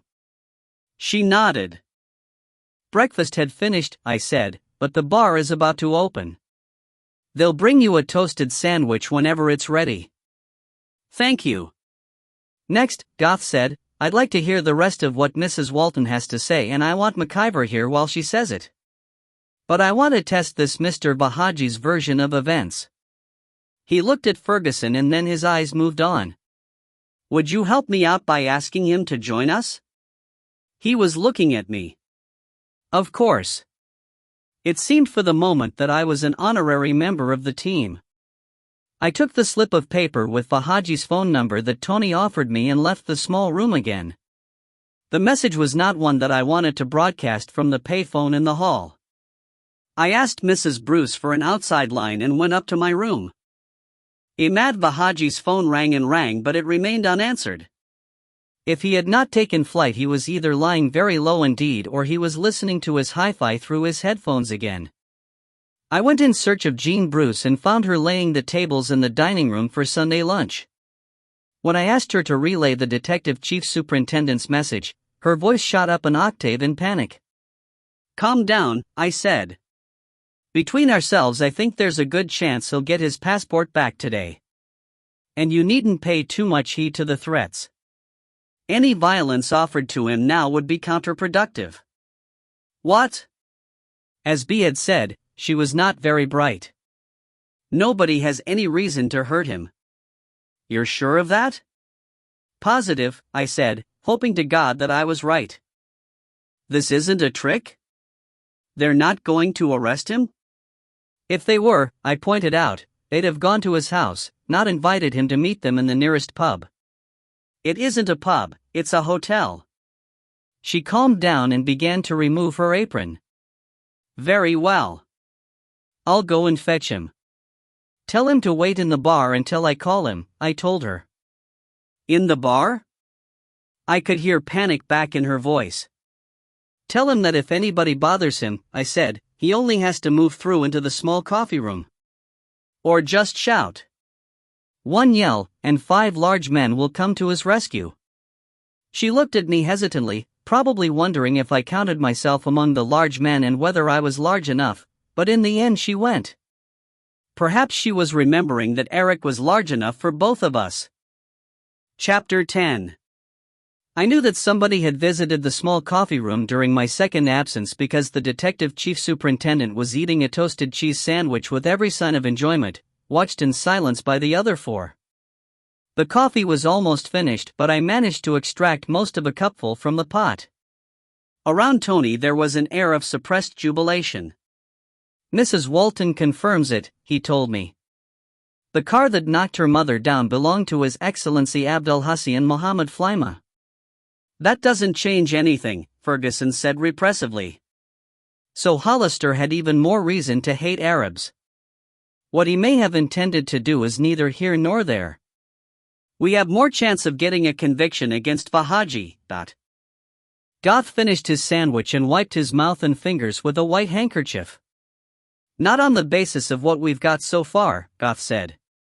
Let me interview him, Ferguson persisted. I can get you the rest. Goth regarded the detective chief inspector with increased dislike. Be careful what you say, Chief Inspector, especially in the presence of members of the public. Comments like that can be misinterpreted. A conviction at any price may look good in the statistics, but what we're after is, first, the truth, second, justice, third, a conviction. If in the process we come out smelling of roses, that's a bonus. The detective chief superintendent's tone was mild and his words were no more than a gentle admonition, but I guess that coming from an officer of considerable seniority they constituted a severe rebuke. Ferguson looked down at his fingernails in silence. Let's see where we've got to so far, Goth said. I suspect, not quite far enough. Yet. Not that I'm decrying your work, McIver, he added. Your fax was on my desk just before I left to come here. It's a good report. You've used your initiative to good effect, you give credit to others when it's due, and when you haven't had the help that was due you don't bellyache or even make the point in writing. That's a good attitude. Anytime you want to transfer to Grampian, I can find you a place in the CID. I mean it, and I'll remember. Tony flushed with pleasure.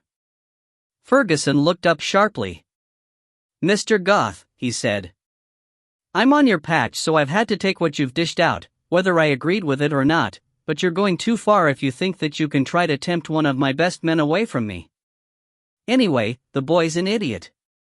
As soon as the words were out, Ferguson must have seen the conflict between his last two sentences. He turned brick red and closed his mouth as tight as a trap. Goth smiled but refrained from scoring the point.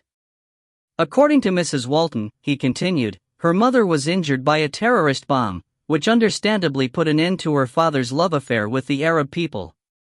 Then her mother was killed, and by another Arab.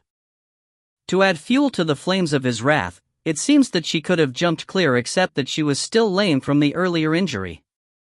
It seems very likely that the ambassador was driving, but, whoever was at the wheel, it's enough that Mr. Hollister believed that he knew who was responsible for Mrs. Hollister's death and that the culprit was avoiding justice by hiding behind his diplomatic immunity. So far so good.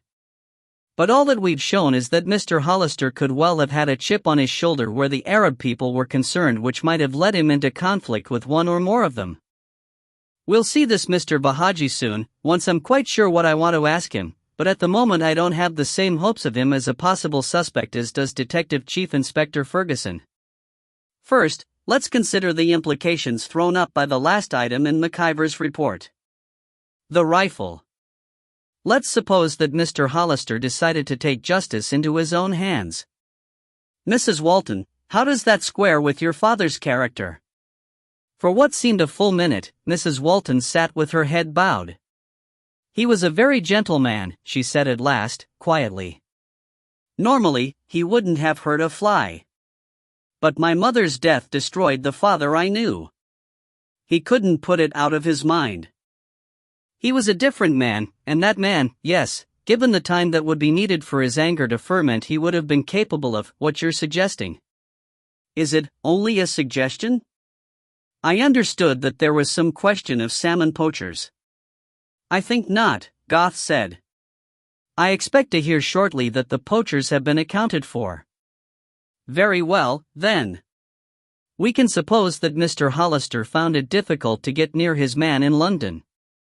He had a rifle but no weapon that would be more easily concealed. The ambassador was in the habit of escaping up here and fishing the D whenever he could get away. It would not be difficult to find out when and where a man with such a public profile was planning to take a holiday, especially for Mr. Hollister, who was fluent in Arabic.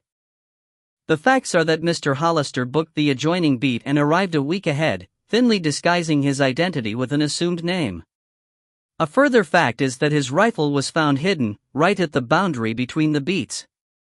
Rather than have to carry it to and fro in full view, we can guess that Mr. Hollister smuggled it into position by night and left it there, ready for use when opportunity arrived. Thus far, we have some facts which go towards proving Mr. Hollister's intentions. No more than that. By his own admission, Ibrahim Imbaresh also arrived in advance of his employer, to check the security for the ambassador's visit. He seems to have been good at his job. He penetrated Mr. Hollister's change of identity. It might be worth inquiring at the estate office as to how he managed it. Tony made a note. We know that inquiries were made about Hollister by one of the Arab embassies. Somebody may know which. Another note. Now we move from fact into what a court would regard as pure speculation.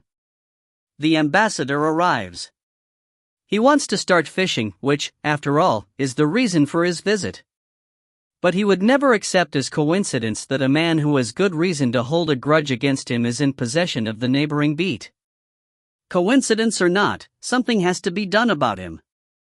Mr. Hollister comes and goes, but he is still fishing late in the evening, staying close to the bridge and waiting for his man to show himself. It seems that he had made no plans for his own escape.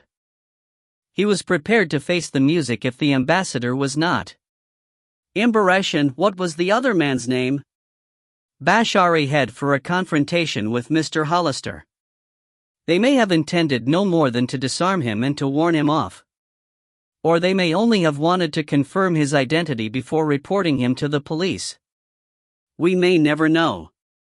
But Mr. Hollister was in an excitable state. We may suppose that they came to blows and he was struck, fatally, perhaps with his own priest.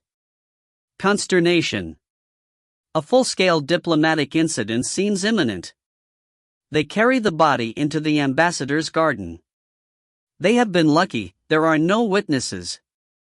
But if Mr. Hollister is found nearby, or if he disappears after having last been seen in their vicinity, the most rudimentary investigation would reveal the discrepancy of names, which in turn would uncover his grudge against the ambassador. But if he were found somewhere else, the death would have more chance of being accepted as a fishing accident. They decide to move the whole scene to the Spey. A reason that I am not inclined to credit Imad Vahaji with the killing is that theory leaves the ambassador's household up in the air, only involved by a remarkable coincidence. But if it happened as I have just suggested, we have an explanation for Vahaji's involvement. Let's suppose that one of the ambassador's staff comes up with another idea for a fallback plan.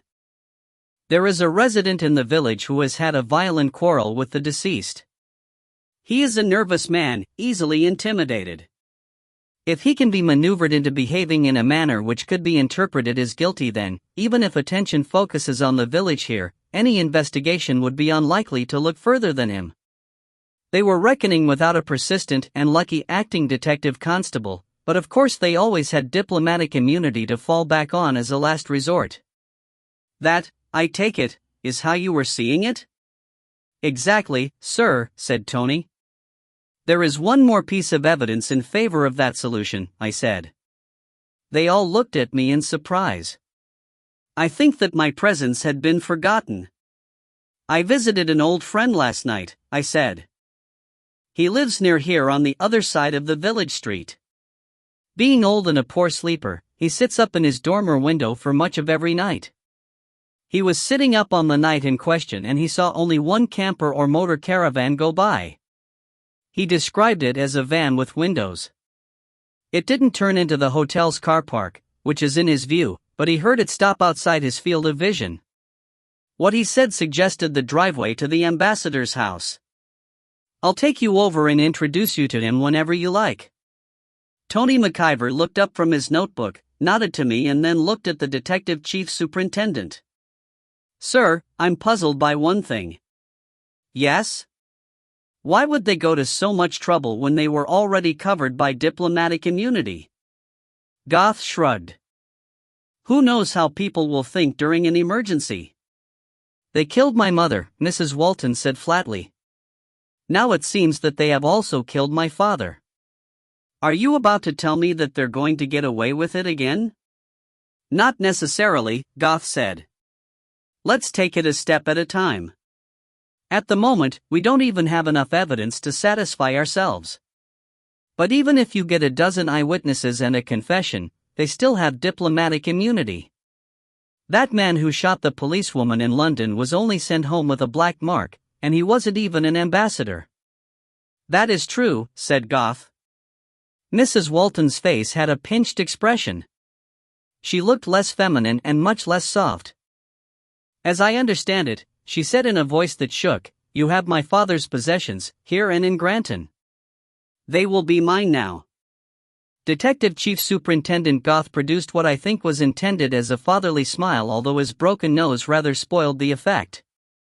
He could have told her not to be a fool, or he could have acted as a heavy-handed policeman would. But he decided to be gentle. When your father's estate has gone through probate, and if you are the legatee, and if by then you have obtained a firearms certificate, and if we are satisfied that you have good reason for ownership, we shall be happy to deliver the rifle to you, he said. As my ear became attuned to Goth's voice, his accent of origin emerged from behind the veneer of education. In Scotland, and particularly the northeast, accents change every 10 miles. His, I thought, had once been Aberdeen City rather than Aberdeenshire. There was a contrast there with Tony's sibilant Highland lilt or Ferguson's Central Belt growl. But that could take months, Mrs. Walton protested. Quite so. And by that time His Excellency will, I rather think, be out of the country. And beyond justice. Mrs. Walton, her tears forgotten, was taut with fury. That's unacceptable. It's unconscionable. It just must not be. Have patience, Goth said. We may agree with your sentiments. But I am a servant of the law. This is the time for seeing what evidence can be uncovered. We'll worry about diplomatic immunity once we can be sure who's guilty, but there's one possible witness who's been overlooked, I put in. They all looked at me again. I struggled on. You're short of evidence. There's only one avenue I can think of for positive evidence one way or the other, and the man you want was in the bar the last time I came through there. If you'll excuse me for a moment. Bring him in here by all means, Goth said. I went through to the bar. Imad Bahaji was sitting by himself, backed into a corner and clutching a large, amber drink as if for moral support. He caught my eye and looked a nervous question, but I shook my head and made a sign which I hoped suggested both encouragement and patience. Harry Codlington, looking slightly more cheerful than usual, was telling fishing stories to a small group of other disenfranchised anglers. When he arrived at what is called in television circles a natural break, I tapped him on the shoulder. Spare a minute? I asked. Somebody wants some information. It's important. What it is to be popular. Harry said to his companions. I'll be back in a minute. Don't leave me out of the next round or I'll sue. Who wants me? The police, I said. They want you to help them with their inquiries. Harry stopped dead. I put that badly, I said. I haven't dropped you in it and they don't suspect you of anything. You may have seen something useful and that's all. I led him into the coffee room and performed introductions. With us, we brought Harry's drink and the rich smell of a bar in full flood. I saw Eric's nose twitch. Would anybody like a drink? He inquired. Goth smiled. I think we might stretch the rules for once. Why not? He said. Eric made a long arm and stabbed the bell. Goth nodded to me. Harry told us that he was in Granton on Monday, I said. This may be a waste of breath, but if he came back late enough. Quite right, Goth said. I pulled up another chair to the coffee table and we Saturday. We're still inquiring into the death of Bernard Hollister, Goth said. You know what I'm talking about? Harry nodded. I can't say more than that for the moment. Tell me about Granton on Spey. Harry's eyebrows went up. His mildly expansive mood seemed to have been short-lived, but he decided to play along, picking his words. I went through for the day, to get some coaching from a fishing instructor, and, he paused. We need not concern ourselves with the reason for your journey, Goth said. I gathered that Tony's report had made mention of Harry's love life. You went over the lact? Of course I went over the lact. Why wouldn't I? Any other road that isn't about 3 times as far is very little better. Jean Bruce came in and tried to look questions at me while she took an order from Eric. Despite Mr. Goth's assurance, Harry Codlington was ill at ease and refused the offer of another drink. Ferguson also decided to abstain. Goth asked for a large malt, Mrs. Walton for a small brandy, and the rest of us for beer. What time did you start back? Goth asked. Late. It was dark. I was perfectly sober, Harry said indignantly. Goth hid a smile. I am not concerned with that, except in so far as it may have affected your memory. In fact, if you happen to have put a dent in a certain oncoming vehicle, I might even be grateful. I saw Harry relax. He had, I decided, not only gone to Granton in amorous pursuit of his friend's wife, but had celebrated his success before driving back. I'm sorry, Harry said, but more cheerfully. No dent. I can't help you there. On the way back, what other vehicles did you meet? Very few. You don't get a lot of late-night traffic over the hills. Most drivers try to time their journeys by daylight. When there's low cloud, it's like driving in thick fog and the headlamps throw beams of milk. On that sort of road, it's no joke. How was it that night? Clear. Some cloud in 2 places on the peaks. What other traffic did you meet? Goth asked again. I was paying more attention to staying on that truly awful road, Harry said. I do remember. Jean Bruce interrupted us again to distribute drinks. Eric signed the chit. The detective chief superintendent added a single drop of water to his malt whiskey and sampled it with satisfaction. Yes? He said to Harry.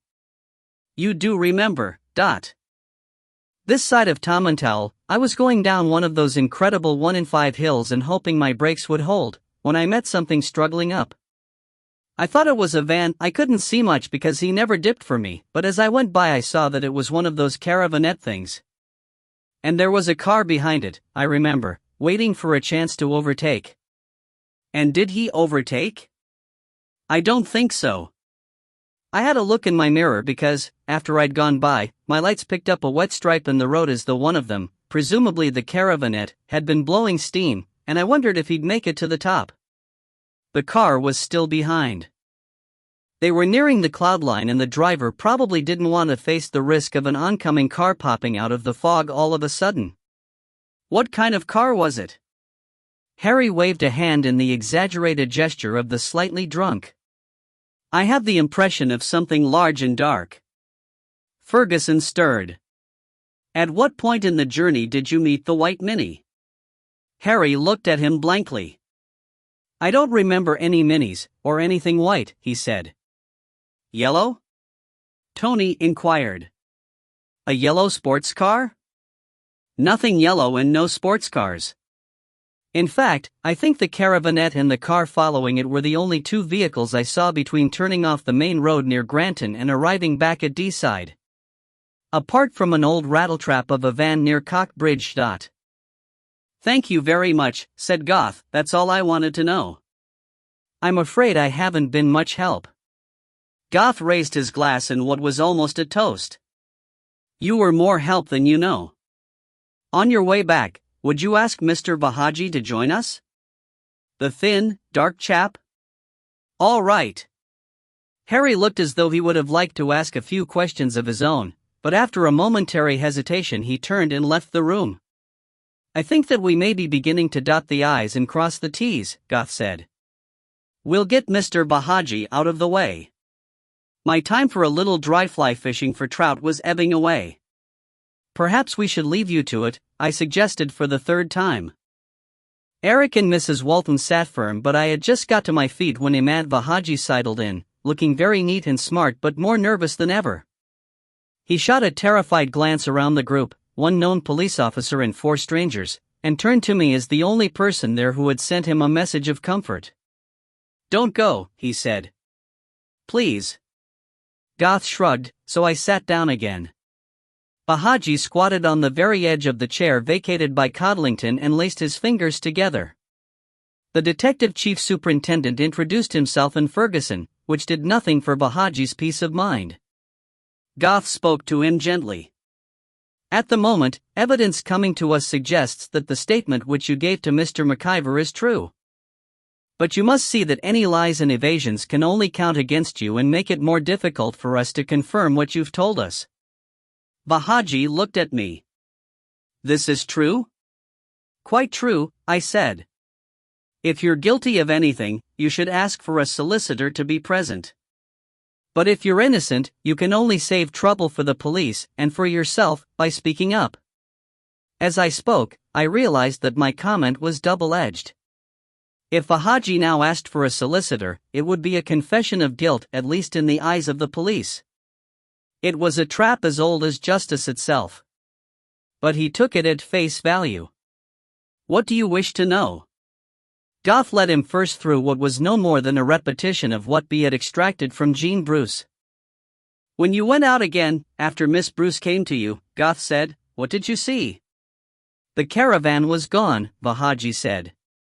"A policeman came suddenly out of the shadows. I nearly ran away. Then I decided that I was trapped. He asked me what I was doing there. It seemed to me that all that had been said to Miss Bruce must be true. I said that I couldn't sleep and had come out for a walk. I showed him that I had pajamas on under my jacket and trousers, and he seemed satisfied. I nearly fainted from relief." "Did you notice anything else?" "There were lights. But my distance vision is not good." "Lights, where?" "At the ambassador's residence." Goth came at last to the missing element. "Please understand," he said, "that we must know everything about Mr. Hollister, his attitudes, and anything that anyone might be holding against him. We can't accept your story in full if we don't know the reason for your attack on Mr. Hollister. If it's irrelevant, it will be forgotten. But we must know." Bahaji's hands were clasped together so tightly that I could see whiteness spreading through the dusky skin. He glanced at me and I nodded encouragingly. "If I tell you this," he said, "I must again open old wounds and say things which I had hoped to forget. But I will do it, not because I am afraid but because I wish to help you to find whoever did this terrible thing. It is true that I fought with Mr. Hollister, but later I came to know that he was a good man despite what he had said." "Get on with it, man," Ferguson said. Goth frowned him into silence. "Take your time," Goth said. DCI Ferguson looked out of the window at the hotel's fecund garden inside. Bahaji took a few moments to settle down. "Alec," he said at last, "the man serving at the bar, had told me of Mr. Hollister's great loss and I was sad for him, because I am another who knows the desolation of the soul that comes when one loses a loved one. So when Mr. Hollister asked for directions to the filling station, which is always open, I sat down with him and told him how to find the place. He thanked me politely, but his manner was stiff, I thought because of his pain. And, meaning no more than to help because my heart was sad for him, I told him of my own loss. I had a very dear sister, the baby of the family, and when our parents died I became as a father to her." Bahaji looked from one to the other of us. Tears were running down his cheeks, but he managed to retain a slender dignity. "We were very close. When she smiled the birds sang, or, if they did not, I sang for them. I wanted only her happiness. I hoped for a good marriage for her, but while I waited I allowed her to go to the university. There she became involved with a man and I thought that he might be the man for her. I did not know it at the time, but he was a member of Islamic Jihad. He persuaded her to run away and join their ranks. I was frantic, but not all my efforts nor money nor family connections could find a trace of her. From time to time, perhaps 3 or 4 times a year, a message would reach me. Usually it would be a short letter pushed through the door during the night with not even a stamp or a postmark to tell me where it was from. It would tell me that she was alive and well and that she still loved me, and sometimes it would ask for the understanding that I could not give her. That would be all. I could not have answered her even if I had known what to say. The last news that I had of her was 3 years ago. I learned that she had died when a car bomb that she was driving through Jerusalem exploded prematurely. It was left to me to identify her, but all that they could offer me was the remains of a necklace that I had once given her. It was all that was left. All this I told him. I was about to tell him of my grief and then to explain that one can forget and go on living. An old hurt and a new happiness may exist together. Miss Bruce is helping me to know it, and I hope that I could help him. That is when he said what he did, and for a moment I went mad. What did he say? Goth asked patiently. Bahaji suddenly folded down almost into a fetal position and his voice came muffled. Must I repeat it? Write it down if you can't say the words aloud, Goth said gently. No. I cannot run away from memory forever. Bahaji sat up, squared his shoulders and wiped his eyes. Mr. Hollister said that the explosion that killed my sister took place near the house he then lived in. He said that he found pieces of her flesh in the garden, but... Mrs. Walton opened her mouth, but Goth frowned her into silence.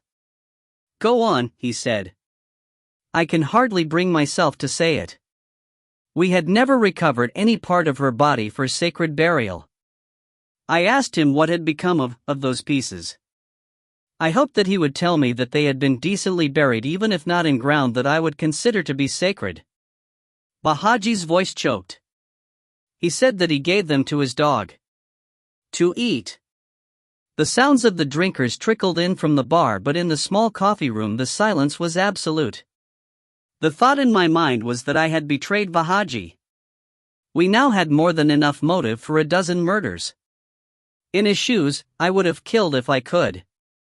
Mrs. Walton broke the silence. As Imad Bahaji's tears had dried, hers had broken. That was a terrible thing to say, she said. But it wasn't true. Bernard Hollister was my father. He never lived in Jerusalem and he never had a dog in his life. He disliked dogs. Bahaji slowly uncurled. So he told me when he came to see me.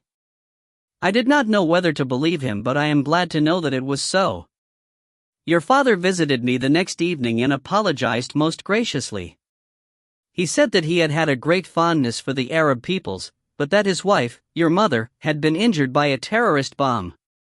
He said that if her leg had not still been stiff, she would not have been caught by the car that hit her, a car that was driven by another Arab.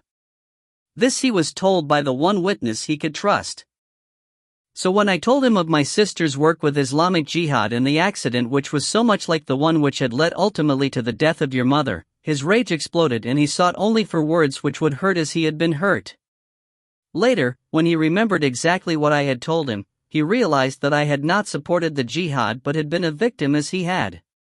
He was weeping as he told me, we were weeping together.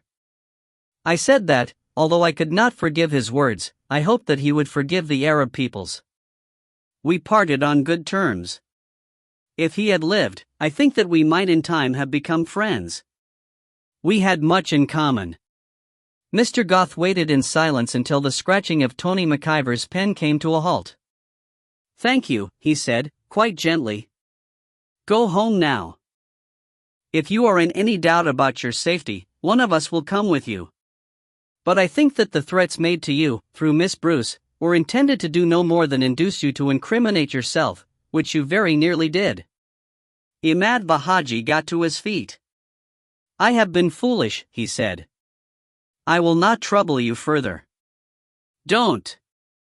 And go to your work by bus tomorrow. Leave your car keys with Mr. McIver. Do you want your passport back? Tony asked him, accepting the keys of the Porsche.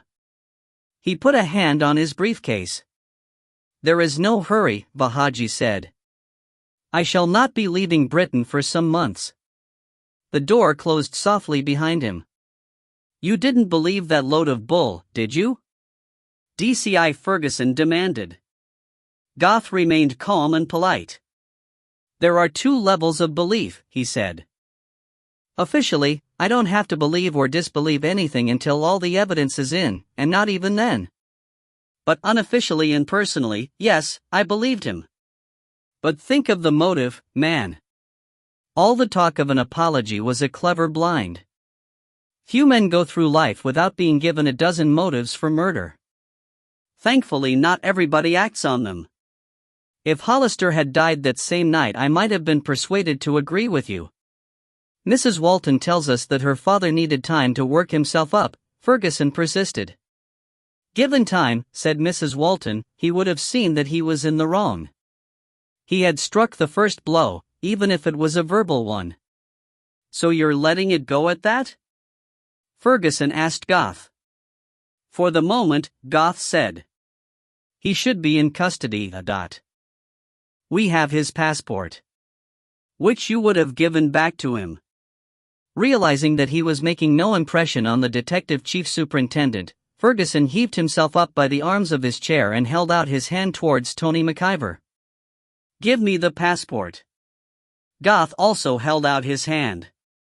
"I'll take it," he said, "for return to its holder." Tony hesitated for only a second. Goth was the senior officer and he was on his home territory. Tony placed the passport in Goth's hand. "So that's how it goes," Ferguson said grimly. "I don't have to stay here to be thwarted at every turn. I'm going back now and I'll meet my procurator fiscal tomorrow. We'll see about starting proceedings. And you, young man," he turned his glare on Tony, "be in my office at 9 a.m. on Monday." He slammed out of the room. Goth glanced at his watch. "Well now," he said. "We think that we know what happened, but proof, so far, is sadly lacking. It may be that the forensic science team can produce some evidence of the body having been transported in one vehicle or another." He finished his whiskey. "I'm getting too old for being jerked out of my sleep in the small hours, but I'm beginning to revive. We'll take a break. I need to do some telephoning and to grab an early lunch if the hotel is so obliging." "Use my room," I said. "Mrs. Bruce will give you an outside line, if you ask her." "Thank you. Shall we meet again, here, at say 2? Does that include US? Eric asked. Goth considered. "If you can spare the time," he said. "McIver seems to have leaned heavily on you already. It's a point in his favor. A good policeman should be able to enlist the public's help, not invite their active hindrance." "Sir," said Tony, "I think I know where we might get some evidence, but I could be wrong." "Go and find out," Goth said. "I may not be back at 2. "If you're not," Goth pointed out, "you're not. And don't worry about DCI Ferguson. I can spike his guns for him. Do you want to transfer to Grampian and into criminal investigation?" "Very much," said Tony. "I'll arrange to borrow you on secondment until we can fix a transfer. Run along now." Chapter 11. He walked to the hotel for a snack lunch and found me toying with a pint and a sandwich at a table in the bar. Despite the weekend, she seemed to have obtained the services of a hairdresser. I thought I could detect the faint complacency of a woman who knows that she is looking her best. "Good afternoon," she said. "May I join you?" "Of course," I said. "Shall I?" "Don't get up." She put a friendly hand on my shoulder, pressing me back into my chair, and went to collect from the bar a half pint of shandy and one of the individual steak pies which were a speciality of the house. She sat down opposite me. "Where is everybody?" Among the babble of Sunday lunchtime drinkers we were as private as we would have been on a mountain top. "Tony McIver's gone hunting for evidence," I told her. "Detective Chief Superintendent Goth arrived and is eating and telephoning upstairs. The dead man's daughter, a Mrs. Walton, also turned up, exhausted by traveling, and she's taken a room and gone for a lie-down. We're to meet again around 2. I really meant Eric, she said, as you very well know. I took note of the fact that she considered Eric to be everybody. He went through to the dining room for a proper lunch. Gorging again? He seems to have lost at least some of his appetite, I told her. For all the breakfast he took, I could almost have managed it. I nearly added that he must be in love, but I had the sense to hold my tongue. She looked pleased. And the great mystery? Seems to be nearing a solution but without proof. I expected a dozen questions about the investigation, but she seemed to be satisfied to know that progress was being made. I wanted to talk to you about Eric, she said. After all, you're his best friend. I must have let my surprise show. I liked Eric even if I was sometimes hard on him. It was a sad reflection on his lonely existence that I should be counted his best friend while he would barely have made it into my top 10. Well, that's the impression I get, she said. He thinks a lot of you. And you don't say very much, but you seem to notice a lot. I wanted to ask you something. Ask me what? She took refuge in her meal while she gathered her thoughts. You remember the present he gave me? She said at last. It was clothes. You probably guessed. I opened it up yesterday and went through it, even tried some of it on. It's beautiful stuff and well chosen, even if some of the lingerie is a little young for one of my age. The rest of it suits and even fits me. It must have been very expensive. Wholesale to Eric, I said, and before tax. That's not the point. She hesitated and I thought that I detected a faint, becoming blush. I expect I'm old-fashioned. I was brought up to believe that a lady didn't let a gentleman put anything on her that she wouldn't let him take off her again. Gloves were acceptable, or a hat. Shoes only just. I kept a straight face. I don't suppose that Eric saw it quite like that. It just happens to be the line he's in. He said that there were no strings. But there are always strings, she said. He walked me home last night after you went to bed, and on the way he was hinting. No, not so much hinting as fishing. There's an apt word for you, she said, smiling. He was fishing to know how I'd react if he suggested a closer relationship. I hoped that Eric had fished with more delicacy than he showed at the river. He's afraid of rejection. You think so? His wife didn't die on purpose, but deep down I think that he feels that she deserted him. Under all that flesh he's very vulnerable, I said. Don't be unkind, she said severely. He only eats because he's unhappy. He misses Amy terribly. I think he sees the clothes thing as a sort of language, a way for me to give a sign without having to say it all aloud. But I really like him. I wouldn't want to get into anything I couldn't get out of. Don't grin like the Cheshire Cat. I'm talking about relationships, not clothes, anything I couldn't get out of without hurting him. Not unless I was sure. I can't tell you whether you're sure. No. But at least you can give me an opinion. Could Eric ever be happy with somebody else, after Amy? That was an enormous question. She had hardly touched her shandy. I fetched another pint for myself while I thought about it. Your voice throws him, I said. Amy and I did sound alike. The family were always being confused, on the phone. Would it matter? It would pass, I said. It's your voice too, and he'd soon come to accept it as such. His only reservation is that he thinks that you might starve him, No fear of that, she said, laughing. I enjoy my food too. I just don't like to see him overdoing it. I'd rather have a gourmet than a gourmand. She became serious again. But if we had a relationship, if we married even, would I just be an Amy substitute? Does any second wife start off other than as a substitute for the first? I think he's seeing you as a separate person already, I said carefully. As I understand it, you look very different. He chose clothes to suit you, not Amy. That's true, she said, looking happier. I hesitated before going on. Advice that seems good at the time can turn out to be disastrous. It's none of my business to advise you, I said. I don't know whether either of you would be happy. But Eric's face, in repose, used to depress me, it looked so miserable. Since he met you, I've caught him smiling to himself. Looking at it from Eric's angle, he desperately needs somebody else in his life. He's free to please himself, but that's a difficult thing to do, to ask yourself, what do I want to do? You might as well ask yourself, am I happy? Or would I be happier if I did this or that? The question is unanswerable or self-negating, because if you have to ask it, you aren't. So he ends up doing nothing very much and hating it. One of the multinationals has been making offers for his string of shops, but he keeps putting them off.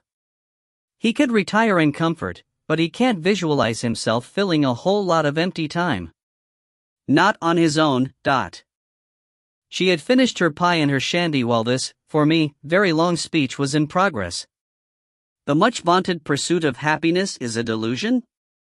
Happiness is either there or it's not. You fall into it almost by accident. All you can pursue are favorable circumstances.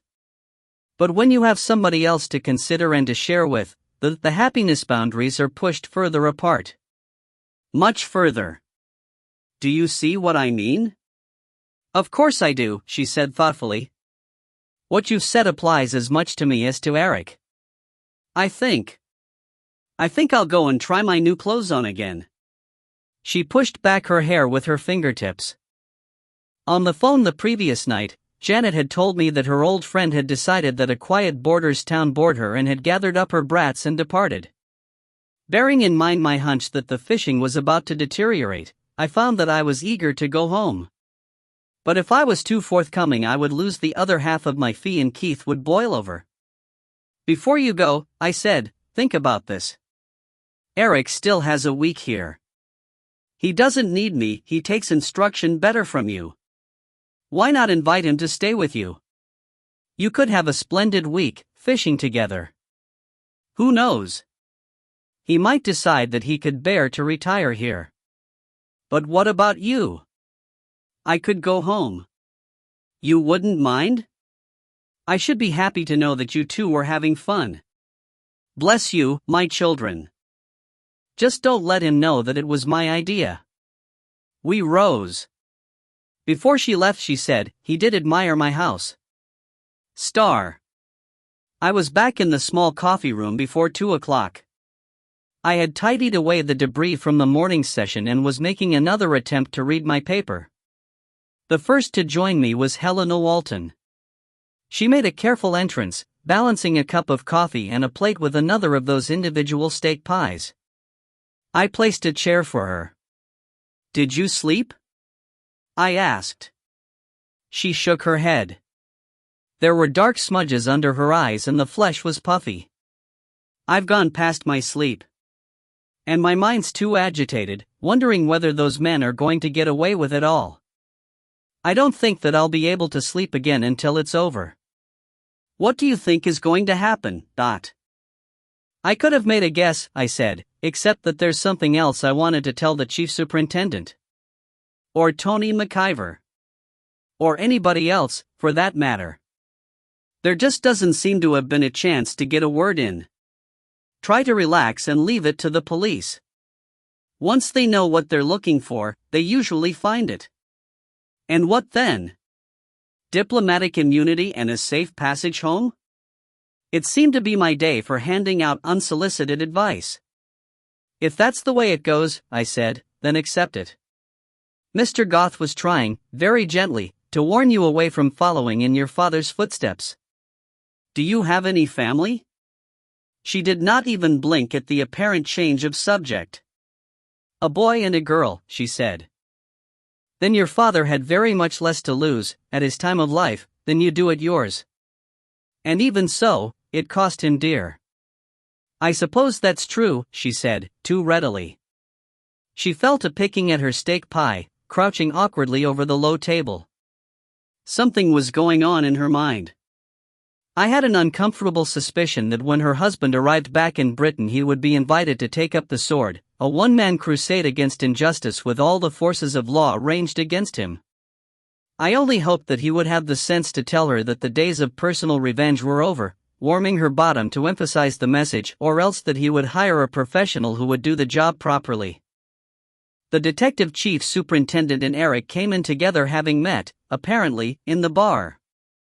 Goth was carrying a small whiskey and Eric, to my surprise, brought with him only a half-empty glass of wine from his lunch. Goth saw me glance at his drink and was not offended. "My driver will come back for me when I call for him." "No sign of young McIver?" he asked as he settled down, facing the three of us. "Not yet," I said. "I hope that means he's onto something." "We won't wait for him. I shall have to get back to Aberdeen shortly, but first," he said to Mrs. Walton, "I thought I'd bring you up to date. And you two gentlemen have been so deep in our confidence that you may as well know the rest, what there is of it. It may also help you to understand why there is a paramount need for confidentiality.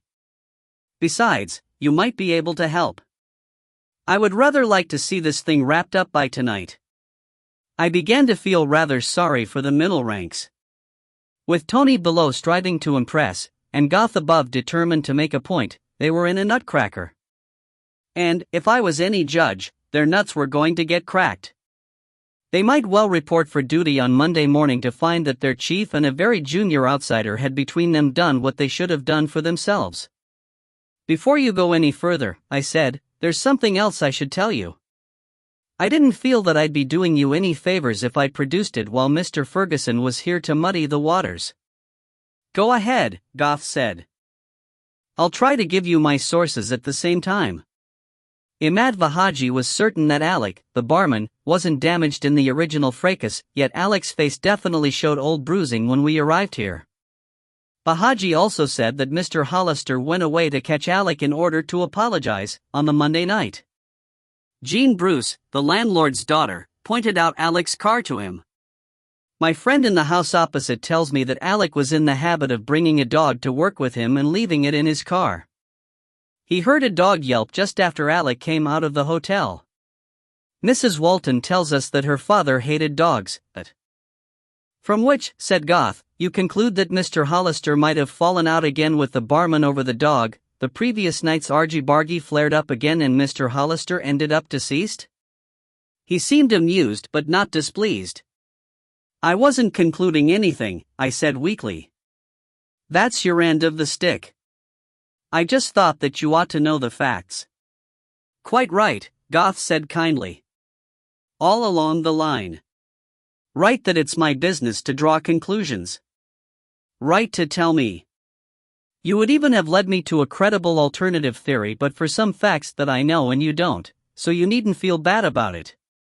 The business that got me out of my bed in the small hours was the arrest of the poachers, the same gang that assaulted the gilly and the water bailiff here last week. They tried it on again below Banghari last night, but this time we were ready for them. Even so, it turned into a major scrap. They made a run for it and there was a fight when we managed to stop them. One of our cars was wrecked and two of my men ended up in hospital, the result of personal violence, not the car smash. However, we nailed the 5 of them in the act, with the van full of nets and salmon, and in view of the violence to police officers they'll go down this time and they know it. But their time after the poaching affray on Monday night is accounted for. They were stopped and cautioned for a faulty tail lamp in Perth on their way back to base, all 5 men present. They also know the form and they weren't going to say a word. However, the fiscal's a wily man and he has a wide discretion as to whether, for instance, the 2 incidents are tried separately, or together, or the men are tried on one count and allowed to have the other taken into consideration or kept on file. These things can make a big difference at the time of sentencing, especially if the police are prepared to say that the accused had given help on another and bigger case. I don't know what sort of deal has been struck and, frankly, I'd prefer not to know. The latest word is that they've made statements about the Monday night and, of course, once one man starts to talk the rest can only follow on. They haven't taken us very far, but it's a start. They are ready to swear that Mr. Hollister's motor caravan was not in its place when they came past it around midnight. And when they reached the bridge, there was an outside light on at the big house and 2 vehicles at the door. Then both vehicles drove off and the house became dark and quiet. The poachers set to work, but the ghillie and the water bailiff arrived almost immediately. Eric sat up suddenly and snapped his fingers. "And Alec the barman was one of them," he said. "Correct," said Goth. "Alec furnished the local knowledge. But there's not the least doubt that he was with them on the Monday night and that they all went on to commit another poaching offense downstream. None of them transported Mr. Hollister to Granton, which makes it very unlikely that they offered him any violence. And it's too much to hope that they recognized the motor caravan outside the ambassador's house?" Eric asked. "Unfortunately, yes," said Goth. "However, the rest of my news may be considered more promising. I have also spent some time on the phone to the Foreign Office.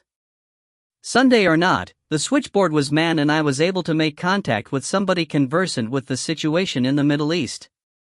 At the time when Mrs. Hollister died, it would have been impolitic to proceed against the ambassador.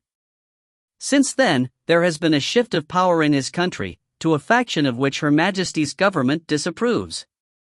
The new rulers would very much like to mend fences with the West, but our government is rather hoping for an excuse to show signs of its disapproval." "Would they agree to a prosecution?" Mrs. Walton asked quickly. "At first glance, diplomatic immunity would seem to hold good. But given some proof of a criminal offense, not necessarily sufficient proof to satisfy a court of law, but enough to make it clear to the world that the action was not taken lightly, they would be prepared to declare the ambassador and his household personae non grati, or whatever the proper plural may be." "And they get off again," Mrs. Walton said. "You could say so. On the other hand, the ambassador's family is not favored by the new regime. They have been stripped of money and power and several of them seem to have disappeared. A return home in disgrace, after doing serious damage to relations which the regime had been trying to improve, would not exactly be greeted with a red carpet. They would be lucky to end up guarding the new Emir's harem, after suitable surgical intervention. One tends to forget how primitive some parts of the world remain, even parts which, because of close trade associations, gain an illusion of familiarity." It took a few seconds for Goth's last few words to sink in. Then I felt a shiver up my back and I saw Eric flinch. "I could settle for that," Mrs. Walton said grimly. "At last we have an explanation of why they tried so hard to cover up the killing instead of relying on diplomatic immunity," I said. "Quite so," Goth said. "In fact, there had already been some tentative discussions about political asylum. Now consider this for a moment. Faced with the consequences of being sent home and disgrace, the ambassador and his men might well prefer to take a chance on political asylum, even if a condition of it were to be that they forego their diplomatic immunity, retrospectively, and take their chances in a British court." "I would rather see them sent home," Mrs. Walton said, "if you are right." Goth nodded, keeping his face impassive. "I expect you would. And it may come to that. Happily for them, the decision is not yours. So far, the case rests largely on motive, which has little value as evidence. Millions of people may have a motive for a bullion robbery, but they can't all be guilty. Now that we know who to ask and what to ask them, we may be able to build up a case and, of course, forensic science may come to our aid. But for the moment we are still far short of the necessary proof." He looked past us. "Or are we?" "Perhaps not," said Tony's voice. At some point while the detective chief superintendent was speaking, he had come into the room and stood waiting. Now he came forward and slipped into the spare chair. "This morning," he said, "when Imad Vahaji mentioned the all-night filling station, at first I couldn't think why Mr. James was making faces at me. Then it occurred to me. On Sunday, Mr. Hollister was asking the way to it. So the motor caravan was short of fuel. But a few minutes later he became rather preoccupied and he seems to have been fishing for all of the Monday until his death.